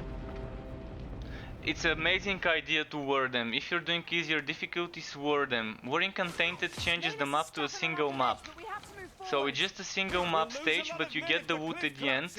The enemies don't drop items, but you get good loot at the end. So Luring Untainted changes it instead of pushing for farming. So this is the way you farm. You smell that? It makes it a bit difficult, but it gives you decent loot. We need to get back to the purifiers So now. select the difficulty you can farm fast and Lure Untainted, and just keep farming that way. You're gonna be able to see some more basic attack, you're gonna be able to see some more animations now.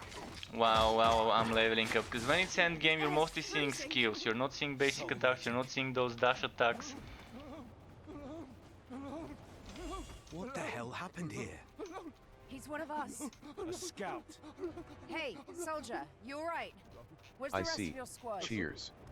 Soldier. No worries. Who's alone? He's in shock. Leave him be. You can see that's our brother and sister, adopted brother and sister, Shut up! We don't have Valeria time and for this. Eldrick. Let's move!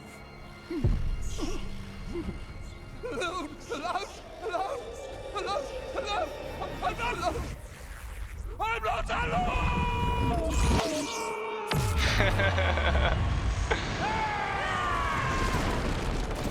Pretty impressive cutscenes and cinematics. I can just only imagine how good Act 2 and 3 would be, because people get better and better as they develop stuff. So if Act 1 is this impressive, and believe me, there is a nice story behind it, I'm not gonna spoil it, but it definitely is nice. And then Act 2 and 3 are gonna be even better. Come to me and be reborn in service of the Sleeper. Purifiers only serve mankind, demon. I do not request. So we're not supposed to win this fight. You can see it's a level Purity 17 and enemy. sacrifice! We don't have the damage or anything else that can help us deal with this guy. I can't. He's too strong. Val, I need you now! Be at peace. For soon you shall be no more.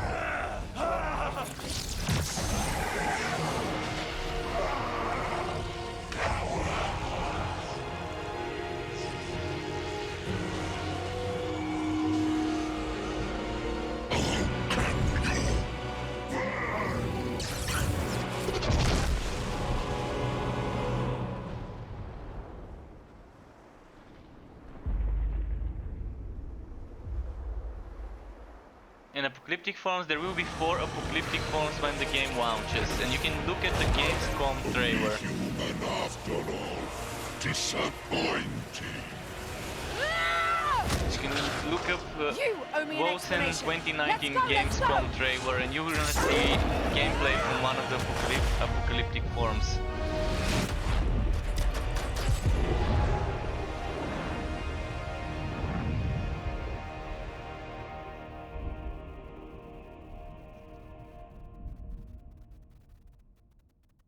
It's Illidan. I'm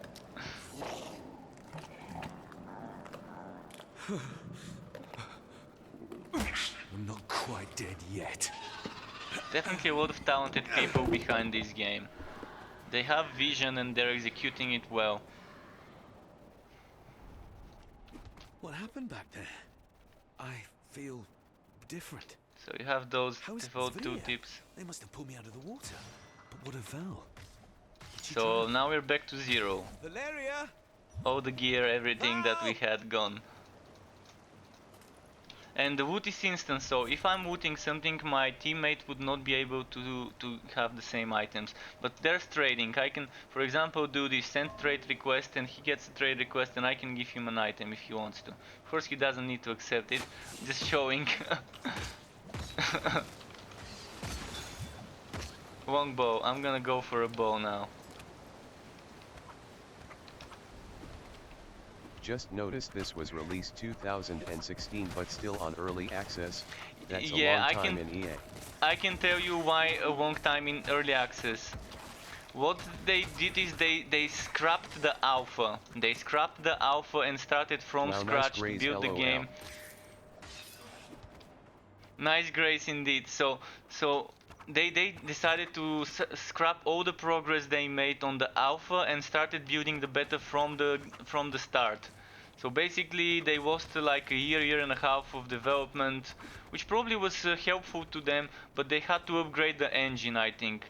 They had to go from the older version of CryEngine. They had problems with the engine, basically. A lot of problems, and they wanted to do certain things, and it took them a while, but after the beta they've been on their game, on their A game, and some of the things I was missing from the alpha, which I think were nice features, they would be bringing back into the launch. So there will be some good stuff coming, like exploring the story mode zones and going into side zones, side areas would be nice. Wait, is this a glitch? Oh, it's just loading. You look awfully real for a nightmare. What was that? He's possessed by a demon? Yes. Let's hope you're wrong. Otherwise... Talking to yourself again. Ray tracing is next. Speak of the devil. Yeah, Darling, I need a moment. Talk to you later. but ray tracing is not easy as now. available. I mean, not Val, everyone can snap out afford of it. ray tracing stuff. I'm using me, a damn it. 1060 Push it. 6GB 3-year-old Did you video knock your card, head? maybe Who already do you 4-year-old expect because me to be we're exactly? 2020 now. Some bloody So demon. What? No. Look, my I've CPU no is idea what's latest going on. gen, I was my having my ass motherboard kicked is when something latest will gen, wake but up my from within video to card save me. isn't. And Sexy I Lidan. need help, all right, but I'm not some demon, goddammit. Come on, Val. Oh, really? Prove it. it's our supposedly You're a tool. adopted sister. That does not seem And she like does something look a demon sexy. would say. All right. Point taken. But this is not Game of Thrones, no incest here. So, what now? Frankly, I don't know. We should regroup with Operation Dawnbane, shouldn't we? In your state? Flinging magic and turning into Quilted a armor. monstrosity. No. They'll burn you alive. Hemlock wouldn't. Perhaps. But Mayless sure as hell will, and with a smile on her face. Oh, look, let's get So you out can of here see first, pretty then we'll standard figure start of the something game. Getting you into the pace of the game slowly, not rushing you into fast-paced combat, but it's still nice combat. Even for fighting with grace without any skills, we still haven't even found a skill point, skill interact or whatever. We're just using basic attacks for the first stage. Would have her as a pet, LOL. Wouldn't mind myself either. Put a choker. What was it? They say that those chokers that women wear are equal to black belt in blowjobs. That's what they say.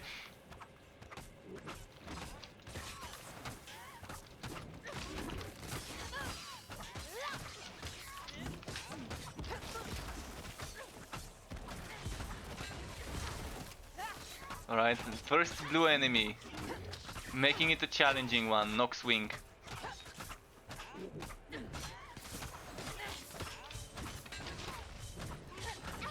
Maybe the first blue item? No. Still a lot of stuff dropped.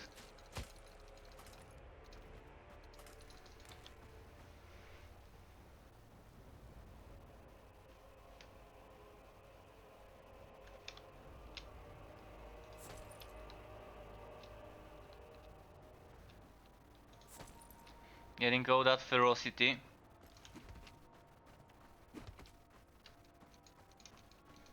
This place reeks of death. These people are getting torn apart. I don't get it. Sveya aren't normally I this think you'll buy involved, the not game without good just for reason. her. Soul demon first, now this. That's nice. There's something wrong around here. Something very And she's wrong. got that Demon in the open can only that mean punk that rock something chick major's about to hairstyle happen. with the shaved side. But what? Face with tears of joy. Well, I'm glad that I was able to show you guys a bit of story now. I can only stay for another hour before I have to stop my stream. Maybe hour and a half. Maybe I can push it all the way to 1 in the morning. But I think I'm gonna stop it like 1 hour from now. 1 hour from now would be 12:45 in the morning, 45 past midnight. So I'm gonna push it until then. Show you some more story with me and my teammate here. And it's something different, but it's nice. So you can kind of see what the story is like. Back away! Back away!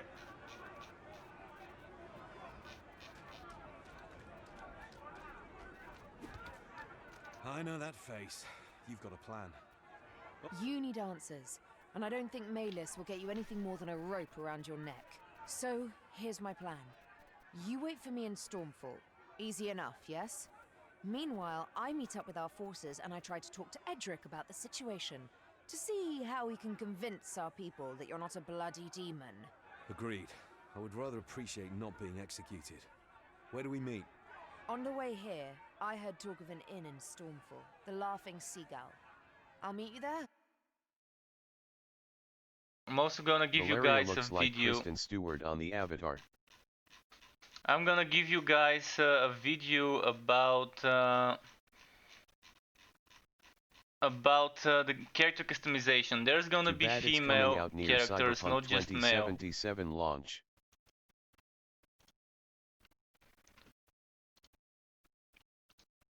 So character customization, copying the link. So this is the link about character customization. It's gonna be not just male characters like now, but female characters as well. So 100th time this city there's is gonna be already proper filled to customization. capacity with refugees. We are not letting anyone in. And yeah, it does look a bit I really about need to her access. in the Let me avatar. through. That's not And they how had budget things for work, full friend. voice Only acting, conscripts which are is allowed pretty through. impressive. Order of the merchant Prince Damascus himself. So you Would want look better with the fighters. collar. I will fight. Would do with the black belt. Serious, my friend. All right then. Give her Go a through to the choker. farmlands on the other side of the city. Anyone else want to fight for Stormfall? No. That's what I thought.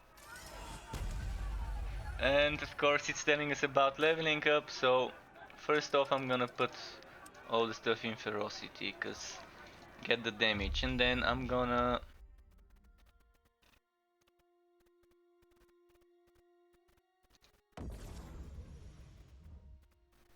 go for projectile stuff.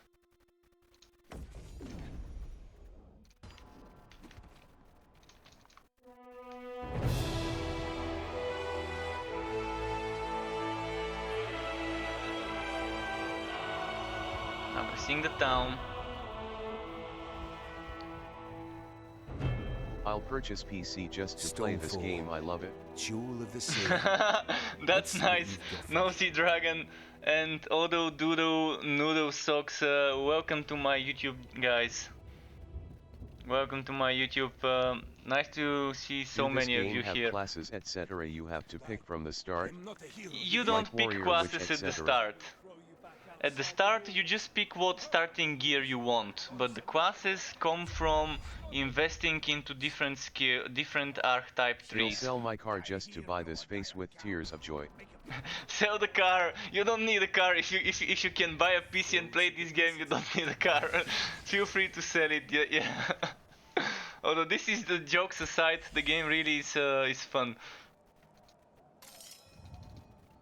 But yeah, you don't have classes. The classes come from picking different skills and picking different passives. So you can at any time respec completely.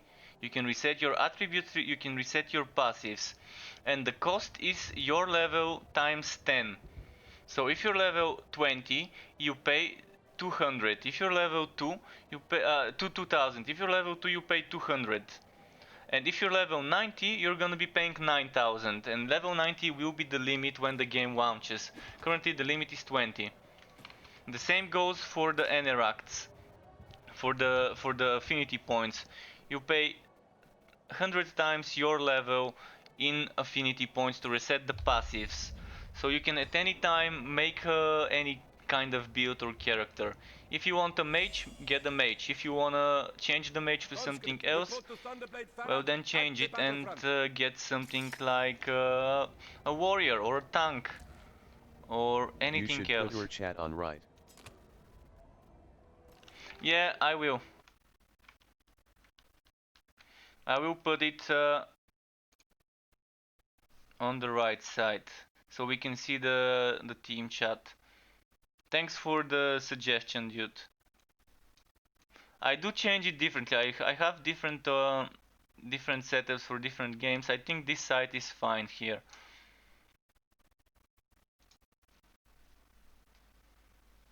Maybe it doesn't need to be that long as well. Let's just do... Oh no.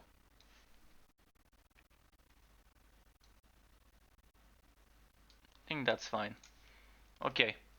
Thanks for the suggestion. So, okay. I've got Phantom Blades and I learned it.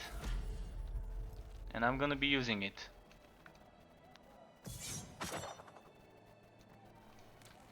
And you can sell some gear, of course, buy some gear. The NPCs can give you some starter items.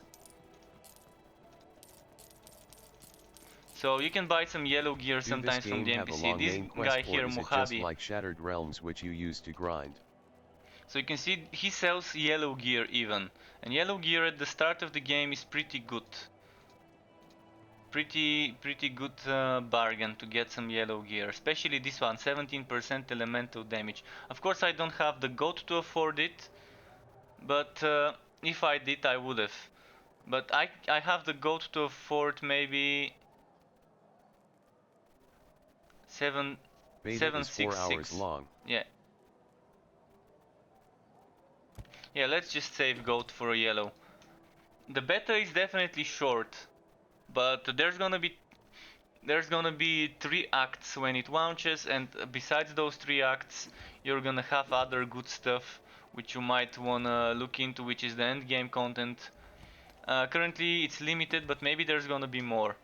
They haven't revealed much about what we're gonna be having, but the links I gave you is giving us plenty of info about how many skills, skill modifiers, apocalyptic forms, and all that other stuff we're gonna be getting. Beta level 20. Finish game level 90. Yes, so I'm assuming we would be finishing the story around level 60. 50 something 60, and from there on it would be grind until 90. This is my guess. I think the story would take us around 50, maximum 60, with 3 acts. You're not wetting your pants. How come? I've been on battlefields before. A soldier, huh? My lucky day. I need someone for a mission. think you got what it takes? I'm listening. The Sfrir have penetrated 2 of the 3 defenses we built to stop them. Our last working radiant turret on this side of Stonefall is in Sandor's barricade, north from here. Get to him and tell him that reinforcements will come. But his orders are to hold his ground at any cost. If his line breaks, the farmlands will be lost. The storm be with you. Hey, Ben. And you have physical dodging, Dead's walking and which uses stamina. The stamina can go all the way to 7 points with passives and items. These guys are as scared as we are. We won't see the sunrise tomorrow. Come back here. You're gonna get yourself through.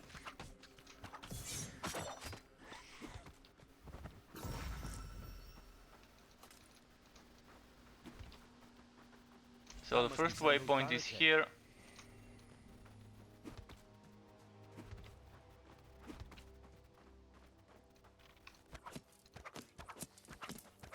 Please don't tell me you are the reinforcements. Maybe. I have a message for Sandor. He is inside, organizing the... Oh no. Greens! Digging the NPC's accent.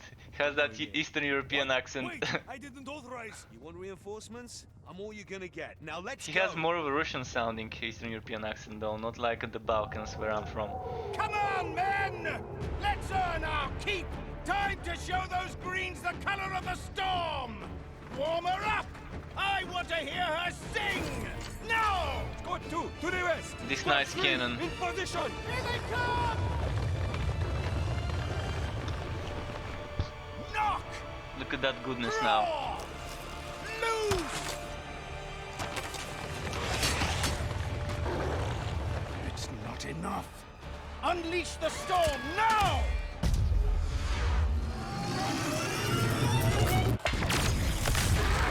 To hell with it!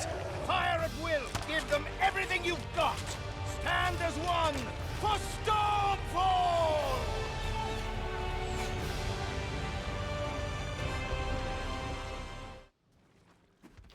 And Protect the cannon! now there's just a few of them here. Back into the ground!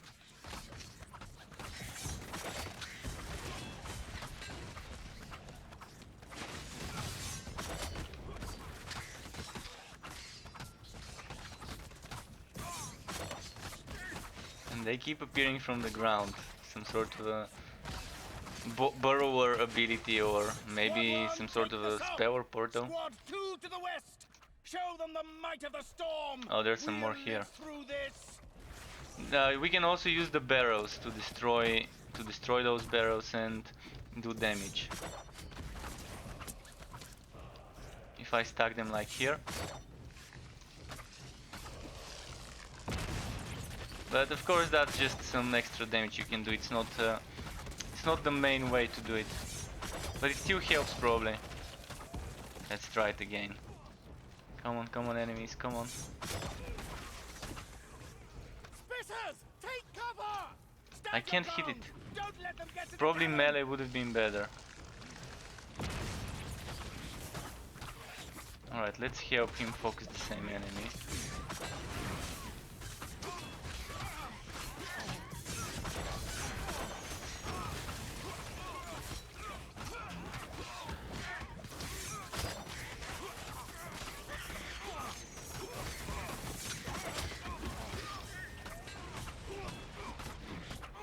Spitters. So I'm liking how they have alpha and beta enemies, and it says it in the name. Normally they have alpha enemies and the regular enemies are not beta but just regulars, but here we have alpha and beta in the enemy. This is gonna be the alpha rear. Come on, you big fat green! This even has an enemy, a name. In the end game, they're just called Alpha Sphere.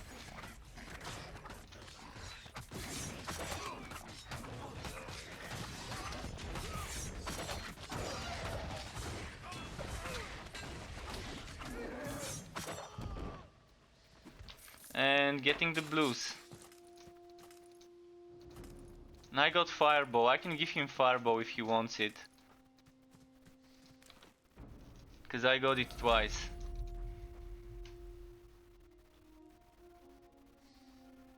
Now I have a sword and a dagger.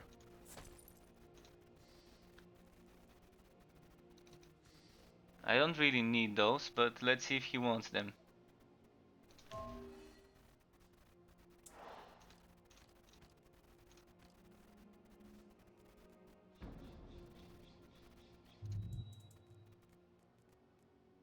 Never know, he might need them.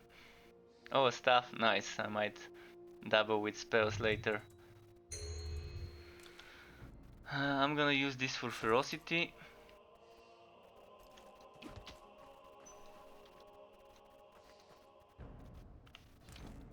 So if I do this, I'm gonna have the ability to use Fireball.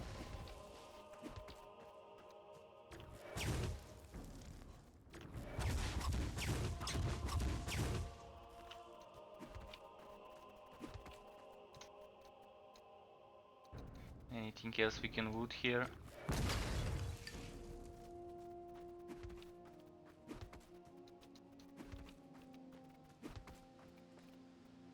Yeah, definitely the attention to detail has been put Who the to build hell a are lot you, of the sir? environment. Just a messenger. Some messenger you are. What's the message then? That the reinforcements are coming soon. Impeccable timing. Take their sweet time as we get hammered. We won't hold for much longer if they don't get here soon. There's more. Your orders are to stand your ground at any cost until they arrive. Are you serious? My men... My men's You can morale see is the going element on down. his Their blade friends are dead. They are from the famished, special wounded. effect. We have one cannon that barely works and little to no arrows left. What am I to do? Those buffoons are sentencing us to death for no reason. We won't withstand the next bloody assault. You won't have to. Oh yes, and why is that? I'm taking the fight to them. Don't be ridiculous. Watch me. And more points.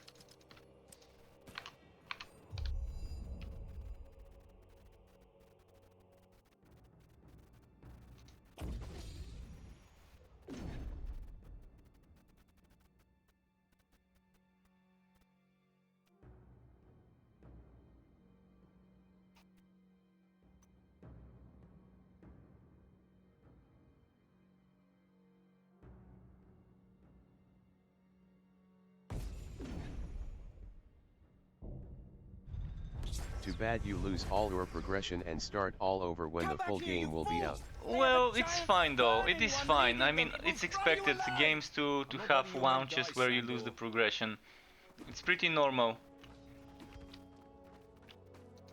Like even Torchlight Frontiers, that it's another game I'm playing and streaming and making builds and content for. They were saying that there would be no wipes in the alpha at a certain stage, but they ended up changing so much that they are forced to wipe the servers now. They're gonna try and keep the wipe as minimal as possible, but there's definitely gonna be a lot of stuff lost, like levels, items, etc. And update any Torchlight Frontiers is coming within the next 1 or 2 weeks. I think it's before the end of the month when we're gonna see it. So there's definitely gonna be a wipe there. Even though they at first thought there would be no more wipes. Now after a year, it's again time for a wipe.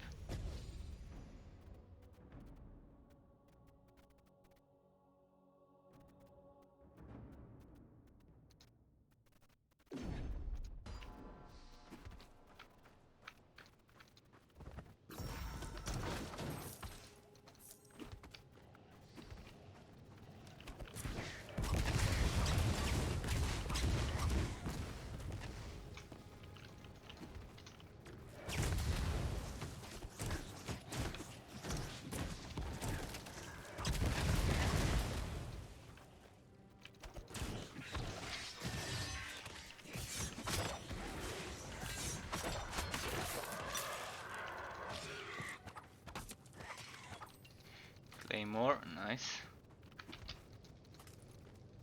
A Grigri. The Grigri or Gris is a catalyst.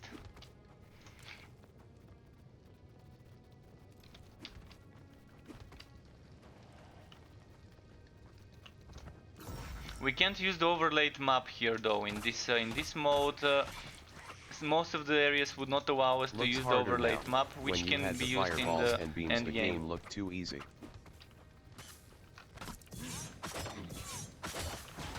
Well, the story, when it's just at the beginning of the story, everything is a bit harder. And that's how it is in ARPGs. At the beginning you're kind of struggling, then you gear up, then it becomes easier, then you min-max the setup and it becomes even easier. But then you start pushing harder content when you're kind of min-maxing and testing your build, putting it to the limits, seeing how much you can do. I mean, the spin to win setup is pretty nice until a certain point on the melee. So for the start of the game, it's pretty fun to play a spin to win setup on the soldier. I mean, at the start of the game, anything you play would be fine at the moment. If you're level 20 doing level 20 something content, any build would be fine. But when you start pushing level 30, 40 enemies, you're definitely gonna need some meta-ish builds. Ask someone to power level you, beaming face with smiling eyes. The turret is amazing. Well, I have a max level character, I mean, I understand. I really don't need the power leveling at the moment. I'm actually doing this as a change of pace, just to show you a bit of the story, to show you how it is at the start. At the start, a blue item makes a difference.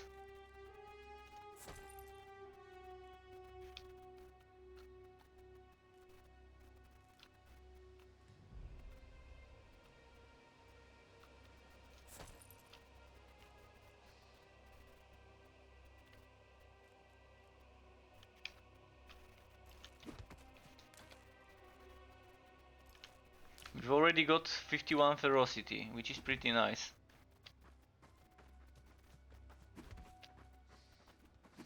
And I'm loving how big the two-handed hammers look. Look at this two-handed hammer he's wearing. It's a huge one.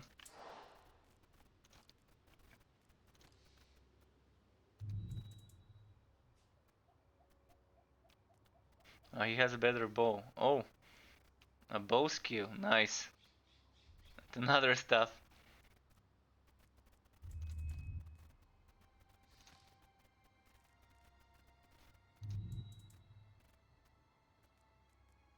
Not sure whether he has those, but let's see. Thanks. Thanks for this. Let's see this bow. Life leech, rend damage.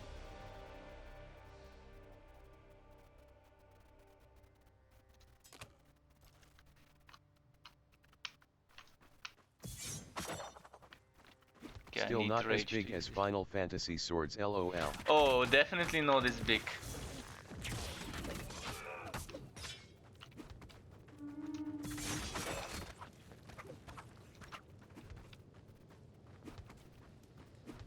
As you can see, they've put some work into creating those story environments, and it's gonna be nice to go back into those zones when the game launches, be able to go into side zones like dungeons, etc. To do some open exploration farming, like bounties in Diablo 3, in a way. Arctic Spear already, nice.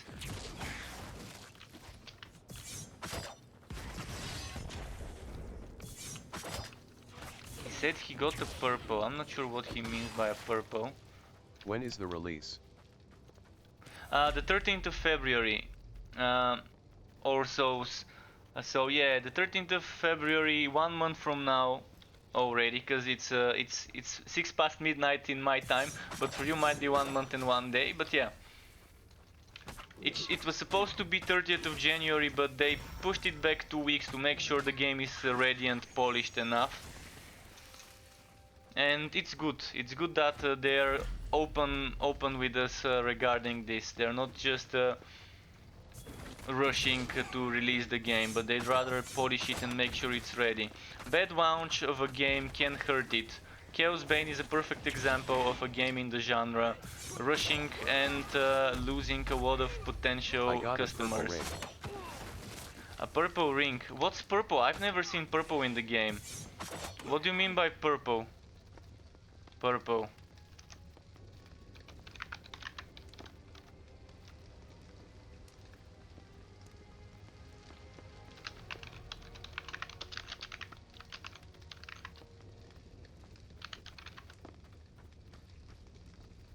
Oh, he means yeah, the unique. Yeah, I called yeah. I remember what I forgot that the uniques. I call them pink, but purple is better. Yeah, that's the proper way to call them. Just totally forgot about the uniques being purple in this game. So yeah, definitely a good one to get. And he's playing melee, so it's perfect for him to get this one. So early in the game, getting a unique could be great. Oh, pistol.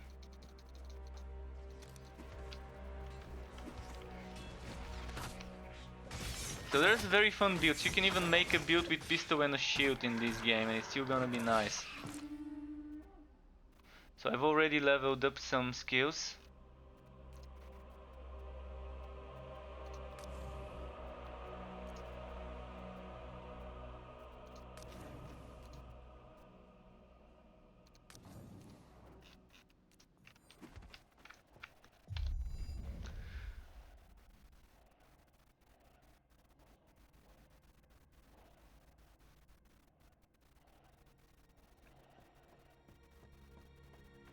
Do you have AK-47 in this game?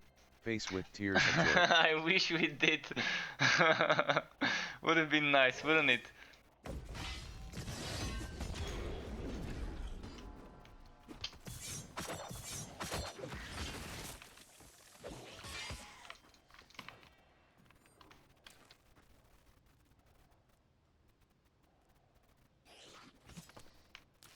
I wanna see something.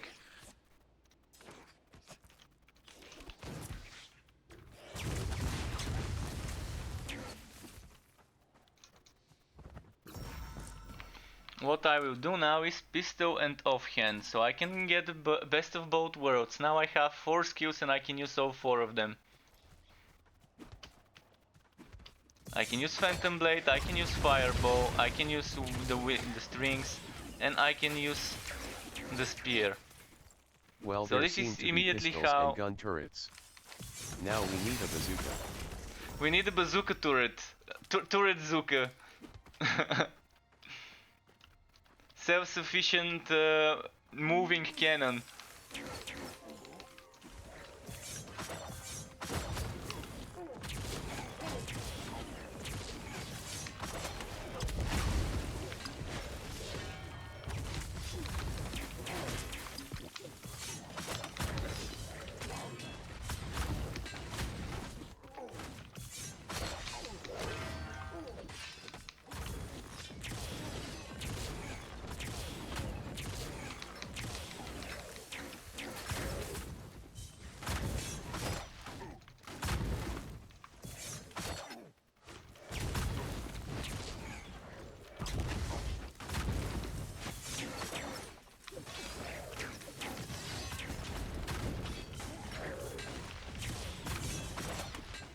So challenging fight at the start, you can see.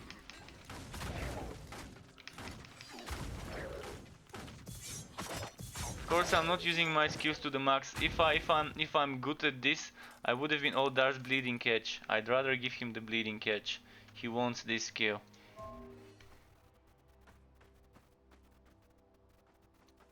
If he's a melee setup, bleeding catch is one of the best skills. And there's a chest here.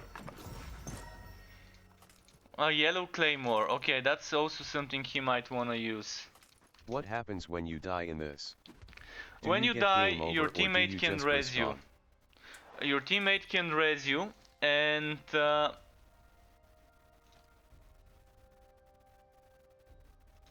your teammate can res you, and if you're not in combat, you can respawn yourself.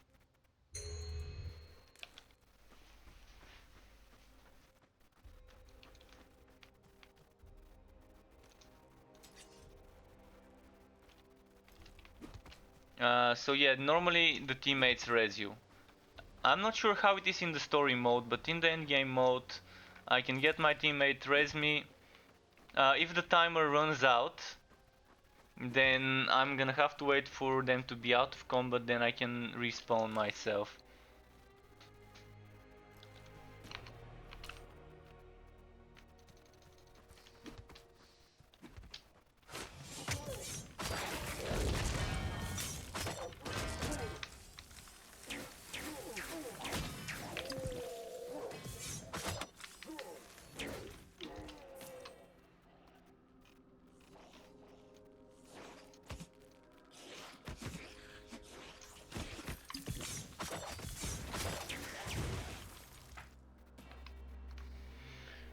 View Slow will go here, and Phantom Blades here, Arctic Spear here. Actually, let's level up Arrow's Whale. I don't want Anvil Slow. But now with the dagger I can't use those skills, so I'm better off with the pistol, I guess, for now.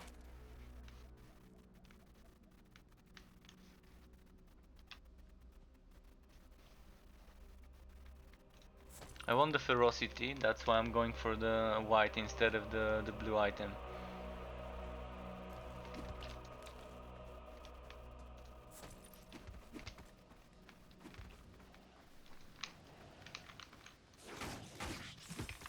You can see something here. So you have this skill, normal skill for rangers in games, shooting in the sky and then the arrows falling from the sky in a zone. This can be modified in very fun ways. This can be modified to be in a straight big fat line and to come from the side instead of from directly from up above. And it's pretty nice as well. You can also slow enemies.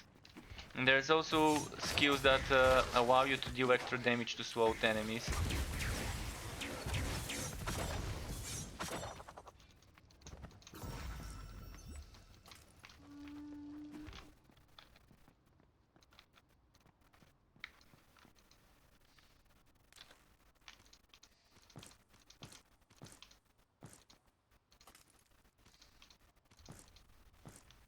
So yeah, based on what weapons you've got, different skills, and this is the beauty of it. You can have so many hybrid setups here.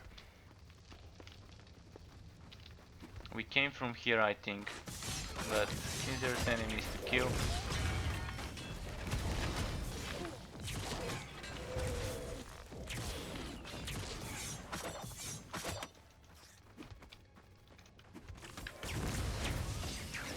I think the way is somewhere over there. Let's see.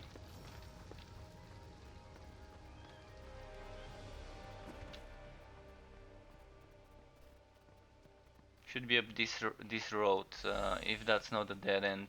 It looks like the right. It's yeah. Closer to the city. What the hell is going on?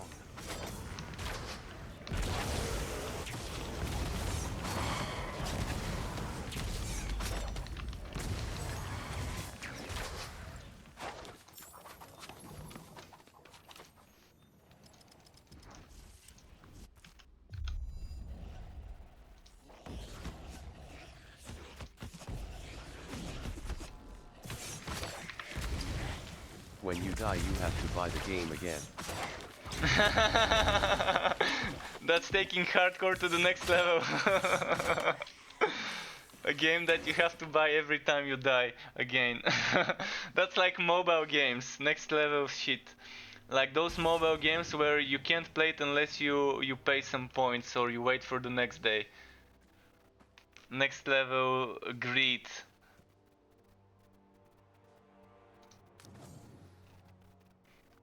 But yeah, there are games like that, so wouldn't be surprised if someone ends up making something like this.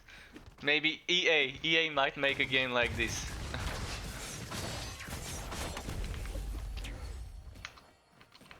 Game locks you out of the game when you die. LOL, need to buy a new serial key.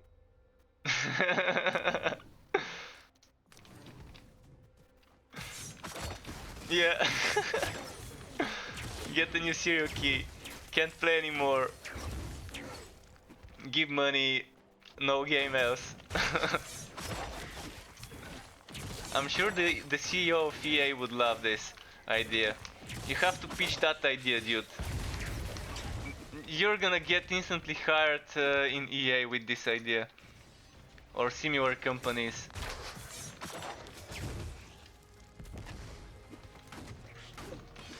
Just please don't give that idea to Blizzard, because I want Diablo 4 to be good.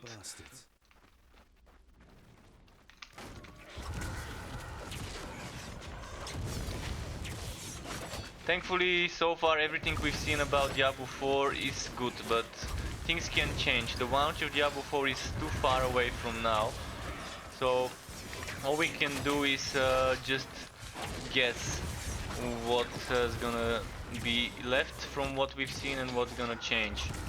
So far they're going back to the roots in some regards when it comes to certain things, so that's good. I'm gonna be happy to see rune words being part of the game again, and that sets would not be the best items in the game, but kind of like a Diablo 4 is coming out in 20 gear. years. I'm thinking 2022. 2 years from now we can probably see open beta, maybe even the launch, but we'll see. It's far away from now. It's pretty far away from now, so yeah. They kind of had to show the demo though. After the bad press they've been getting, they really needed to show the demo at BlizzCon, and they did.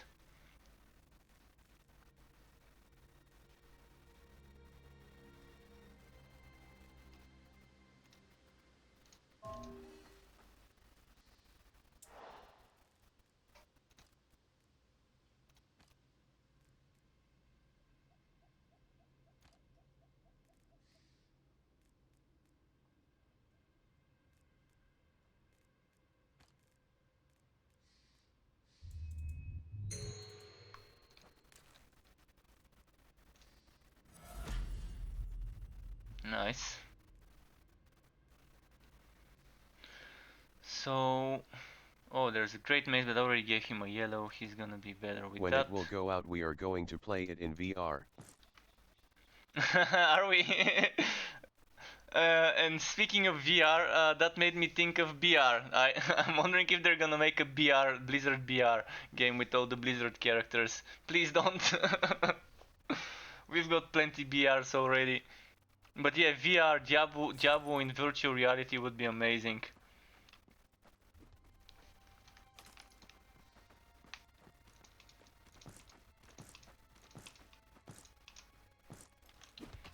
So I think we're going here.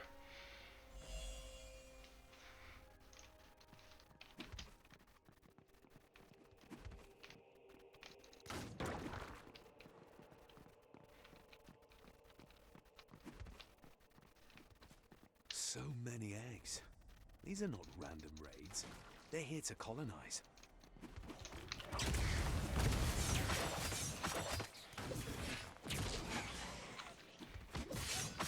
This is kind of underwhelming, the winds of Strings of Criarion. It gets stronger later on, but still not one of the top skills. Plate Powdron, alright, he's lucky.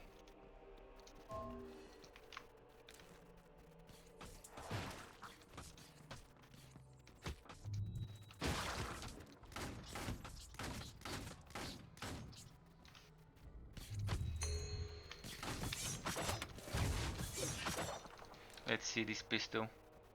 It is an improvement.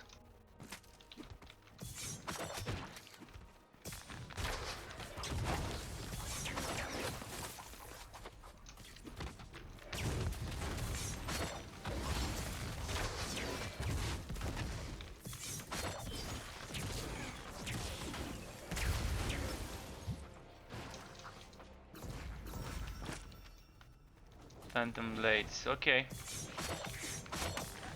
Already got it, so don't really need it.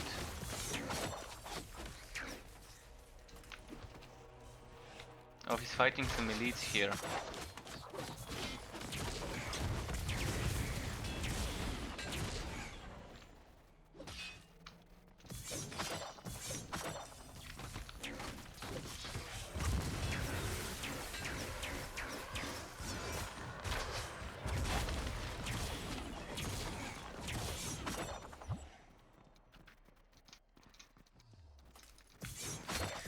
So you can see some of the zones I've been doing earlier in the end game.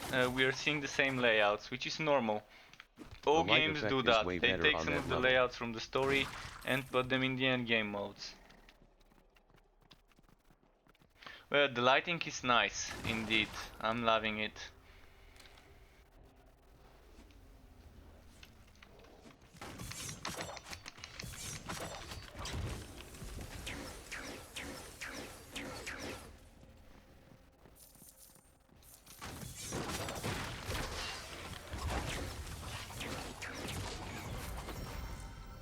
should definitely try using Bleeding Edge.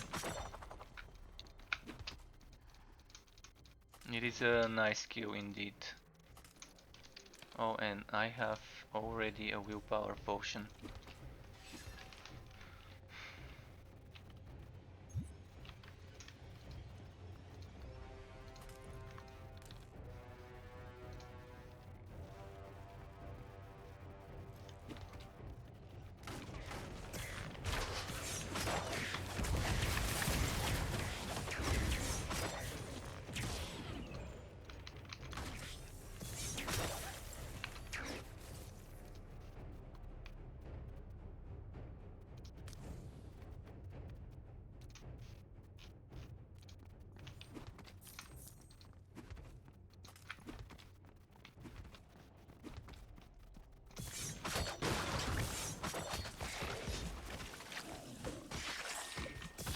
Saw something there blinking, not sure why and what, but okay. Yeah, Bleeding Edge, you can see it's amazing skill, and it can only get better.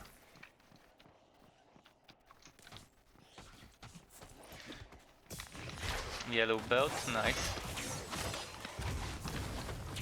What does this one give me? Spell damage, perfect.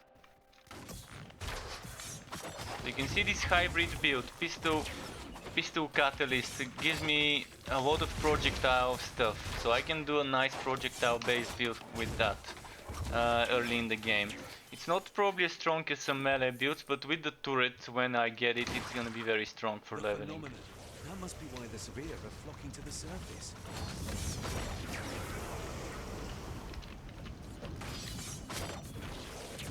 You can see I'm using only projectile stuff.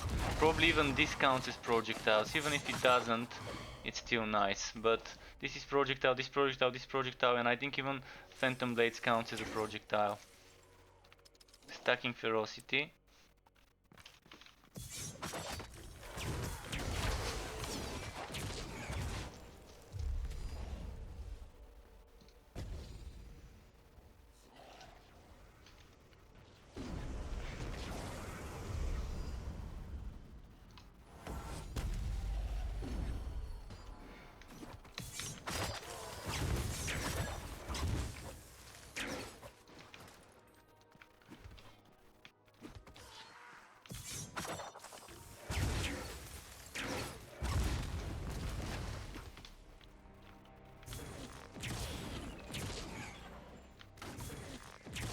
With this skill, this passive I just took, this skill became better. And now my Phantom Blade is also better because it has one extra projectile. So you can see I'm doing two Phantom Blades instead of one now.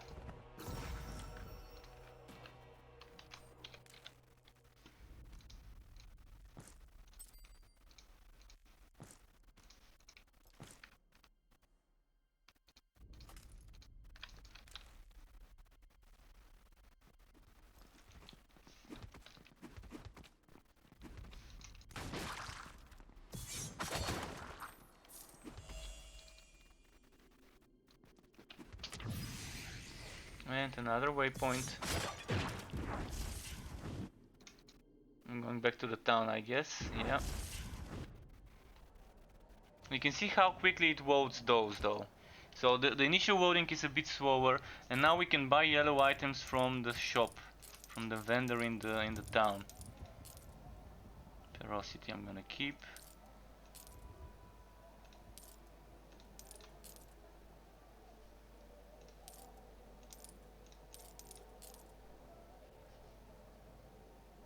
Material damage, this is probably worth it. So, what's this? Agility. Rage and willpower cost reduction.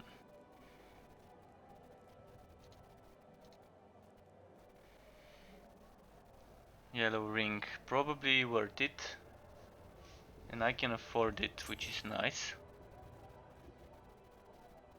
And I need an amulet, even if it's a basic one. Unfortunately, they don't sell one here.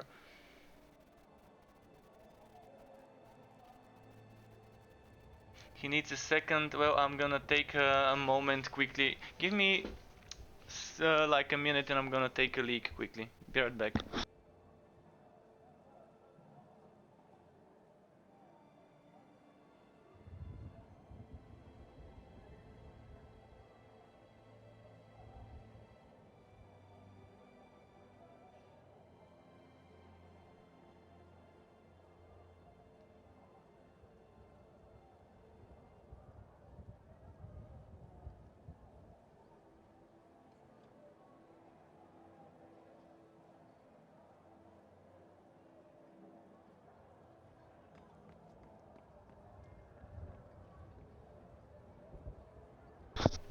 Okay, I'm back. I'm back. Let's see. What should I get? This one won't give me that much of a boost. Because it's agility, it's not ferocity. And I'm stacking ferocity, but I can get maybe some helmet to give me extra bonus. Cooldown reduction. This one material resistance. This one might have been better, but I think that's fine. Now let's equip stuff. Using the one with 2 ferocity, okay.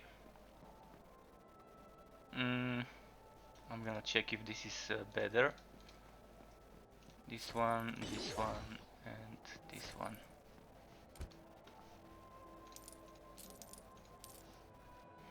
Willpower, crit damage, frost damage added to spells.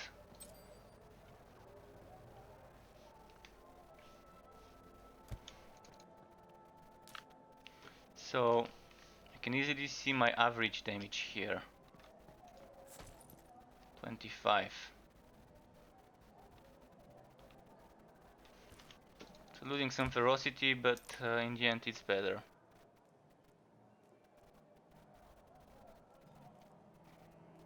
Unfortunately, no better pistols.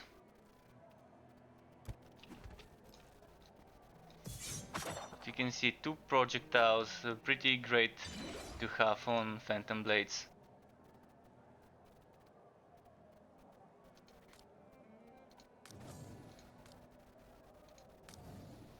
One second less charge time might be better for the damage. Reduce rage cost.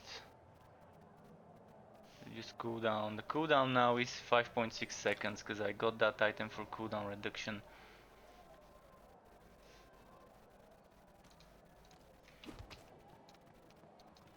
And let's see what the Metra has. Shit, I don't have money, but I would have bought maybe Gunslinger's Brand.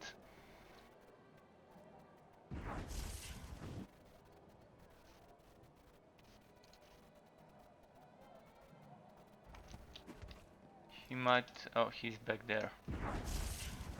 He might have needed Phantom Blades, but since he's playing with melee, I'm not sure whether he can use it. Phantom Blades requires daggers, bows and pistols, so definitely not for him.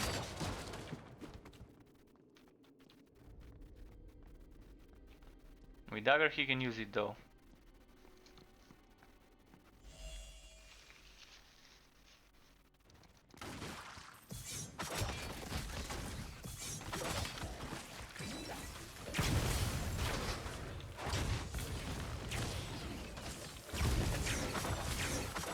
And early on, while you're leveling up, on the passive skill tree, it's very important to take some of those major nodes, some of those big circles.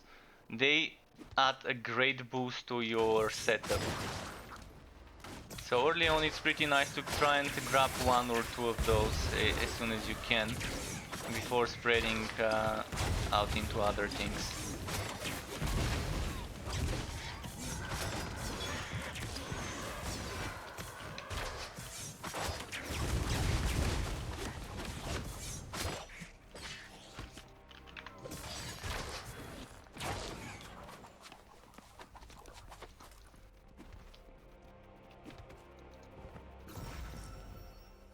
So I'm gonna play until we reach the next checkpoint maybe, and then I'm gonna have to stop.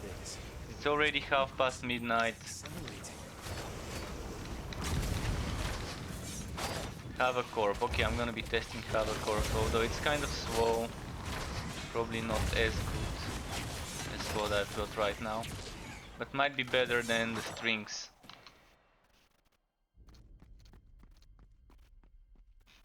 Where did Have a Corp go? Oh, I haven't learned it yet.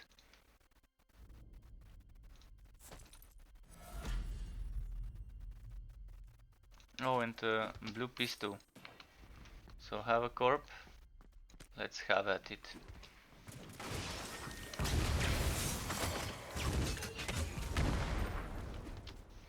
It's a projectile and there's two of them, as you can see.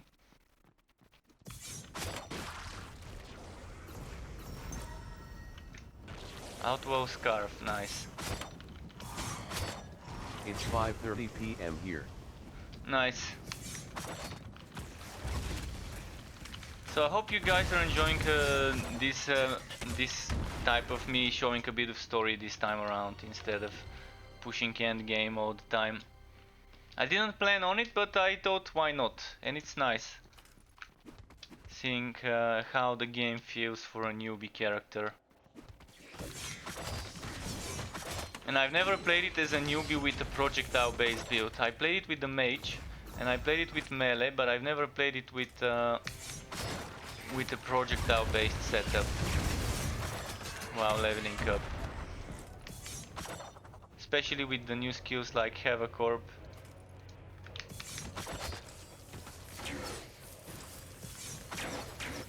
BTW, this game has no mana.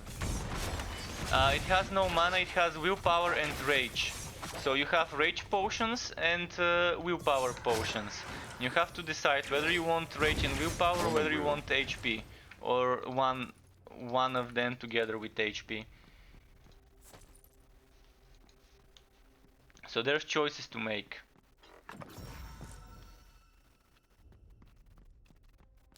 So if I were to equip this, it's gonna give me more damage. Maybe. Losing ferocity but gaining some other stuff.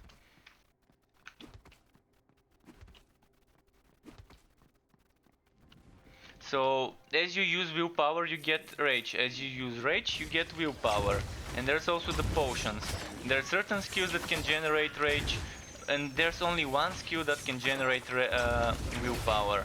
And it's pretty tricky to generate willpower with the skill, because it's the teleport, the blinking skill, and you have to blink through enemies.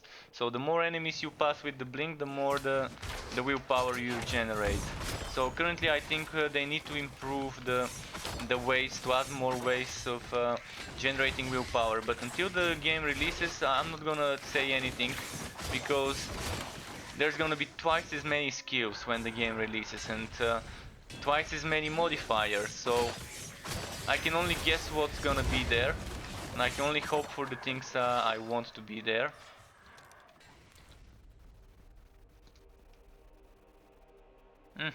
Nice. This is gonna be a bit more damage for me. On paper it shows less, and maybe it is less. What is he giving me? Oh, a spell stuff. Okay, let's see if I've got something for him. Don't think I do.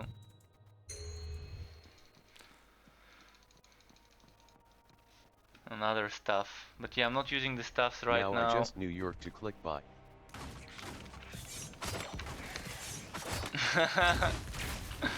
Yeah.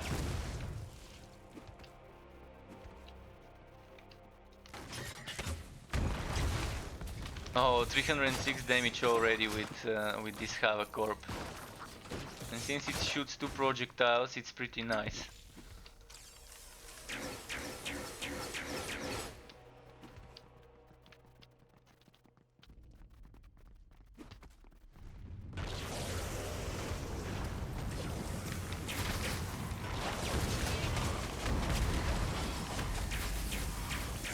Level 8.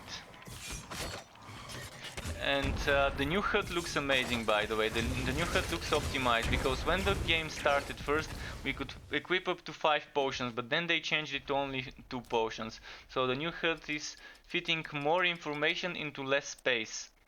It is much better, and you saw one of the links I posted has screenshots of what the new HUD looks like.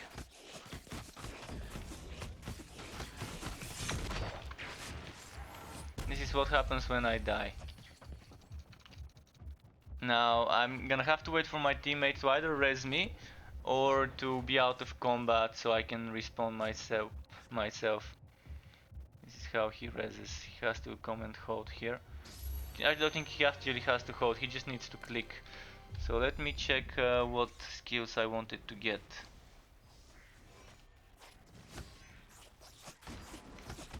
Attack.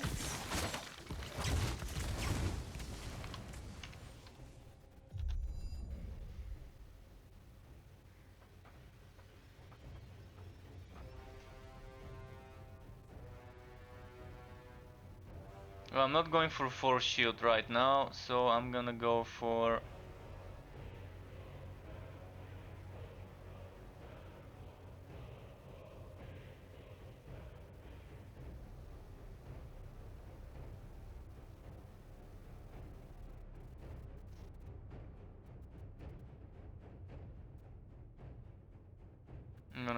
this.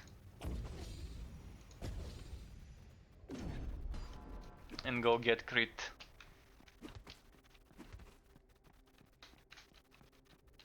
The thing is, I wanna reach this part here for extra crit damage. And I'm gonna reach it that way to avoid the force shield stuff.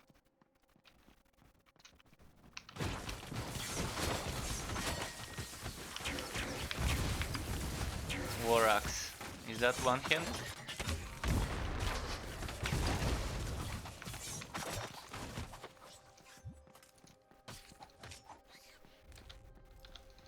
One-hand attacks. That might allow him to have a good dual wield build.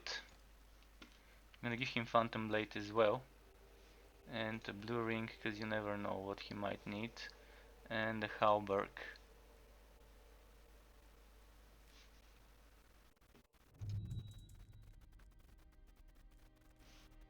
Oh, wisdom, agility. Okay. Let's actually use these two.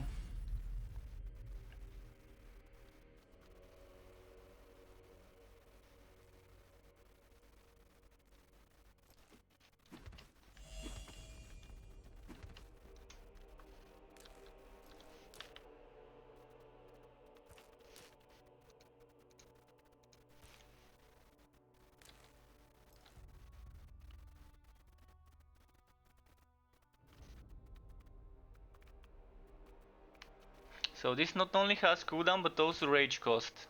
A combo of two things. So we're entering the den, but it's not the den of evil. But there's definitely gonna be something evil to kill in it.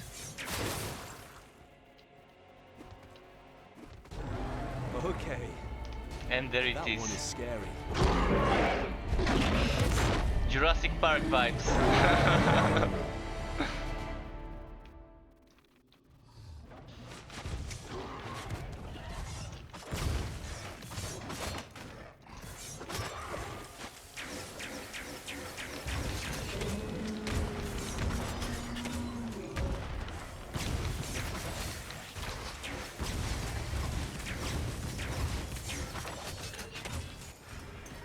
Who's the alpha now? And all those yellows that early in the game are just a blessing. An amulet finally, and it's a good one, it's a ferocity amulet. That's pretty good. Then we get force shield item for some defenses. What about the boots? Agility boots. I don't really need that. This one, no cooldown, again something I really don't need, but I might as well move on to force shield. Cooldown is 5.6.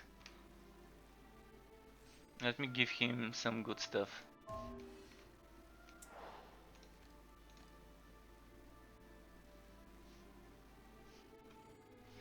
This one he probably doesn't need, but those two he would.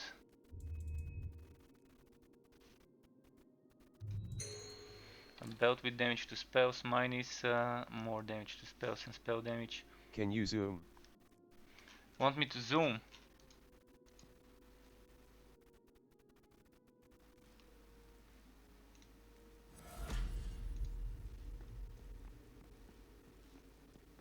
I can put this gem here. I can show you some different models.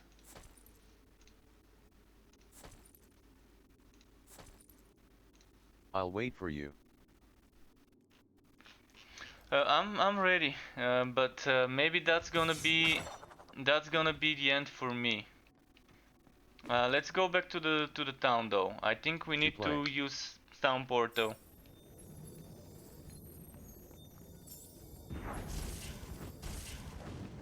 The town portal is here. For me it's Z because I changed it. I think the default is T.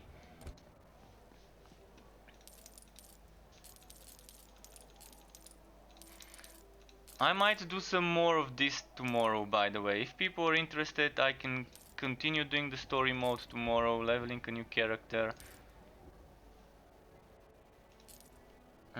Those boots I definitely don't need. And I can give him some items while he's I'll go here. to sleep now. Ta-da. Ref, I can give you some items, and I think I've got a Wobby item somewhere here. If I'm not mistaken, a Wobby unique sword is probably what I've got. This one, level 9. Thanks for the informative stream of this game. And you're welcome, guys, you're welcome. Just I'm gonna give Ref some gear, so he can have some level 20 stuff to start off. And this one is level 9 unique item. Then okay. What else can I give him? He's going for melee, so I'm gonna try and give him some melee gear. Melee gear. I'm gonna try and pick something good. So this is not bad.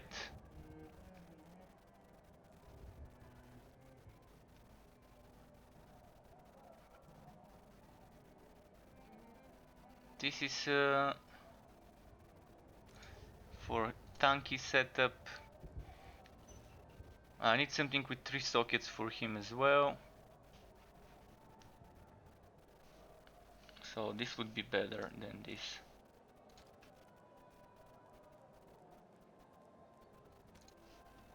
This one's not bad.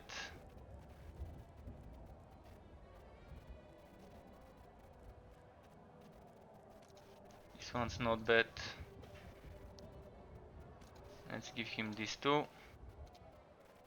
And triple socketed melee stuff. He would enjoy this one. And oh, this is triple socketed, so that might be I'm what going he for wants. a full damage build.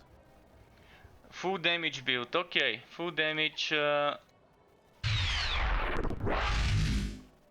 Hey, thanks for the subscription on YouTube, dude. Thank you indeed. Welcome to the Struck Pub. So let's try and give you some stuff for damage then. Damage. I'm trying to not give you the stuff that I'm using right now, but there's definitely enough stuff to give you for damage. Like one of those helmets, you can have one of those helmets too. And the other repeats, and can give you one of those rings, but they're not for the melee build.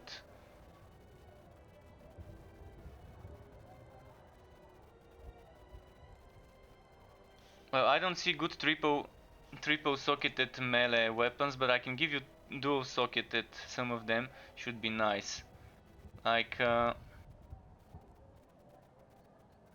this one's not too bad. Two flat damage bonuses. I'm gonna look for something with 3 flat damage bonuses. This is triple socketed with 1 flat and 1 non-flat. And this is dual socketed with 2 flat, so that's plenty of stuff, I guess, to experiment with. Then this one's also not bad. What about this one? This gives you on a Warhammer Bulwark of Dawn. You can even have the gems that I'm giving you with the items.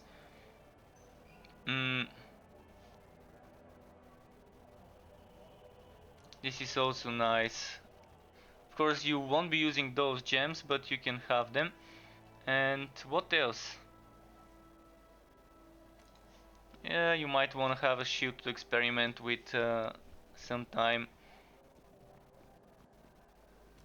This one's good. I think that's plenty of items. What about this one? Dual wielding, two-handed.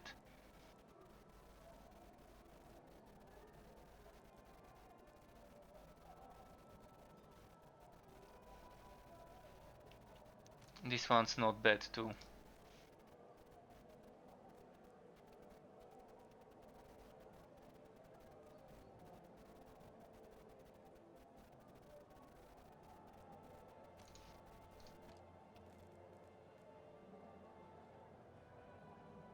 So I'm trying to give you some stuff that I know I won't be using right now. And I think that's plenty. So now you're gonna have gear to look forward to once you level up. This one is level 9, so make sure you use that unique if you want even right now.